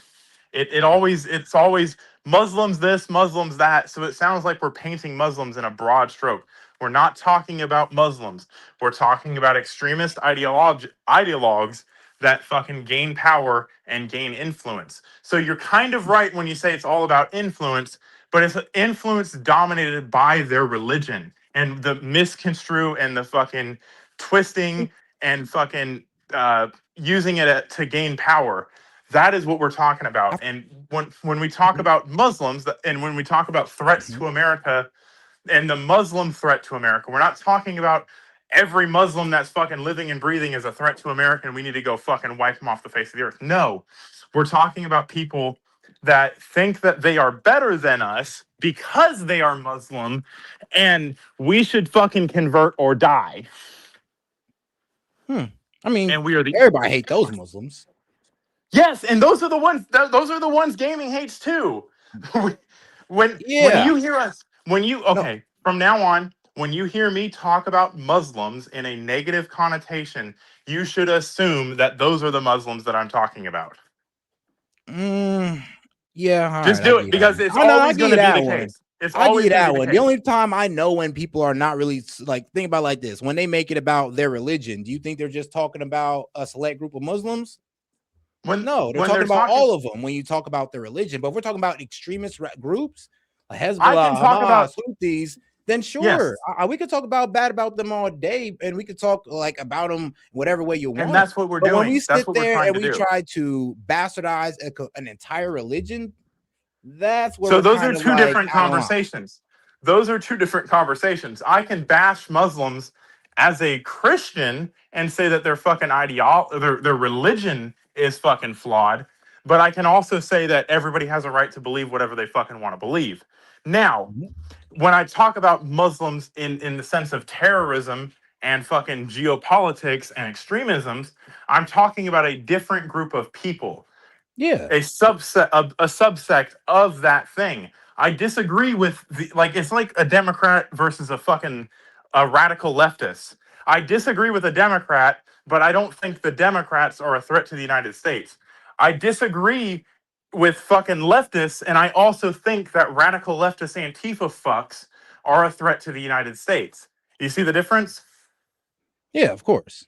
And I think that is what most conservatives see that as. I mean, I don't know about that. I think most everyone I've talked to does. All right, well, look, I would say this. Most conservatives, but I also don't surround myself with people I think would be racist. With Islam. It seems like they have a problem with Muslims in general as a whole. We have a problem. We have a problem. No, Monty, you do have a problem with Islam. Muslims, extremists, the terrorists that chant death to America and all that. Like, I get that, but that's you. I think that you honestly need to start listening to what people are actually saying about Muslims. You'll honestly see what I'm talking about. That, bro, there are people who actually try to condemn all of Islam for all of the world's terrorism, for all of the world. Oh, well, you know, So you can't because group Islam. yeah, you can't do that. I haven't personally seen that, so I'm not gonna fucking comment on that. I mean, I have seen ignorant people. I don't take the fucking teachings of ignorant people when I form a conversation with somebody. Hey, real quick. Let me cut you off. YouTube, you can go fuck yourself. I'm sick of you not sending my messages to S.E.T because you don't like what I have to say. YouTube terms of service, you can go suck a big fat dick. Pieces of gay faggot shit. Hey, calm down. You've used all your cuss words. Damn. Bro, I'll be honest with you though, Set. I've sent probably 20 or 30 messages in the chat, and about 15 of them have been blocked. And it's nothing. It's nothing It's not crazy even bad. either. It'd be like, oh, hey, S.E.T, check Venmo for like $2, and then YouTube will be like, message not sent. You can't say that. What? Yeah. He like I've experienced the same thing. Like I'll say something just talking about something, nothing controversial, and it won't send through. Oh, guys, StreamYard link posted in the post tab on the main page. No, shoot. If any of y'all want to come up and any disagreeers, any agreeers, I love to hear you guys out. By the way, I sent 30 at Venmo. Trying to open up the call. Oh, shoot. Appreciate that, big dog. I just got it. Shout out to my man. Hey, shout out to my man Gaming again. Coming up with the 30. Says open it up. And it is now open. Someone said that I'm experiencing the Dunning-Kruger effect. Nah, motherfucker. I was experiencing the Dunning-Kruger effect when I said fucking Muslims just hate America. Now I know why they hate America. Wait, so on a side note, on some good notes for me, if y'all wondering why I haven't been on the last couple of days, We don't care. duty. Shut up. One, dad we do not care. My dad duty has been kicking my ass. It hasn't been the last couple of days anyway. Yeah, and Windows 11 update, pedophile Bill Gates or whatever, managed to fuck Windows 11 up. So now I have all my PC upgrades coming in the mail, so it can stop crashing my computer. Alrighty. And all right, guys. No, Tove, where did she go? Hey, she did disappear. Yo, what's going on, Galactic? Hey, what's up, Seth? It's all good. It's all good, man. What's the sound like for me? Someone is echoing. Yeah. Yeah, that's me. Hold on, I'll mute. It's not you, Galactic. No, I think it is. You are echoing through Gaming's mic. Almost they're right next to each other. No. Are y'all in the same room together? No, I'm in the room by my wife, though. Somehow, some way? No. All right, then. Hold on here. But I can spawn up in Seth's bedroom if he wants. I'll just mute myself and I'll come in afterwards after I play. It's not you. It's Gaming's mic that's muted, or that's echoing. You sure? Yeah. Okay. Yeah, it was happening before you got on. It's always Gaming. Well, I still got to talk my shit. So hold up. Mute yourself for a second. Okay, is it me? I think it's me. No, it's not you. See, it's not happening anymore. Sure. Mute yourself, Gaming. I still need to talk. Hold on, we're trying to flush out who is echoing. This isn't on the stream, is it? Oh, and shout out Tove. She says morning set, Monty and Gaming. And shout out Tove. And Tove, wait, isn't Tove in here? Tove's right here. Yeah, I'm here. She's right there. There she is. Hey, Tove. She just got in. Hello. But all right, guys. Now I do want to get into this video real quick because, Mike Huckabee said some wild stuff in that Tucker Carlson interview. He said something crazy that a lot of people kind of look at him crazy for. So let's get into it with the Young Turks on this one. Let's see what they got. Okay. That God gave. You have said it 3 times that God gave this land to this people. And so it is entirely fair for me with respect to ask, what land are you talking about? Because I just read Genesis 15, as I have many times. And that land, I think it says, from the Nile to the Euphrates, which is, once again, basically the entire Middle East. So God gave that land to his people, the Jews, or he didn't. You're saying he did. What does that mean? Does Israel have the right to that land? It would be fine if they took it all. Unsurprisingly, U.S. Ambassador to Israel Mike Huckabee making that statement that it would be fine for Israel to steal all that land in the Middle East has led to some rage among Middle Eastern. I want to provide some biblical clarification on that. And this is where the people who claim anti-Semitism for me saying, hey, you probably shouldn't be trying to steal money from people and then be like, oh, that's anti-Semitic. Like, bro, that's robbery. Anyway, biblically speaking, and when you go into like Matthew, it's like basically in every single disciple's account of the Bible, when they hear Jesus speak, he tells the Jews, if you kill me, God's going to strip this king. I'm going to rip the kingdom away from you. In Deuteronomy, and I believe in Leviticus, it talks about if you kill God's son that he's going to send, you guys are going to lose the kingdom. It says it in Isaiah and Ezekiel. It's alluded to in Chronicle, and it's even alluded to with how David and Saul, the first and second king of established Israel. And it's like, okay, the Jews, so the people that are claiming to be Jews aren't actually Jews, because that has been let me say it like this, all the Jews have been scattered throughout the world. God made that clear. So the people that are cosplaying as Jews, there are some that are legitimate, been there since for thousands of years, but the vast majority of them, no. But here's the thing, though. Tucker had a very good remark. He's like, all right, look, if it's all about who's Jewish and who's descendant of Abraham, let's just crack out this DNA testing. Let's figure out who really deserves to be here. No, and here's the crazy part about that whole descendant of Abraham thing. Jesus corroborates that by saying all who believe in him and what he did on the cross are Abraham's descendants. Right, so like, it doesn't make sense on why, and of course in Revelation it talks about some of God's specifically chosen Jews, but that's only like a handful. This entire state of Israel, no.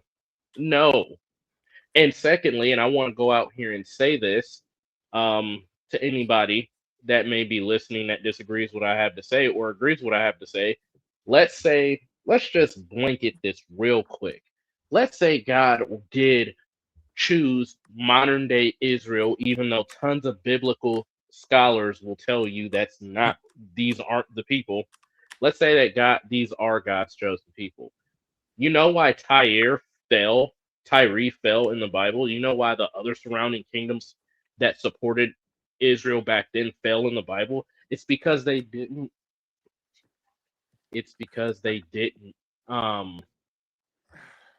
slap Israel upside the head. Can I say something real quick? Stuff they were doing. Hold on. So this idea that Kami, can you please mute yourself? This idea that we're just gonna solve a religious issue by stacking more religion on top of it is kind of dumb. Like, it's saying that, oh, my book says this, so your book doesn't make sense, is not how you say. You shouldn't listen to your book when you say you have to kill Christians. That's not how you win that argument.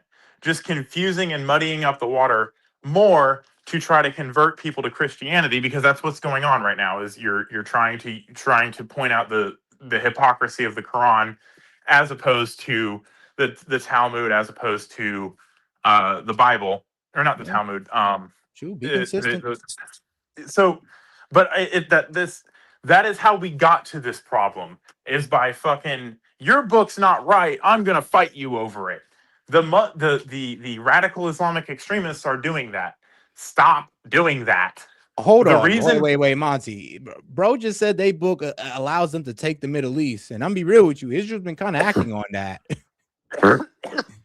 And that No, so what two I'm things saying- can be true. Two things can be true.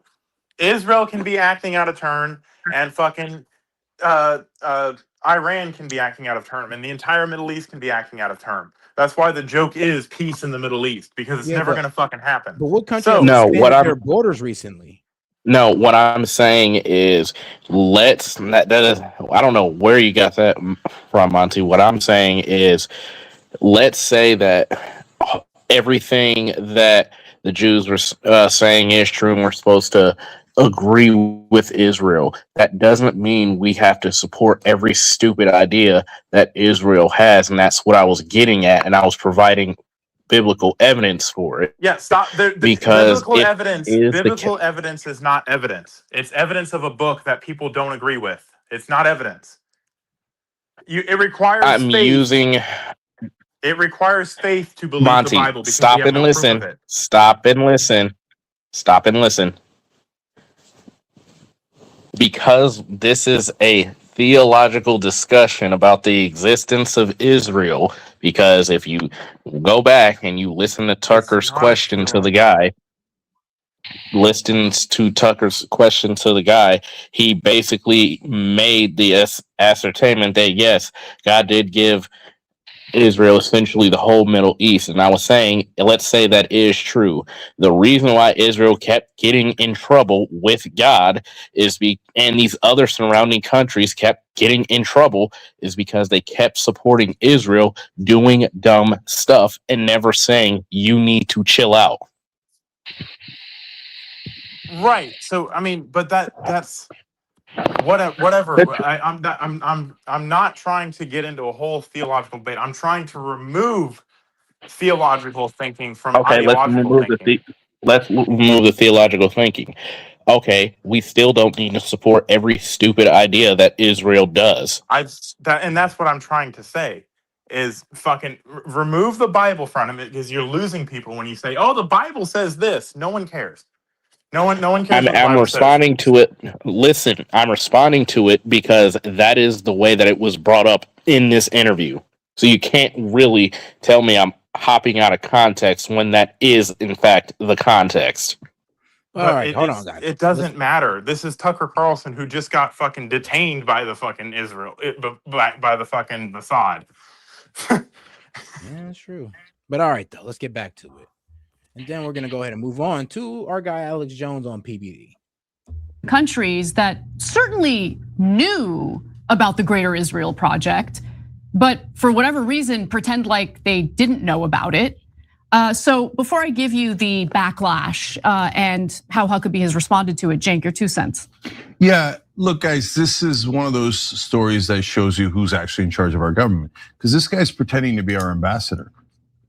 As you're going to see in the facts that Anna presents to you, 2 things have happened. Number one, that is not our ambassador. That's the Israeli ambassador. You're going to see it convincingly in this story. Number 2, it is causing tremendous problems for us, Americans, because he's doing their policy instead of our policy. So Anna, give him the facts. So look, before we get to the blowback that Huckabee and the Why United is States that? is experiencing as a result of Huckabee's statements, I want to show you one more clip from the exchange that Tucker Carlson had with Huckabee, because right after giving Israel carte blanche to basically take all this land in the Middle East, Huckabee seemed to realize, oh, I said the quiet part out loud and maybe I need to do a little bit of damage control. So he did attempt that immediately after the statements you just heard. So let's take a look at that. You think it would be fine if the state of Israel took over all of Jordan? They don't want to take it over.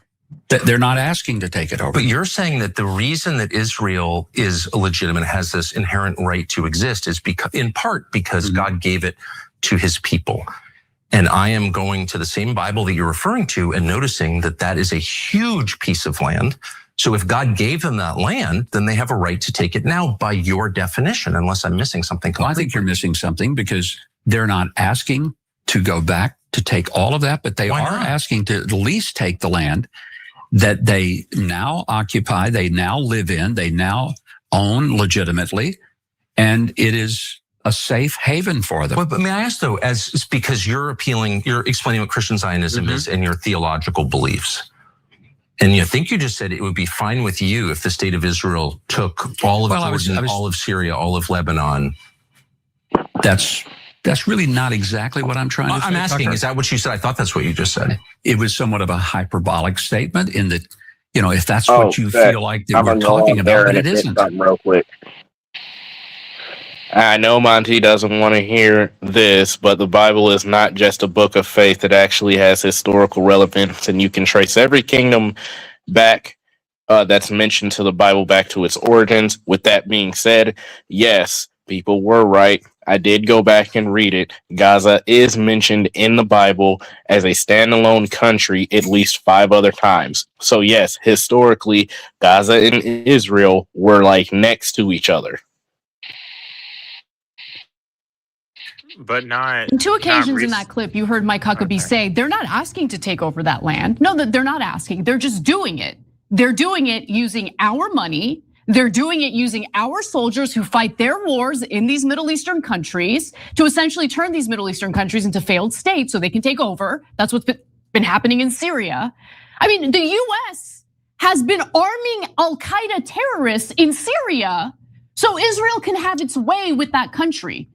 After the toppling of Bashar al-Assad's regime, of course. And they want to do the same thing with Iran, with our money, with our soldiers. You guys get the point. But anyway, going back to the heart of this matter, Israel taking over the entire Middle East, that is what they're attempting to do. It's called the Greater Israel Project. There's no question about it.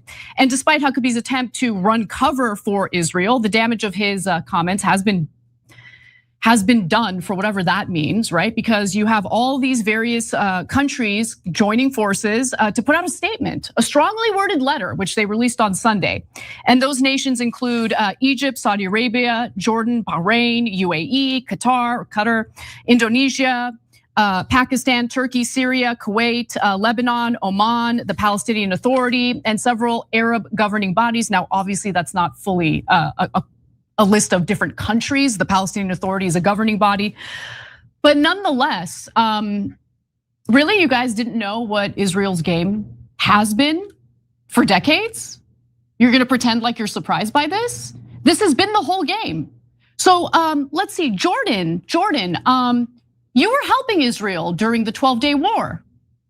Did you ever think to maybe ask yourselves why Israel wants regime change in Iran? So look, Cenk, I get it. I get that all these various Middle Eastern countries, Arab majority countries, have turned into cucks for Israel, not the people. I love the people, I'm talking about their leadership. And it's because the US, especially in the case of like Egypt, we bribe the hell out of them to play nice with Israel. So it's not just the money that we give to Israel, it's all the money that we spend to either destroy these Middle Eastern countries on behalf of Israel or bribe these Middle Eastern countries to play nice with Israel. Yeah.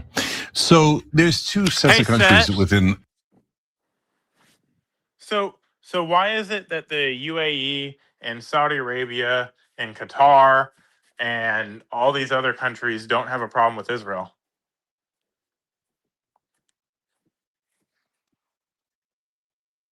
Hello? My bad. Oh yeah, because they literally get paid to play nice with Israel, and also, well, they kind of align with what Israel's doing. They play proxy. They proxy against whatchamacallit. They run proxy wars in different countries against Israel's enemies as well, like the Houthis, like Saudi Arabia and the UAE both sponsor proxies in Yemen to go against the Houthis. They sponsor proxies in Sudan. So. Yeah, I'll be honest with you. Yeah, it's almost like it's not about the Muslims. Oh yeah, for sure. It's not about the Muslims. It's about influence. It's not about the religion. It's about what country has a major influence in that region and how can we take it away from them. Why? So why isn't Israel trying to take away Dubai's influence? Because Dubai actually works with them. And remember, it's anybody who works with them they cool with. But that might not last for long though, because apparently Israel's talking about they got the Muslim Brotherhood in Egypt, Jordan, Lebanon, of course in Lebanon, but they're already positioning themselves to get into So they're Turkey going. as well. Israel is going after the people that are threatening Israel. What a concept! No, actually, Israel's going after Turkey is calling out Turkey and Egypt, and they're not even going after Israel. Shoot, Lebanon wasn't even really going well. No, take that back. Never mind. They were helping during that 12-day war.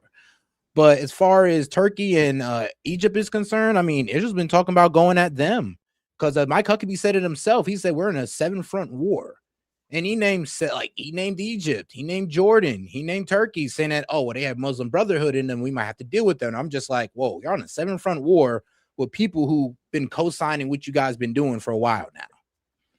So it does seem like the Greater Israel Project might actually be the goal, because it's like, we'll use you until it's your turn.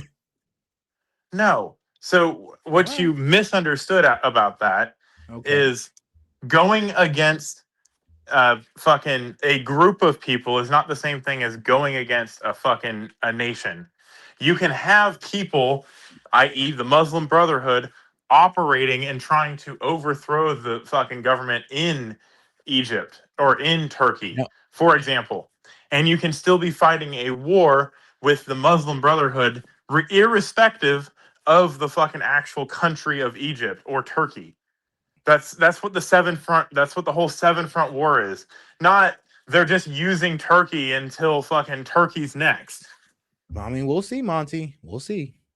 But that's literally like logical fucking thinking. No, Monty. I think you're just assuming that because you came up with it. But let's be honest. I didn't come up with that. They have stated who their enemies are. If you're saying that that's out the question when they've already proven, bro. You want to know the only country in the Middle East whose borders has expanded, who's taken land within the past, 10, 20 years? Israel.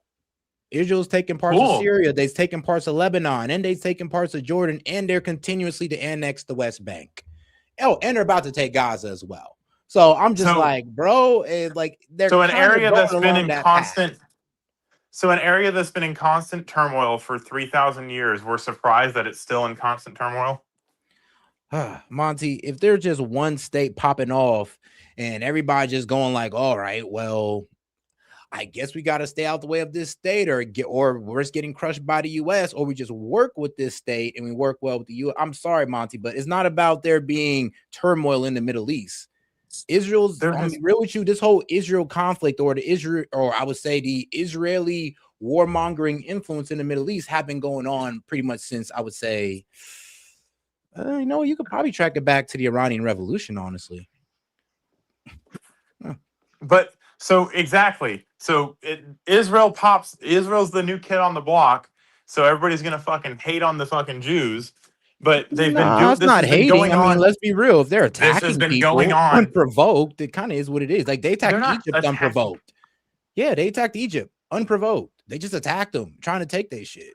1960s, 1965, I believe. That's Zionism and Zionist terrorists. Yes, you're right about that. But that is not Israel isn't the kid on the block either. We're talking about Israel's a bunch of Zionist terrorists. They were created by Zionist terrorists. Hey, Monty, can I ask you a question? Do you think Israel would still be liked throughout the world if they stuck to their 1967 borders? No. Do you think they'd be more respected? No, I don't. No, I don't think. If they stuck to their 1967 borders, I think there would still be people, because that region of the area is constantly under a power struggle. I'm saying respected throughout the world. They've lost respect throughout the world. Respected out the world with because normal they would have been eliminated people, from the world. Because they've continued to steal land, and because they have continued to break international law. Fuck! What is international law, my guy? International law is what exists to the UN. Israel was created using international law at the time. What are you on about? So it's about respect. International laws, like you take Iran, they're part of the Non-Proliferation Treaty. You know You know who says we should respect international laws? People who don't have a military. And that's a good thing. But that's a good thing. If they don't have a military, then it's up to the people that do have a military to be responsible. What? And to respect borders.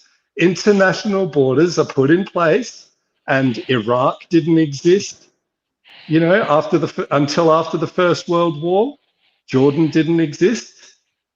Like, so almost like the area has borders been in constant turmoil. No, borders are created and they are fought over. But you don't think that Israel would be more respected throughout the world if they stuck to their I think 1967 Israel would not borders? exist.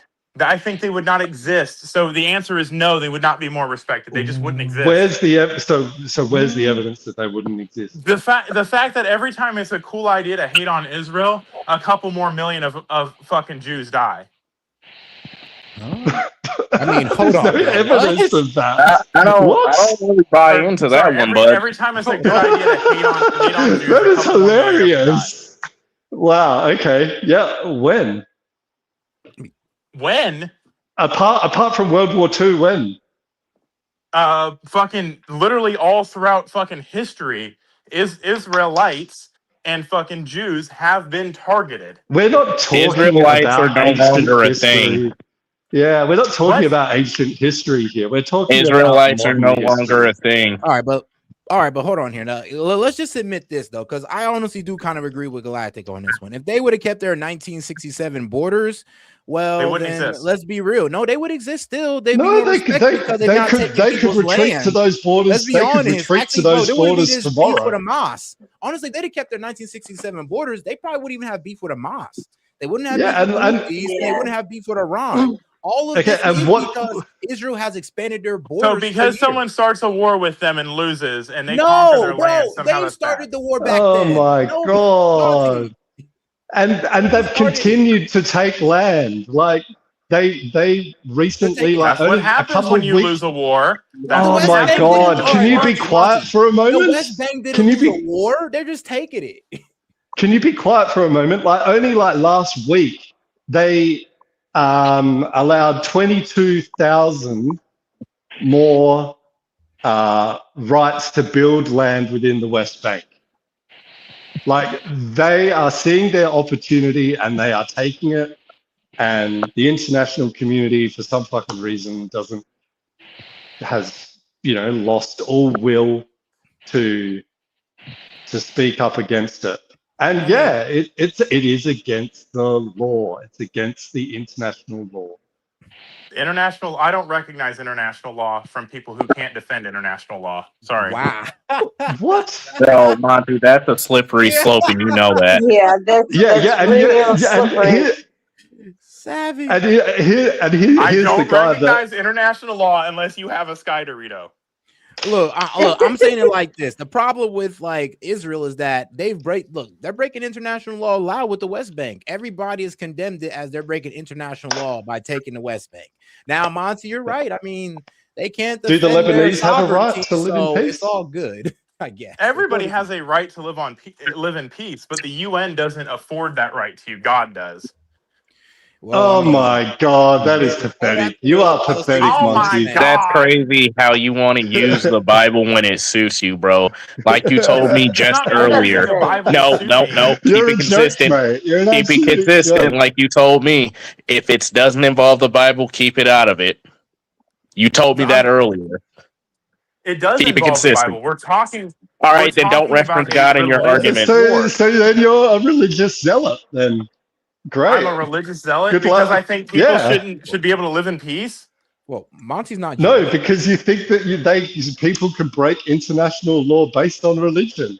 That's just what I literally Hamas didn't. I fighter said I would don't say. recognize international law from people who aren't willing to defend international law. You don't get to sit behind the rules. You don't get to What sit do you back think and say, about the Russia-Ukraine war again, but the Monty? rules.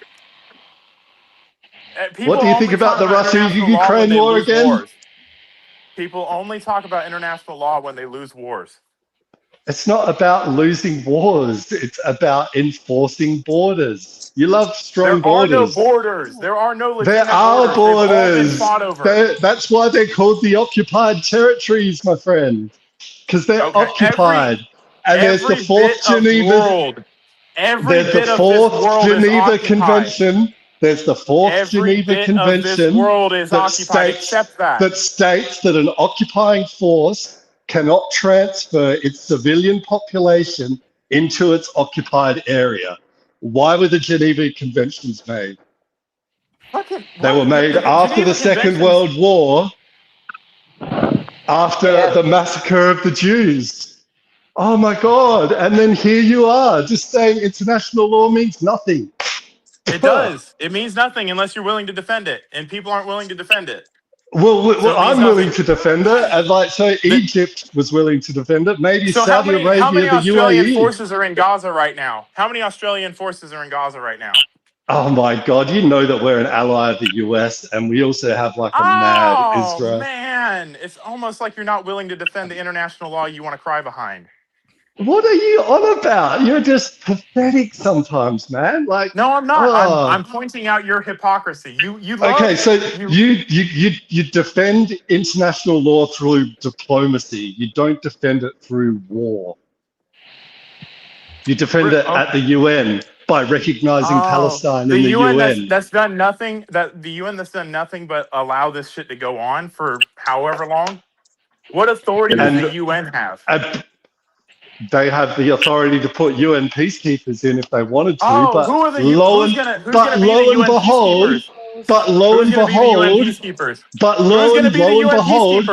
and behold, who keeps vetoing it?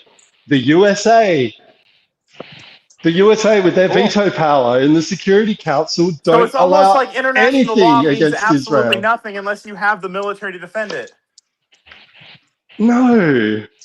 Yes, oh my God, you are just you don't get to argue from a point of having no leverage. Wait, then why are we over here trying to protect the Iranians? I mean, international law. F Yeah. them. They can't protect their international law. F them. Let the Ayatollah reign.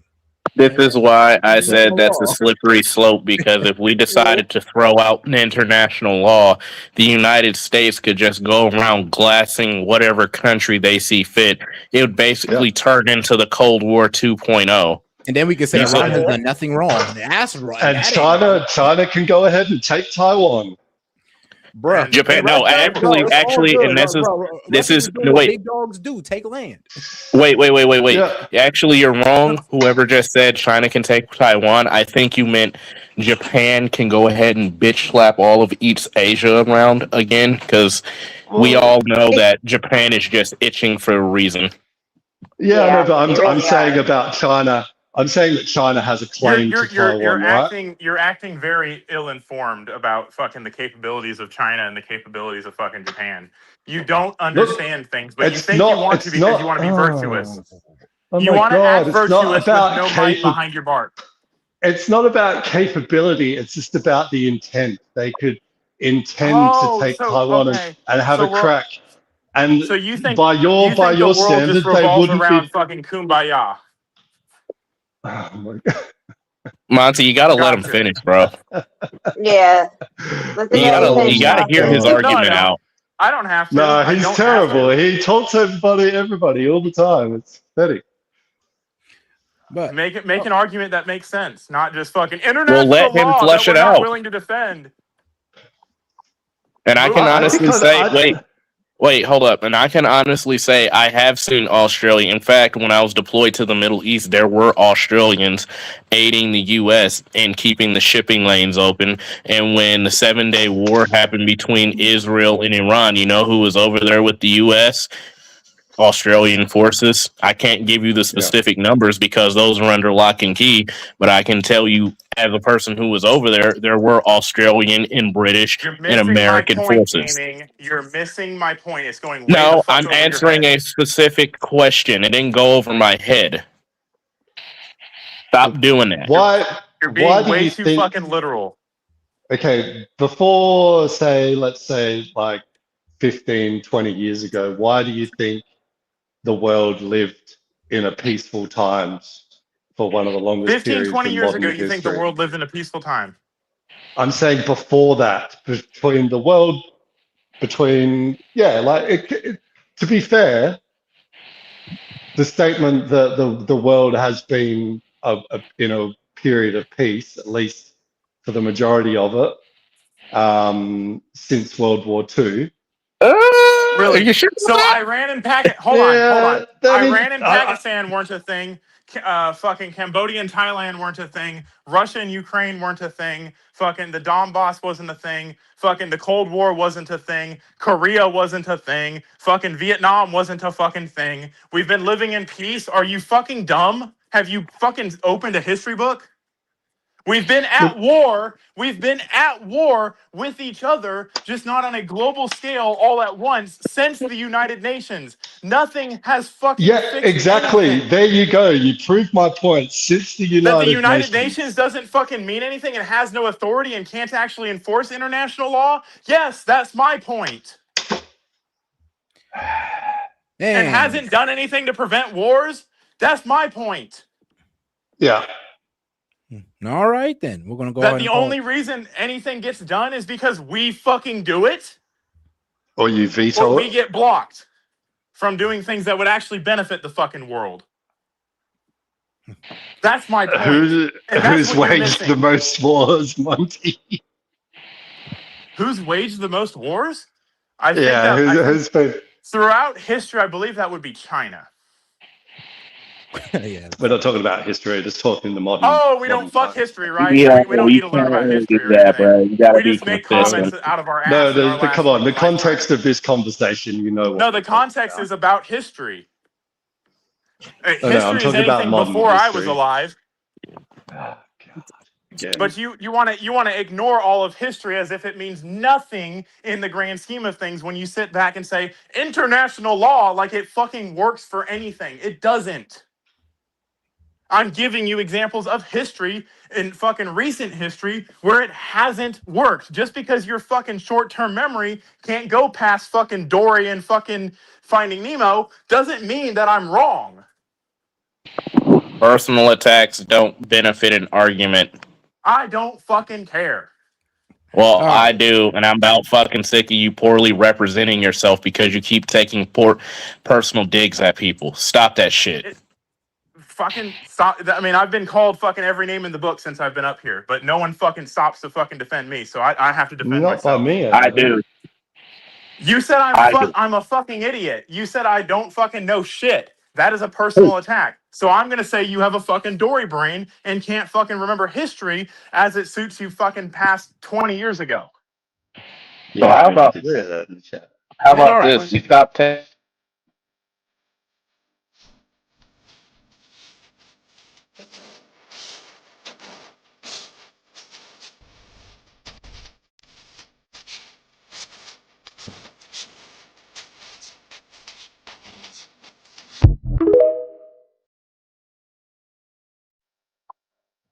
All right, gentlemen, return back to your corners for the next round. But all right. Okay, truce. I'll be peaceful. Truce. I'm sorry. Yeah, I believe that just as much as I believe in Ron.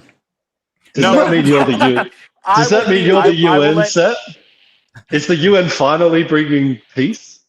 Set the UN? No, the UN's not bringing peace. But I doubt it. No, I wish. That is the UN right now. I just want you to provide me one example where the UN has actually worked for the greater good of humanity and it hasn't had unintended consequences that were really worse than the original problem they were trying to solve. I just other than in disaster response areas, I think they're really good at that. They don't even take care of disasters. I'm gonna be honest. I served alongside UN, quote unquote peacekeepers. We do it through they the make UN. shit worse. We do.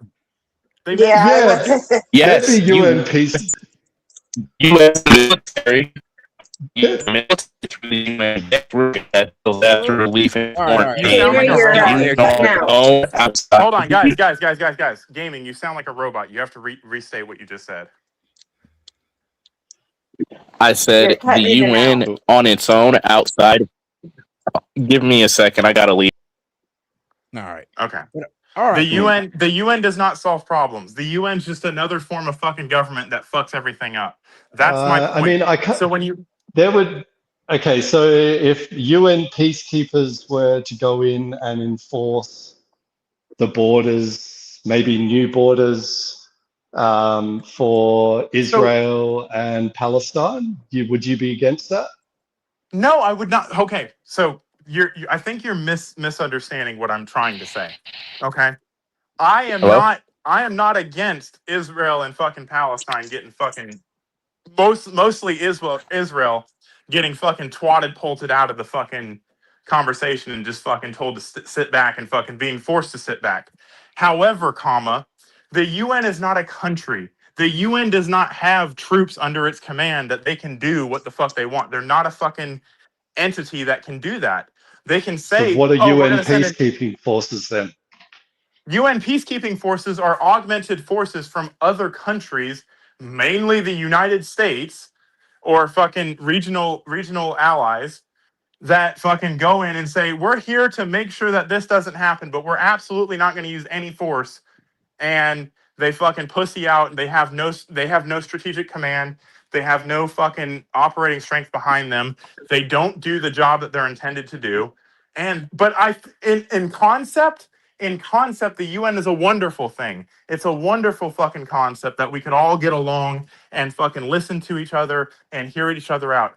I think that is what diplomacy does already, in spite of the UN fucking everything up, in spite of Russia getting one equal vote to us, in spite of fucking 25% of the UN is made up of fucking radical extremists, in spite of the fact that China gets to veto us every fucking chance they get, in spite of the fact that like all of these things happen, I think the UN does not work. So therefore, the only people that enforce international law would be the UN or other countries against each other. But then you get back to my original point. Unless you can defend it, it means nothing. A law without consequences is not a law. It's a suggestion. It's a suggestion. But you're against a forum where all countries come together. I think that's the Olympics. I think a forum where all countries come together is the Olympics. It's not a forum at all. That's Well, here's the thing. I'm going to go ahead and double down on Monty's point, and it was like I was trying to say earlier before I believe Mossad tried to hack me. Joking.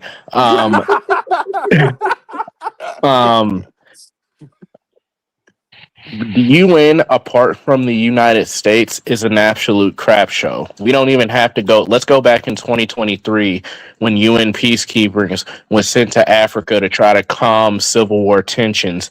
And what ended up happening was all of them quite literally ran and got the hell out of there when the fighting actually started, despite the fact that civilians were dying. Let's go to freaking Afghanistan when the UN actually made promises to try to help keep tensions low in Afghanistan. And what was the first thing they did? They left. They actually left before the United States, Australia, Great Britain, and a couple European countries could even get the hell out of there themselves. Let's go to Syria. Let's go to Palestine. Let's go to freaking Eastern Europe. Where the hell was the UN when Russia invaded Ukraine? Where the hell is the UN when China is making aggressive moves against Taiwan? The UN is a nice concept, but in reality, if the United States isn't doing it, then the UN is just a bunch of people having a circle jerk about how we should be peaceful. Yeah, All I mean, right, the guys. Now, I do intent want to to get be into this peaceful video still real quick, fine. so we'll go ahead and hold off on this conversation. Let's get into that Alex Jones and PBD. All right, guys, go ahead and mute yourselves. PBD is my guy. Man. With Epstein is what I want to get right into. So your open, unfiltered analysis of what you think happened yesterday with Pam Bondi's hearing. Oh God. Bondi is not even a bad person, but we knew when she first got in, she's a talking head. There's so much complexity going on in the DOJ. That's why she came out at first and said, oh yeah, we have all these millions of files and hundreds of kids getting raped and it's Epstein doing it. And then later we learned she was told that, and then she has to reverse it and say, well, actually, that's not what it is. It was a bunch of child porn. So we don't really know the truth about all that because there's so much over the Dow is doing good, guys. It's been slurped up. And also, last year they had or now the last 2 years, a hotline where anybody could just call in to the FBI or just send in paperwork, and any of that gets thrown in there. So that's why Trump is in there about 1 million times. But I'm also not an apologist for her. The DOJ has handled this totally horribly, and they've taken something where it's the Democrats that are known for sexualizing children, drag queen story time, all of it. It's the Democrats, in California lowering the age of consent, to 12-year-olds, and now it's only a misdemeanor, 2 days in jail if you rape a kid down to 12. I mean, literally. And somehow is that really the law? Absolutely. And now they've somehow turned it around where the Republican Party is the pedophile protection party when it's the Democrats that are 99% in the Epstein files actually doing stuff to kids. And then the media focuses on Ludnick, who I do think was BSing how much he knew Epstein. It's definitely financial. But okay, fine. He should resign over being caught lying. But let's go after the people that are Democrats that are implicated by witnesses raping young girls at the island, at Zorro Ranch, at the New York facility, and in Paris. Somehow the Democrats have turned this all the way around, and conservatives are demanding, yeah, Trump, you're covering it up, release it all. And that needs to be looked at, but we need to have the main focus be on the admitted stuff that's in all of this. Bill Gates, all of it, the Democrats, the leftists, all these top billionaires that have hated Trump. This is cut and dry, but somehow it's all been turned around against Trump. And a lot of that's because of the mishandling of Trump coming out and saying it's all a hoax. And then Roger Stone went and talked to him and said, no, sir, you mean the stuff about you being involved is a hoax? Yeah, that's what I meant. But still, a few days ago, Pam Bondi said, we're moving on at the White House. Well, the rest of us aren't moving on. And so they are implicating themselves, even though I've researched step one side down the other. And there's very little bad stuff Republicans are in there doing. Epstein was mainly a Democrat, leftist system. That's why he's allied with all these leftist politicians in Europe that are having to resign in the UK and Europe proper. So I'm just calling like it is. If I find something with Republicans, or if I find something that they're doing, I'll go after them. But so far, we found almost nothing except for the old Republican Steve Party, Bannon. where Epstein originally got launched from. Then he became an operative of the Democrats. And if you want, I can do some of the background history on that, why I was the first to report on Epstein 18 years ago. That's good. Sorry about this, folks. Maybe more olive oil. We got it. So I've been on air 32 years, and I was on local radio, then it got syndicated, and there weren't any other shows like mine really that were on commercial radio. They were on shortwave and like little conferences and books, and they were great people. And so I got to interview Ted Gunderson, who was high-level FBI retired. In fact, he was tapped to be the director, but he was too conservative, so he didn't get it when Hoover died. And I interviewed all these other top experts like John DeCamp that exposed the Franklin cover-up, and the Republican Party, the blue blood Republican Party, running kids, the same stuff for blackmail out of Omaha, Nebraska, and out of New York, and out of Penn State, and a bunch of other places. And that was cut and dry. They caught them. They went to jail. But it then got shut down. And a bunch of people involved in the pedophile rings all magically died.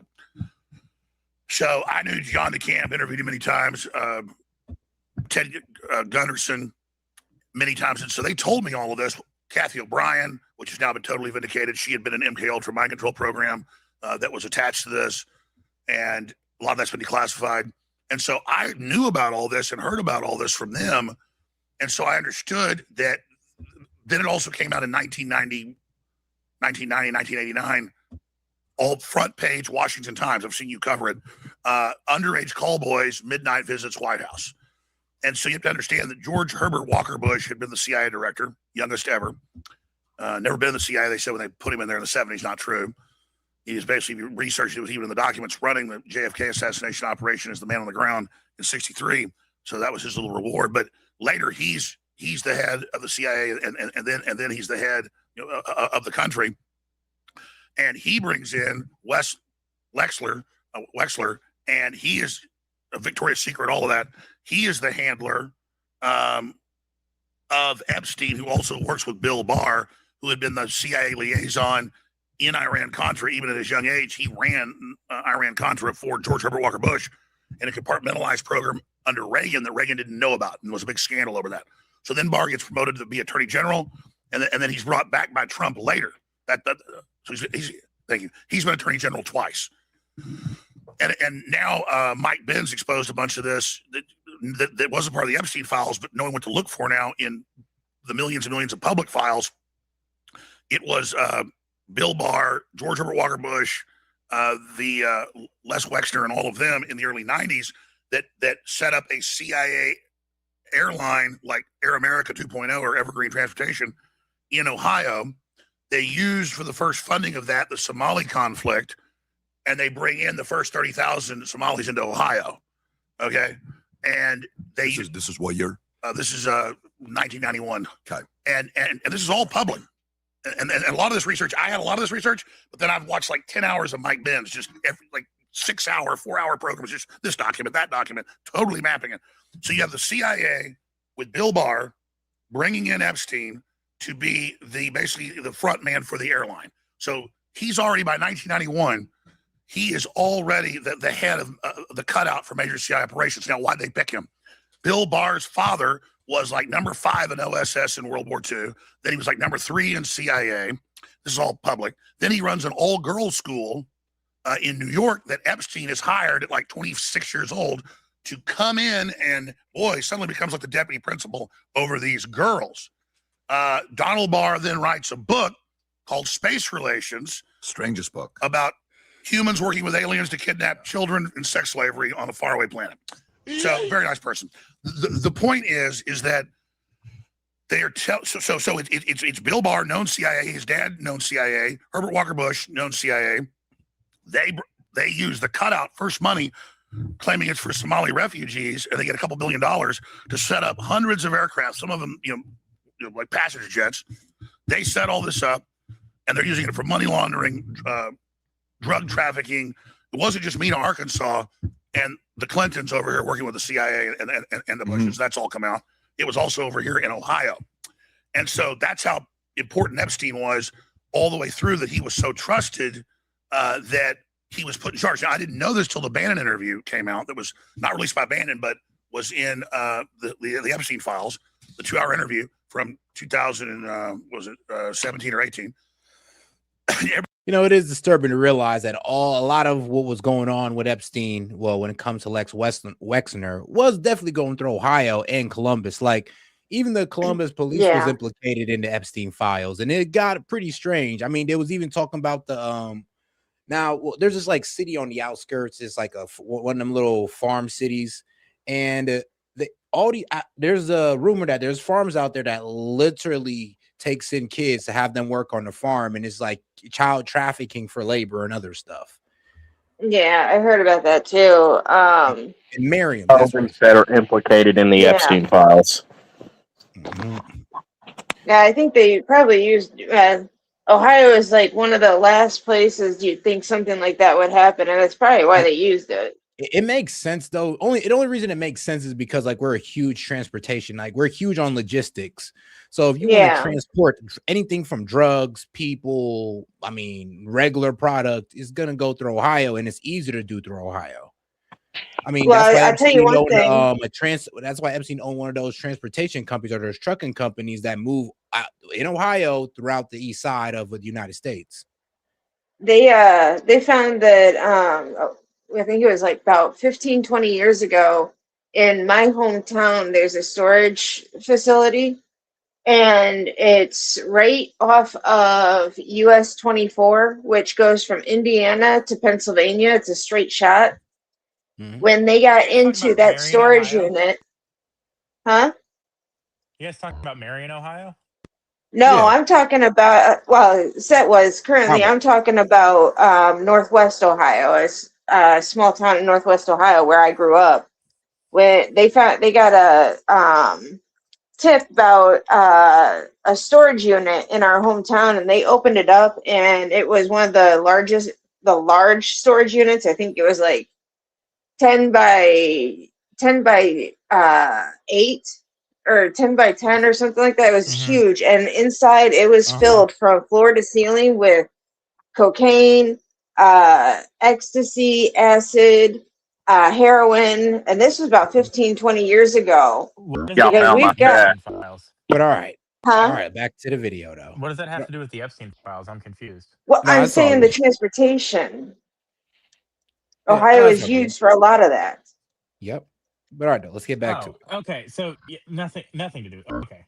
Everybody's got to watch it because I thought, this is going to be boring. I watched it. My mouth was hanging open. I knew that Epstein was part of the Trilateral Commission, but that's like saying you're the head of, valuetainment, and then you've got, a secretary or something, that's important, but they're not the head of it. I thought, okay, but he must have. I always heard he was in the Trilateral Commission. No, I'm watching that show, that interview, and he's like, no, David Rockefeller approached me to be his right-hand man for systems analysis, such as I can integrate all these systems together. And because they had too many experts at just one level, and he knew about my work, with some other groups, being the CIA. So he brought me in to be his representative, and so they put him on the board of the Trilateral Commission, which is one of the most powerful globalist elite or super organizational systems, precursor to the World Economic Forum. So Larry thinks the head of the World Economic Forum today was Klaus Schwab. It's equivalent of him of a 30-year-old being on the board of the WEF today, okay, which has co-voting rights with the UN. So he is the protege and attaché and basically imperial legate. That's a Roman term for someone that can speak for the emperor. David Rockefeller set up the UN, set up the modern globalist system. He's on record doing it all. Here is a 30-year-old man that is literally given the control to fly around the world and be the representative of David Rockefeller. He's saying this in the Steve Bannon interview? He is, but then here's what I didn't just believe Jeffrey Epstein. I already knew I went and looked all this up, and it's all public. So it was all, the Trilateral Commission has documents on its own site and talks about the meetings and the things that Epstein chaired meetings with world leaders. So we knew decades later he's got all these world leaders calling him and, all this stuff. But he was, what's the Trilateral Commission do?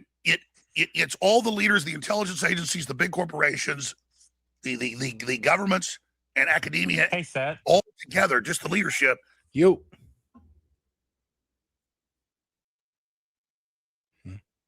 And then coordinates globally through the three pillars, Europe, Asia, and North America. The point is, this is the precursor to everything we see today.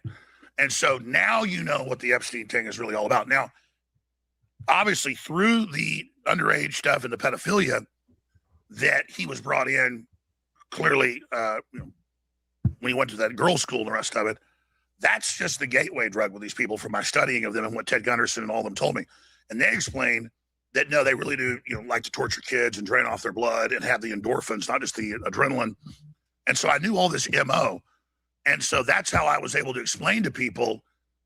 People found videos now 18 years old and posted right now on Infowars.com today, where I'm saying, no, it's a cult, it's Satanism, it's black magic. This is what they really do. Because it's not just Epstein, it's the people up above him to be able to do the horrible stuff they do. They have worldviews and world models that we're just animals, that we need to be sacrificed, that they're the Ubermenschen because they're willing to do this. We're weak, they're not.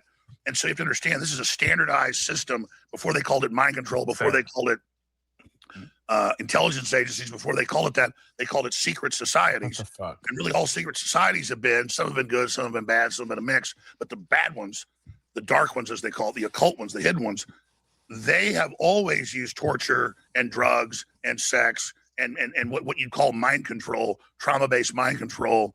And just in the modern parlance, they took that and then institutionalized it. So you go to Skull and Bones, set up in the 1820s, or I think even earlier, by the main heirs to the Opium Trust of the British East India Company. That's public knowledge that they set up Skull and Bones. Can you? I was just saying, I didn't know if you could hear me or not. All I'm hearing is you're turned really far down. Stop this. Hold on. What? Go ahead. You're turned really far down. Like I can't hear you. I can't. I don't have control over that. But there you go. All I'm hearing.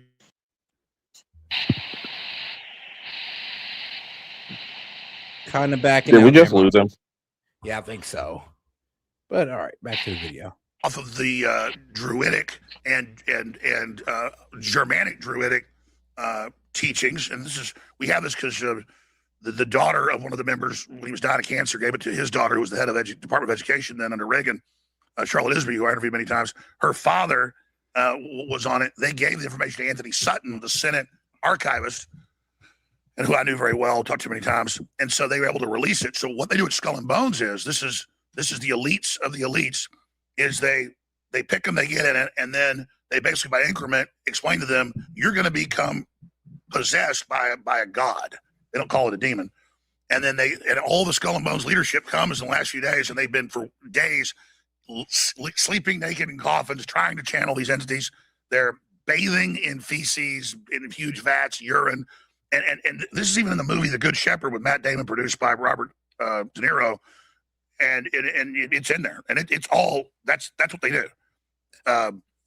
And so imagine, all I'm saying is that's for people that are 18 years old, 19 years old.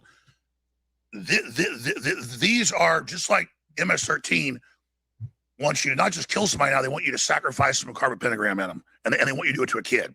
That's now what they've graduated their initiations to higher up leadership is.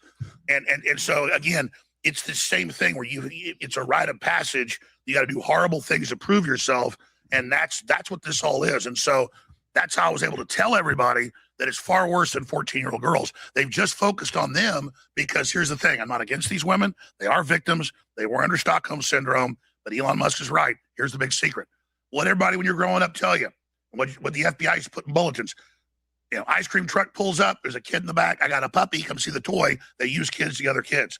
The women that they've settled with and then the victims and all this stuff, almost all of them are the women that ended up working for Epstein for years and years and years, recruiting other young girls to come to him for $200, $100. Absolutely, they'll get paid. Absolutely. Can you hear me? Were bought at age. This is Yep. And just speak on the whole Epstein's accomplices. Yeah, a lot of these Epstein's accomplices are still walking around. I mean, I guess the DOJ kind of sees some of these girls as victims. Girls that he brought in, he groomed, and they went out there to go do the same thing that he did to them. Yeah, we ain't really got any of them. All I'm hearing is a whole fucking very good reason why we should stop with this fucking globalist, fucking allowing globalist influence into America. Stop listening to the fucking UN. Stop listening to the World Health Organization. Stop listening to the World Economic Forum. Stop with all of this fucking interconnected fucking economy, and just fucking stop. Like every single institution on a globalist scale has done nothing but fuck over the United States. Is anyone else hearing something weird coming over when Monty's? Yeah, I was getting ready to say, what's going on with your mic, bro? I don't know, dude. I don't know. Your voice is even distorted. Yeah. I don't know. I can't tell you. I have no settings on the mobile version of this. Wow. Doesn't even sound like you, Monty. It sounds like you're prepubescent. I'm done. Sounds 20 years younger. But all right, though. Let's I don't know what to tell you. Public. Is that better? Eastern European parents flown here and then worked for him for decades. And so exactly, they're the ones that manage and run the women. And so when you see these women up there, yep. Yeah, you sound better now. Is that better? I turned my mic all the way the fuck up. Damn. Oh yeah, there's the frog again. Yeah. What? The frog has came back. What frog? Oh, it's like a burp or something, like a ribbit. Oh, are you talking about fucking? Oh god, I don't know what the hell that is, but I cannot sit here and screw with it. I've come in, come out, gone in, gone out like 5 times. I get you. You sounding pretty LGBTQ, my guy. Alright, whatever, dude. Like fucking being fuck. All right. Anyway. Right. No, okay. All right, back to it. You have to understand that in many cases, you're looking at people that for 5 years, 10 years worked for Epstein, and were part of it. But see, that's how they stop it. Those women then tell a limited story about what was going on. But then you read the names of some of the women, they're in all the emails preparing the beef jerky, walking the beef jerky up. They're in the things preparing it to be sent to the labs so to be broken down and sent to people. Let's get to the IV bags. How's this? I'm not trying to put this woman down. I'm just saying, notice in the hearing yesterday or 2 days ago, they asked Bondi, they said, have you ever interviewed any of these women? And she goes, I don't know. So they asked. Can you play the clip, Rob? I'll find it. Can you play and they asked the women, and none of them have ever been talked to. But if you look, a couple of women in there were actually girlfriends after they were adults and worked for Epstein for over a decade, and it turns out worked for George Soros. So see, I'm not trying to demonize the women. I'm just saying it's what you're seeing is not what you're actually getting here. Okay, and so it doesn't go down to all the kids that got eaten. It doesn't go down to all the kids that got strangled and thrown in the Some of these girls that are up there, you're saying worked for Soros? One of them, I can pull it up, currently does on the Tides Foundation. Play the clip, Rob. Ask them if that's true.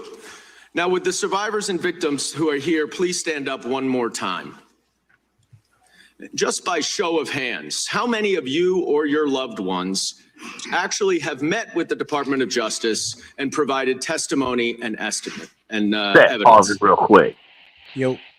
So you remember when I said something about, I said, this is going to be a hot take, but if they were really victims of Epstein, they wouldn't be going trotting around doing open air interviews, because what happened, they did old girl Virginia Beach or whatever her name was. They did her scandalous.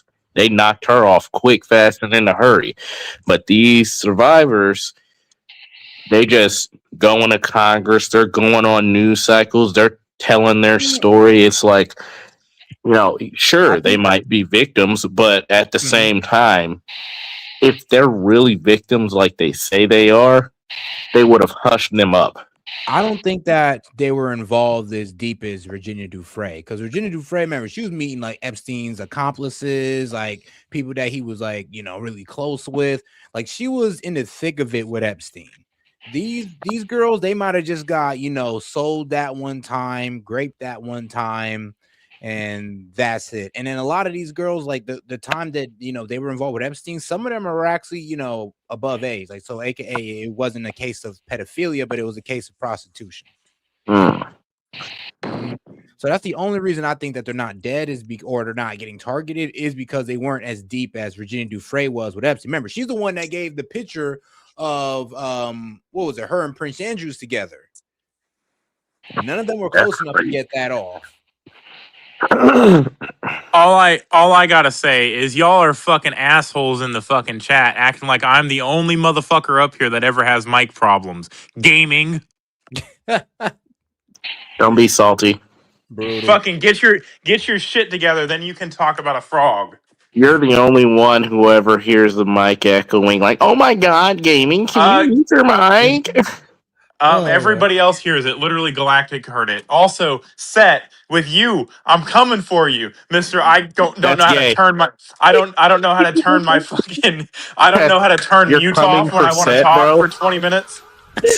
You're coming for S.E.T, bro? That's crazy. Damn right I am. Oh wow, he admitted it live on air, bro. What? I do be fucking up on that regard. I'm fucking coming for heads. I'm so tired of your frog. I hear a frog. Shut the fuck up and listen past the first ribbit, and you'll fucking hear some words. That's the first time I actually ever heard that. Yeah, it's happened to me before. I didn't believe it at first. I thought it was Cool Beans being an asshole, and when I went back and listened to some of the things so I could fucking go to the S.E.T interviews, I was like, oh shit, I hear it. I'm like, but it's like half a second, and it doesn't fucking really distract from anything. So you guys can fucking get the fuck over it, Mister. I fucking can't turn on dirt. Anyway, now that Monty's done being sensitive about his mic issue. Hold on, wait. Man is sensitive. Ooh wee. Bro, I'm burnt up. I'm fucking over it. I'm so tired of mic problems. I'm tired of StreamYard. I'm tired of YouTube censoring everything I fucking type. I'm tired of it. I'm tired of people thinking that because I don't have fucking explicit pieces of fucking information directly in front of me, I'm somehow a fucking idiot. I'm so tired. I'm just tired of the comment section. That's what it is. I got fucking. I'm just. Then My brain is Monty, cooked. but you know what's crazy? The Dow is doing good. Shut the fuck up. Pam Bondi can fuck off too. See, and that's why I don't pay attention to the comment section because I know it's just gonna piss me off. Yeah, comment section brutal. Comment section is brutal, bro. Bro, they're mean to me, man. Brutal. They're mean to me. The chat is brutal, my friend. Poor Monty. Do you feel attacked, Monty? No, I feel like common sense should prevail at some point, and I mean, you're not wrong there. Like Set and I can be having a conversation, and because it's something that a fucking liberal's gonna agree with, they're gonna be like, "Oh yeah, this fucking maggot idiot." Like, you're a fucking idiot, dude. They do be going ham on You don't even know the point Set's making. Set is fucking making your points better than you are. But fucking True. let's glaze him because he's fucking going after a conservative. Even though I'm one myself. Well, yeah. There's infighting. Yay! No, it's just a difference of ideas. That's the point. But that's what infighting is. It's a good thing. I'm saying it's a good thing, but they don't fucking know what infighting looks like because they don't disagree with each other. They all fucking. Have you ever seen Pluribus? No. What the fuck is that? Oh, bro, it's actually really fucking good. I recommend everybody go watch it. It's on Apple TV. So if you're broke, you probably don't have Apple TV. I'm sorry, but I don't use trash ass software. That's why Windows 11 is fucking you in the ass right now. I don't want to hear it. Bitch, I use Linux and Kali Linux. Fuck out of here. That's why you're ordering a whole new computer because Windows 11 doesn't work. Yeah, I can't help it that the old software was made by a pedophile, but I can write Linux. I can get Linux. Linux is made for real people. Or you could just get Apple and not be a brokey. I'm sorry, but materialism doesn't mean that the software functions. It functions for me just fine. My name is Monty, and I think I'm cool with my Cybertruck and my frog mic because I have Apple TV. Bro.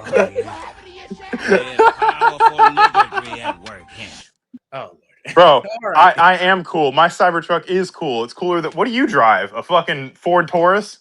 Fuck no, I drive a Ford Explorer. Ooh. I had a Ford Explorer, and then I graduated to a real truck. That is not a real. Get this motherfucker off the stage. Get him off the stage. Get him off the stage, Seth. No. Get him the fuck off the stage. No. Monty, if you think that's a real truck, you haven't driven a diesel. Bro, yes, I have. I had a 6.4 Power Stroke. It exploded on me. God damn. Gay. This is sounding What'd real you do gay. to it? You said you're coming for Set, and now your trucks are exploding on you. This is what 5-year-olds do when they lose arguments. That's not gay. It's not being 5-year-olds. I'm just saying I've never seen a fucking Cybertruck go in 4 feet of water and not almost fucking die. You gotta have special. You have to have special. You have to have special buttons to go inside water because the battery might get. So you know what I can do with a fucking truck? Run right through the damn puddle of water. I've never seen a Cybertruck go muddy. If you think, well, hold on, pause. You've never seen a Cybertruck go through 4 feet of water? I have a video of me driving through the fucking ocean. Oh, you drove on the beach. Crazy. So did I. Yeah. And I drove into the surf. So can a fucking 6.4 Power Stroke. So can a K2500. So can a Ram 2500 Hemi. Until the water gets up to the air intake, and then your whole shit's seized.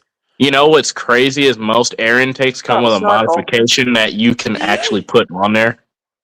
Yeah, but mine comes standard with the ability to drive through water. I don't have to fucking. Oh, you have a bunch of buttons you have to seal the battery off with. Just say I don't seal the battery; it pressurizes it. I have a 2022 Ford F-250 Platinum with a 7.3 big block Ford. See, that's a man right there, Monty. You could learn a thing or two. You have a gas F-250, bro, and you're trying to flex. buddy. Cybertruck woke. I'm weak. Bro, The my platinum, Cybertruck no, will... the platinum. Hey, you want to race? You want diesel. to tug a war? You want to It's have a always pull a off? fucking Cybertruck owner that's trying to tug a war. That's that gay shit I be talking about, bro. Or do you want to pull? Fucking Gayer. like... Oh, so you're admitting your truck's gay and can't do anything. You're the only one here. Hey, Monty, do you eat your morning banana? You eat your morning banana for with a the spoon? Okay, bud. That's why you can't compete on any level with the Cybertruck. You just want to hate. It's okay. This thing's open right now. Bro, what should I buy first? Should I buy my computer parts first or guns? Wait. So when the grid fails and gassers are all you got, then what? You dumbass, when the grid fails, you can't get gas. I can make gas. No, you can't. Okay, you can make gas. All right, Shell Oil over here.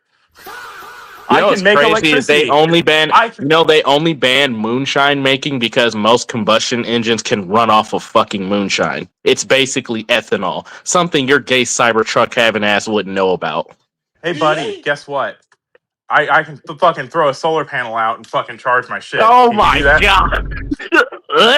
It's fucking disgusting. Oh man, reliability. What's owning a Ford? Oh my god, bro. Hey, chat, is Monty cooked with this Cybertruck? Put a 1 in the chat if Monty's cooked It's with this almost like a whole bunch of Cybertruck. brokies who could never afford it anyway. Oh wow, you're calling everybody a brokey, bro? Like that's crazy. That's crazy work. If you hate on the Cybertruck, you're a brokey. That's crazy work. I'm just going to go ahead and say that because Toyota could never. Emotional damage. You know what's gonna outlive? You know what's gonna outlive your punk ass Cybertruck? A fucking Toyota Corolla, a Honda Civic. Them bitches never die. Oh, is that why Honda's or Hyundai's fucking explode at fucking what 20,000 miles? Oh, you're making The up whole stats. fucking engine disassembles, spontaneous fucking disassembly. Oh man, that's crazy. Is that why firefighters can't put out your truck? At least our cars are not dumpster trucks on wheels. Oh man, bro! At least my car's bulletproof. They're not dumpsters on wheels. You can hate. It's okay. I know. You gotta cope. All right. I'm doing too much instigating in the background here. All right, guys. Yeah, you is, bro. You instigate like a motherfucker. Much instigating here. Hey, you want to race? You want to race? Since my truck's so ass. Cybertrucks always want to race, bro. That's crazy. They always want to right. race. They always want to tow. They always want to fucking pull. They always want to fucking compete. But everybody fucking. I'm sorry, no one, bro, but no one can come up to the challenge, and they always say, "Oh, you always want to do that." But you go see fucking a Chevy and a Ford go fucking do it, and it's like, "Oh man, yeah. Let's throw some beers at it and be a bunch because of you're the rednecks." fucking ugly duckling, a child nobody asked for with your gay ass truck. Come back with a real gasser, and then maybe we Come can back with a introduce real you to gasser racing. when the water pump's gonna blow up and fucking seize the engine. I'm gonna have to pay $20,000 to get a new diesel. It sounds like you don't know how to work on cars with your little dainty feminine ass hands. My dainty feminine ass hands. Hey, buddy, how many cars have you had in your life? I've had 4. You've had 4, and you're how old? Almost 30. So you've been driving for 15 years, let's say, and you've had 4 cars. Man, must suck to not have reliable transportation. You know what's fucking crazy is I sold 2 of them. Why'd you sell them?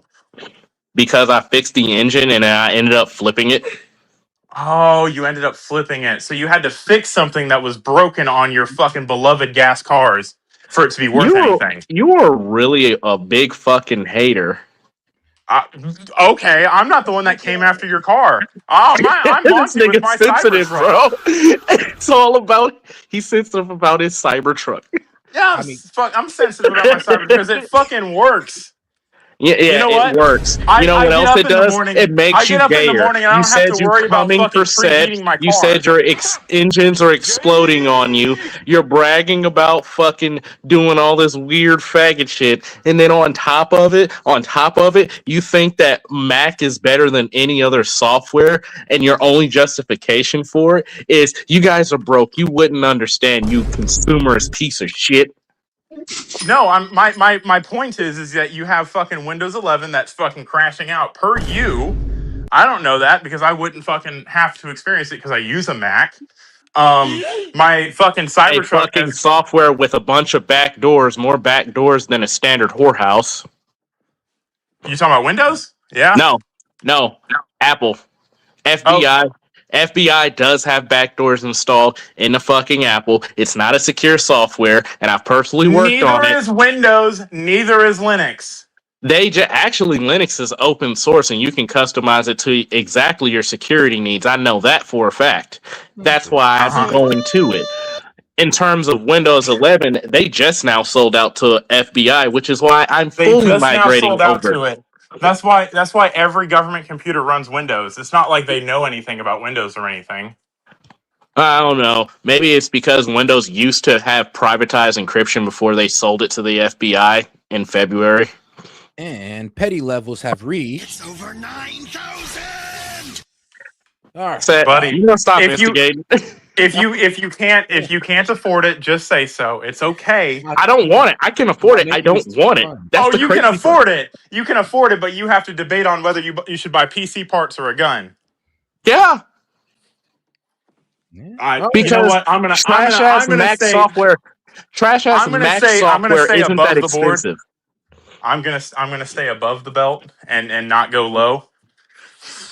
All righty. But all right, guys, we have now reached that time. The sun is risen where I'm at. So that means time for me to get offline. No. God damn it. No. Man, the sun stay on has longer. risen. We met the calling goal. You got to stay in longer. That's what it said. Bro, Keep the you show can't going. be doing that. I feel like you're just taking our money for no reason. You've been on for like how? Hold on. Dude, I basically gave you $100. Set. I gave you $100, and I only get 2 hours worth of your time. That's fucking wild, bro. That's $50 an hour. We can right. We can move it on to the next day if you want to, but hey, hold on. And then you be getting on at these weird ass hours, bro. I need you to get on when I'm on. Right, 3 o'clock in the morning, nigga. I'm trying to sleep.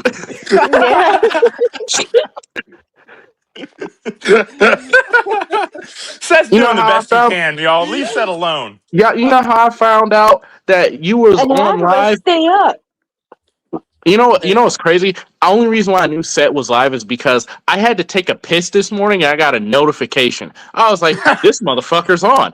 What an ass. What's even worse is some of us will stay up waiting for him to go live. We'll stay and then up he all won't go night. live. Thank you, bro. Yeah. And then you choose to go live at 8, bro. Like, what the fuck is that? All right. I'll fix my neglectful nature. My bad. I got you, bro. You done turned the tables. They fucking stopped coming after me and just fucking went after you. Right? They all powered on me. I should have just kept playing the sound effects. Damn. I should have done my place. Over here trying to fucking end the live early and shit, like, oh no. And then you said, I promise you, I'll have like a longer live the one time. And when I did like a 7 then a 6 hour, but you know what? Never mind. No, never mind. I'm looking at it now. You're right. We need 8-hour lives. We need 1/3 of your day set. Come on, bro. 8-hour lives. Why not? You got 3 hours to go, bro. If you gotta go, we're not gonna peer pressure you into buying Rumble again. Oh no. Oh, F you guys for that one. Rumble hey, but I bet you it helped. It helped when you got shadow banned, no? It did. My point exactly. Yeah, it sure did, though. I ain't gonna lie. Sure did. Bro, I had to buy Set some Rumble. Embarrassing. Man, he bought me some members, man. I was like, thank you. Now people can watch the show without having to go through the Rumble commercials and hear about Fucking, how there was a couple of like that one ad was wild. It was like, you probably don't need your diabetes medication. Like, what the fuck are you telling people right No, now? you don't need your inhaler. You've ad? been lied to about your inhaler. I'm like, oh my god. You see the radical Muslim ad? That one was hilarious, bro. I cried laughing when they said the radical Muslims are coming for America. Protect America today by. I was like, wait, what? By giving this organization money. I was like, I was dying. I was like, okay, this is fun. them Rumble ads are out of fucking pocket, bro. Bro, those they're just Fox News ads. That's all they are. Yeah. You know what? Say you don't have to stay live, but you gotta come into the Discord. He has to join in the Discord. Stop with all this coming shit, dude. Bruh, I have like 7 hours until I gotta get to work. Okay. I gotta sleep. Bro, you can sleep for 4.5 hours and make it. You got it. Oh, I could only do that like once a week. Set from You now haven't on. done it this week. I'm mandating that you post the. You better post your work schedule in the Discord chat. That's a requirement, Matt. I'm dead. That's going a little too far. Hey, Set, you could at this point you could just quit your job. You make more fucking working on YouTube. I mean, that is somewhat true. I'm not even gonna lie. It is somewhat true. And if you but increase your engagement, you would make even more. Just saying. And you know what's crazy? Me, Monty, and Tove are the ones that make it happen. We look, pay y'all your gonna see me bills. live 3 times a day if I have to do this full time. Say you want to just come live in my house? So I'm weak on the way. You know what? what's going on with Good chat? weather over there. Because I'm looking at YouTube right now, and it like everybody's just dropping.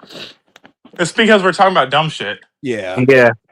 That No, is, and it I'm hurt. not talking about like the people in the live. I'm talking about like comments are not showing up, and then like it's just like loading. Because what are they going to comment about? Oh, it's loading.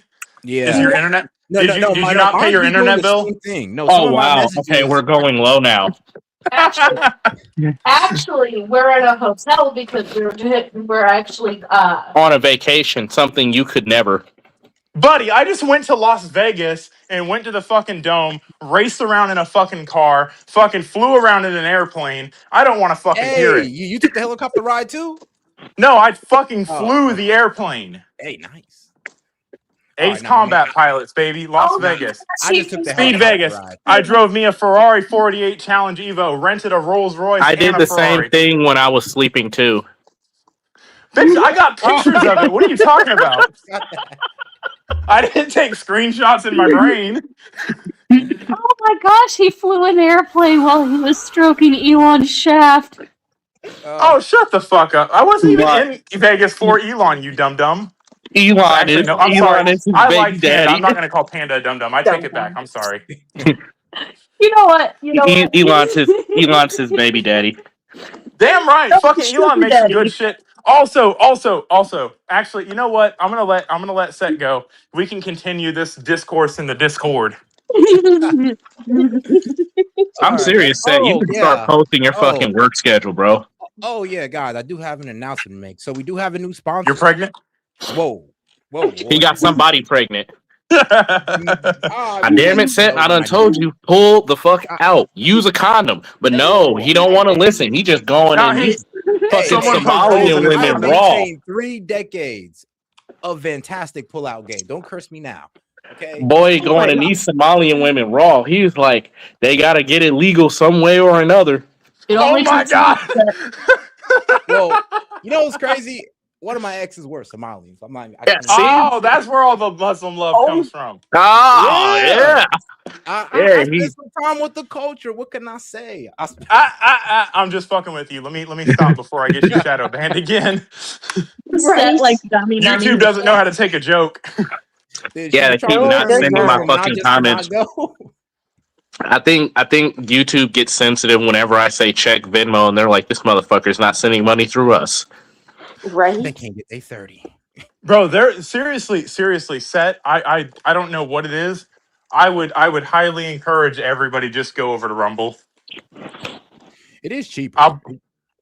It is cheaper. It's cheaper to send a comment. You can send a 200 character comment for $1. Exactly.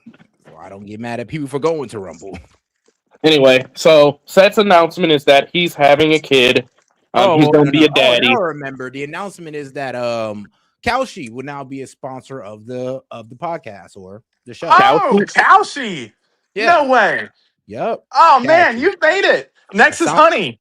I signed the contract yesterday, so I just got to make the Kalshi video, like you know how I did with the Venice AI. Yeah, I'm doing that. Go ahead and do an ad read real quick. Man, I'm still writing that one out. Honestly, I gotta wait for them. I wonder if I want to wait for them to send me the B-roll or I just, you know. Are you allowed to tell us what they asked you to say? Oh yeah. Okay. What? Like so this is actually never mind. Let's not do this on live. Yeah. But don't worry, guys. So Kalshi ad coming soon, you know. Fuck yeah. Yeah, see, now you can't quit your bullshit ass job. Bro, and you got fucking give me my money's worth. Bro, next is crypto.com. You got crypto.com. You can give me my money's worth of your fucking live set. You have no excuses now. I'm crying. Quick question. Did you guys cover the State of the Union yet or no? Yeah, that's the first thing we covered. Mm-hmm. I mean, S.E.T did it 4 hours after it happened because I don't know. Because I was S.E.T decided to do it, at the stroke of fucking midnight when I was asleep. Man, it was 1:30 in the morning when I got the notification that you were live. I was like, I guess I'll stay up until 6. Right. Fucking S.E.T over here. Well, I appreciate y'all for pulling up. Besides, y'all make the show fun anyway. But damn right. I gotta go ahead and head out. I'm gonna go ahead and leave you guys with let me see here. All right, yeah, I'm gonna leave out with this little clip and probably a nice little short. All right, guys, this is S.E.T with S.E.T Media. I will catch you guys on the next one. Peace. So now that Trump's tariffs have been deemed illegal, what happens now with the over $133 billion he took in with those tariffs? Does it have to be refunded? Well, in Trump's press conference today, even he said he was uncertain how that will work out and that it will be litigated over the next 2 years. And he is right. The Supreme Court's decision today was merely about the legality of the tariffs. It says nothing about the refund process, so they effectively left that up to the lower courts. But in a lower appeals court in the course of this case being played out in May, Trump's DOJ said clearly if their tariffs are found unlawful, they will issue refunds. Plus, the court's decision today says the tariffs were illegal when imposed. So many are taking that as refunds are a must. So what would be the process? Again, we don't know. These cases will likely play out in the U.S. Court of International Trade, which is a court specialized in handling duties and tariffs cases. This was the court who initially deemed Trump's tariffs illegal in May, which led to the appeal that led to this decision. So will the American people see any refunds? Well, it was the importing companies who directly pay the tariffs and pass along some of that to the consumer. So it'll be the companies who get the refund, and probably, if anything, the consumer could be helped by mitigating the scope of future price increases. But Treasury Secretary Scott Bessent said straight up today he's got a feeling the American people won't see any of the tariff revenue. What does that mean? We shall see. Indeed. So now that... All right, I'm out. See you soon. Peace. All right.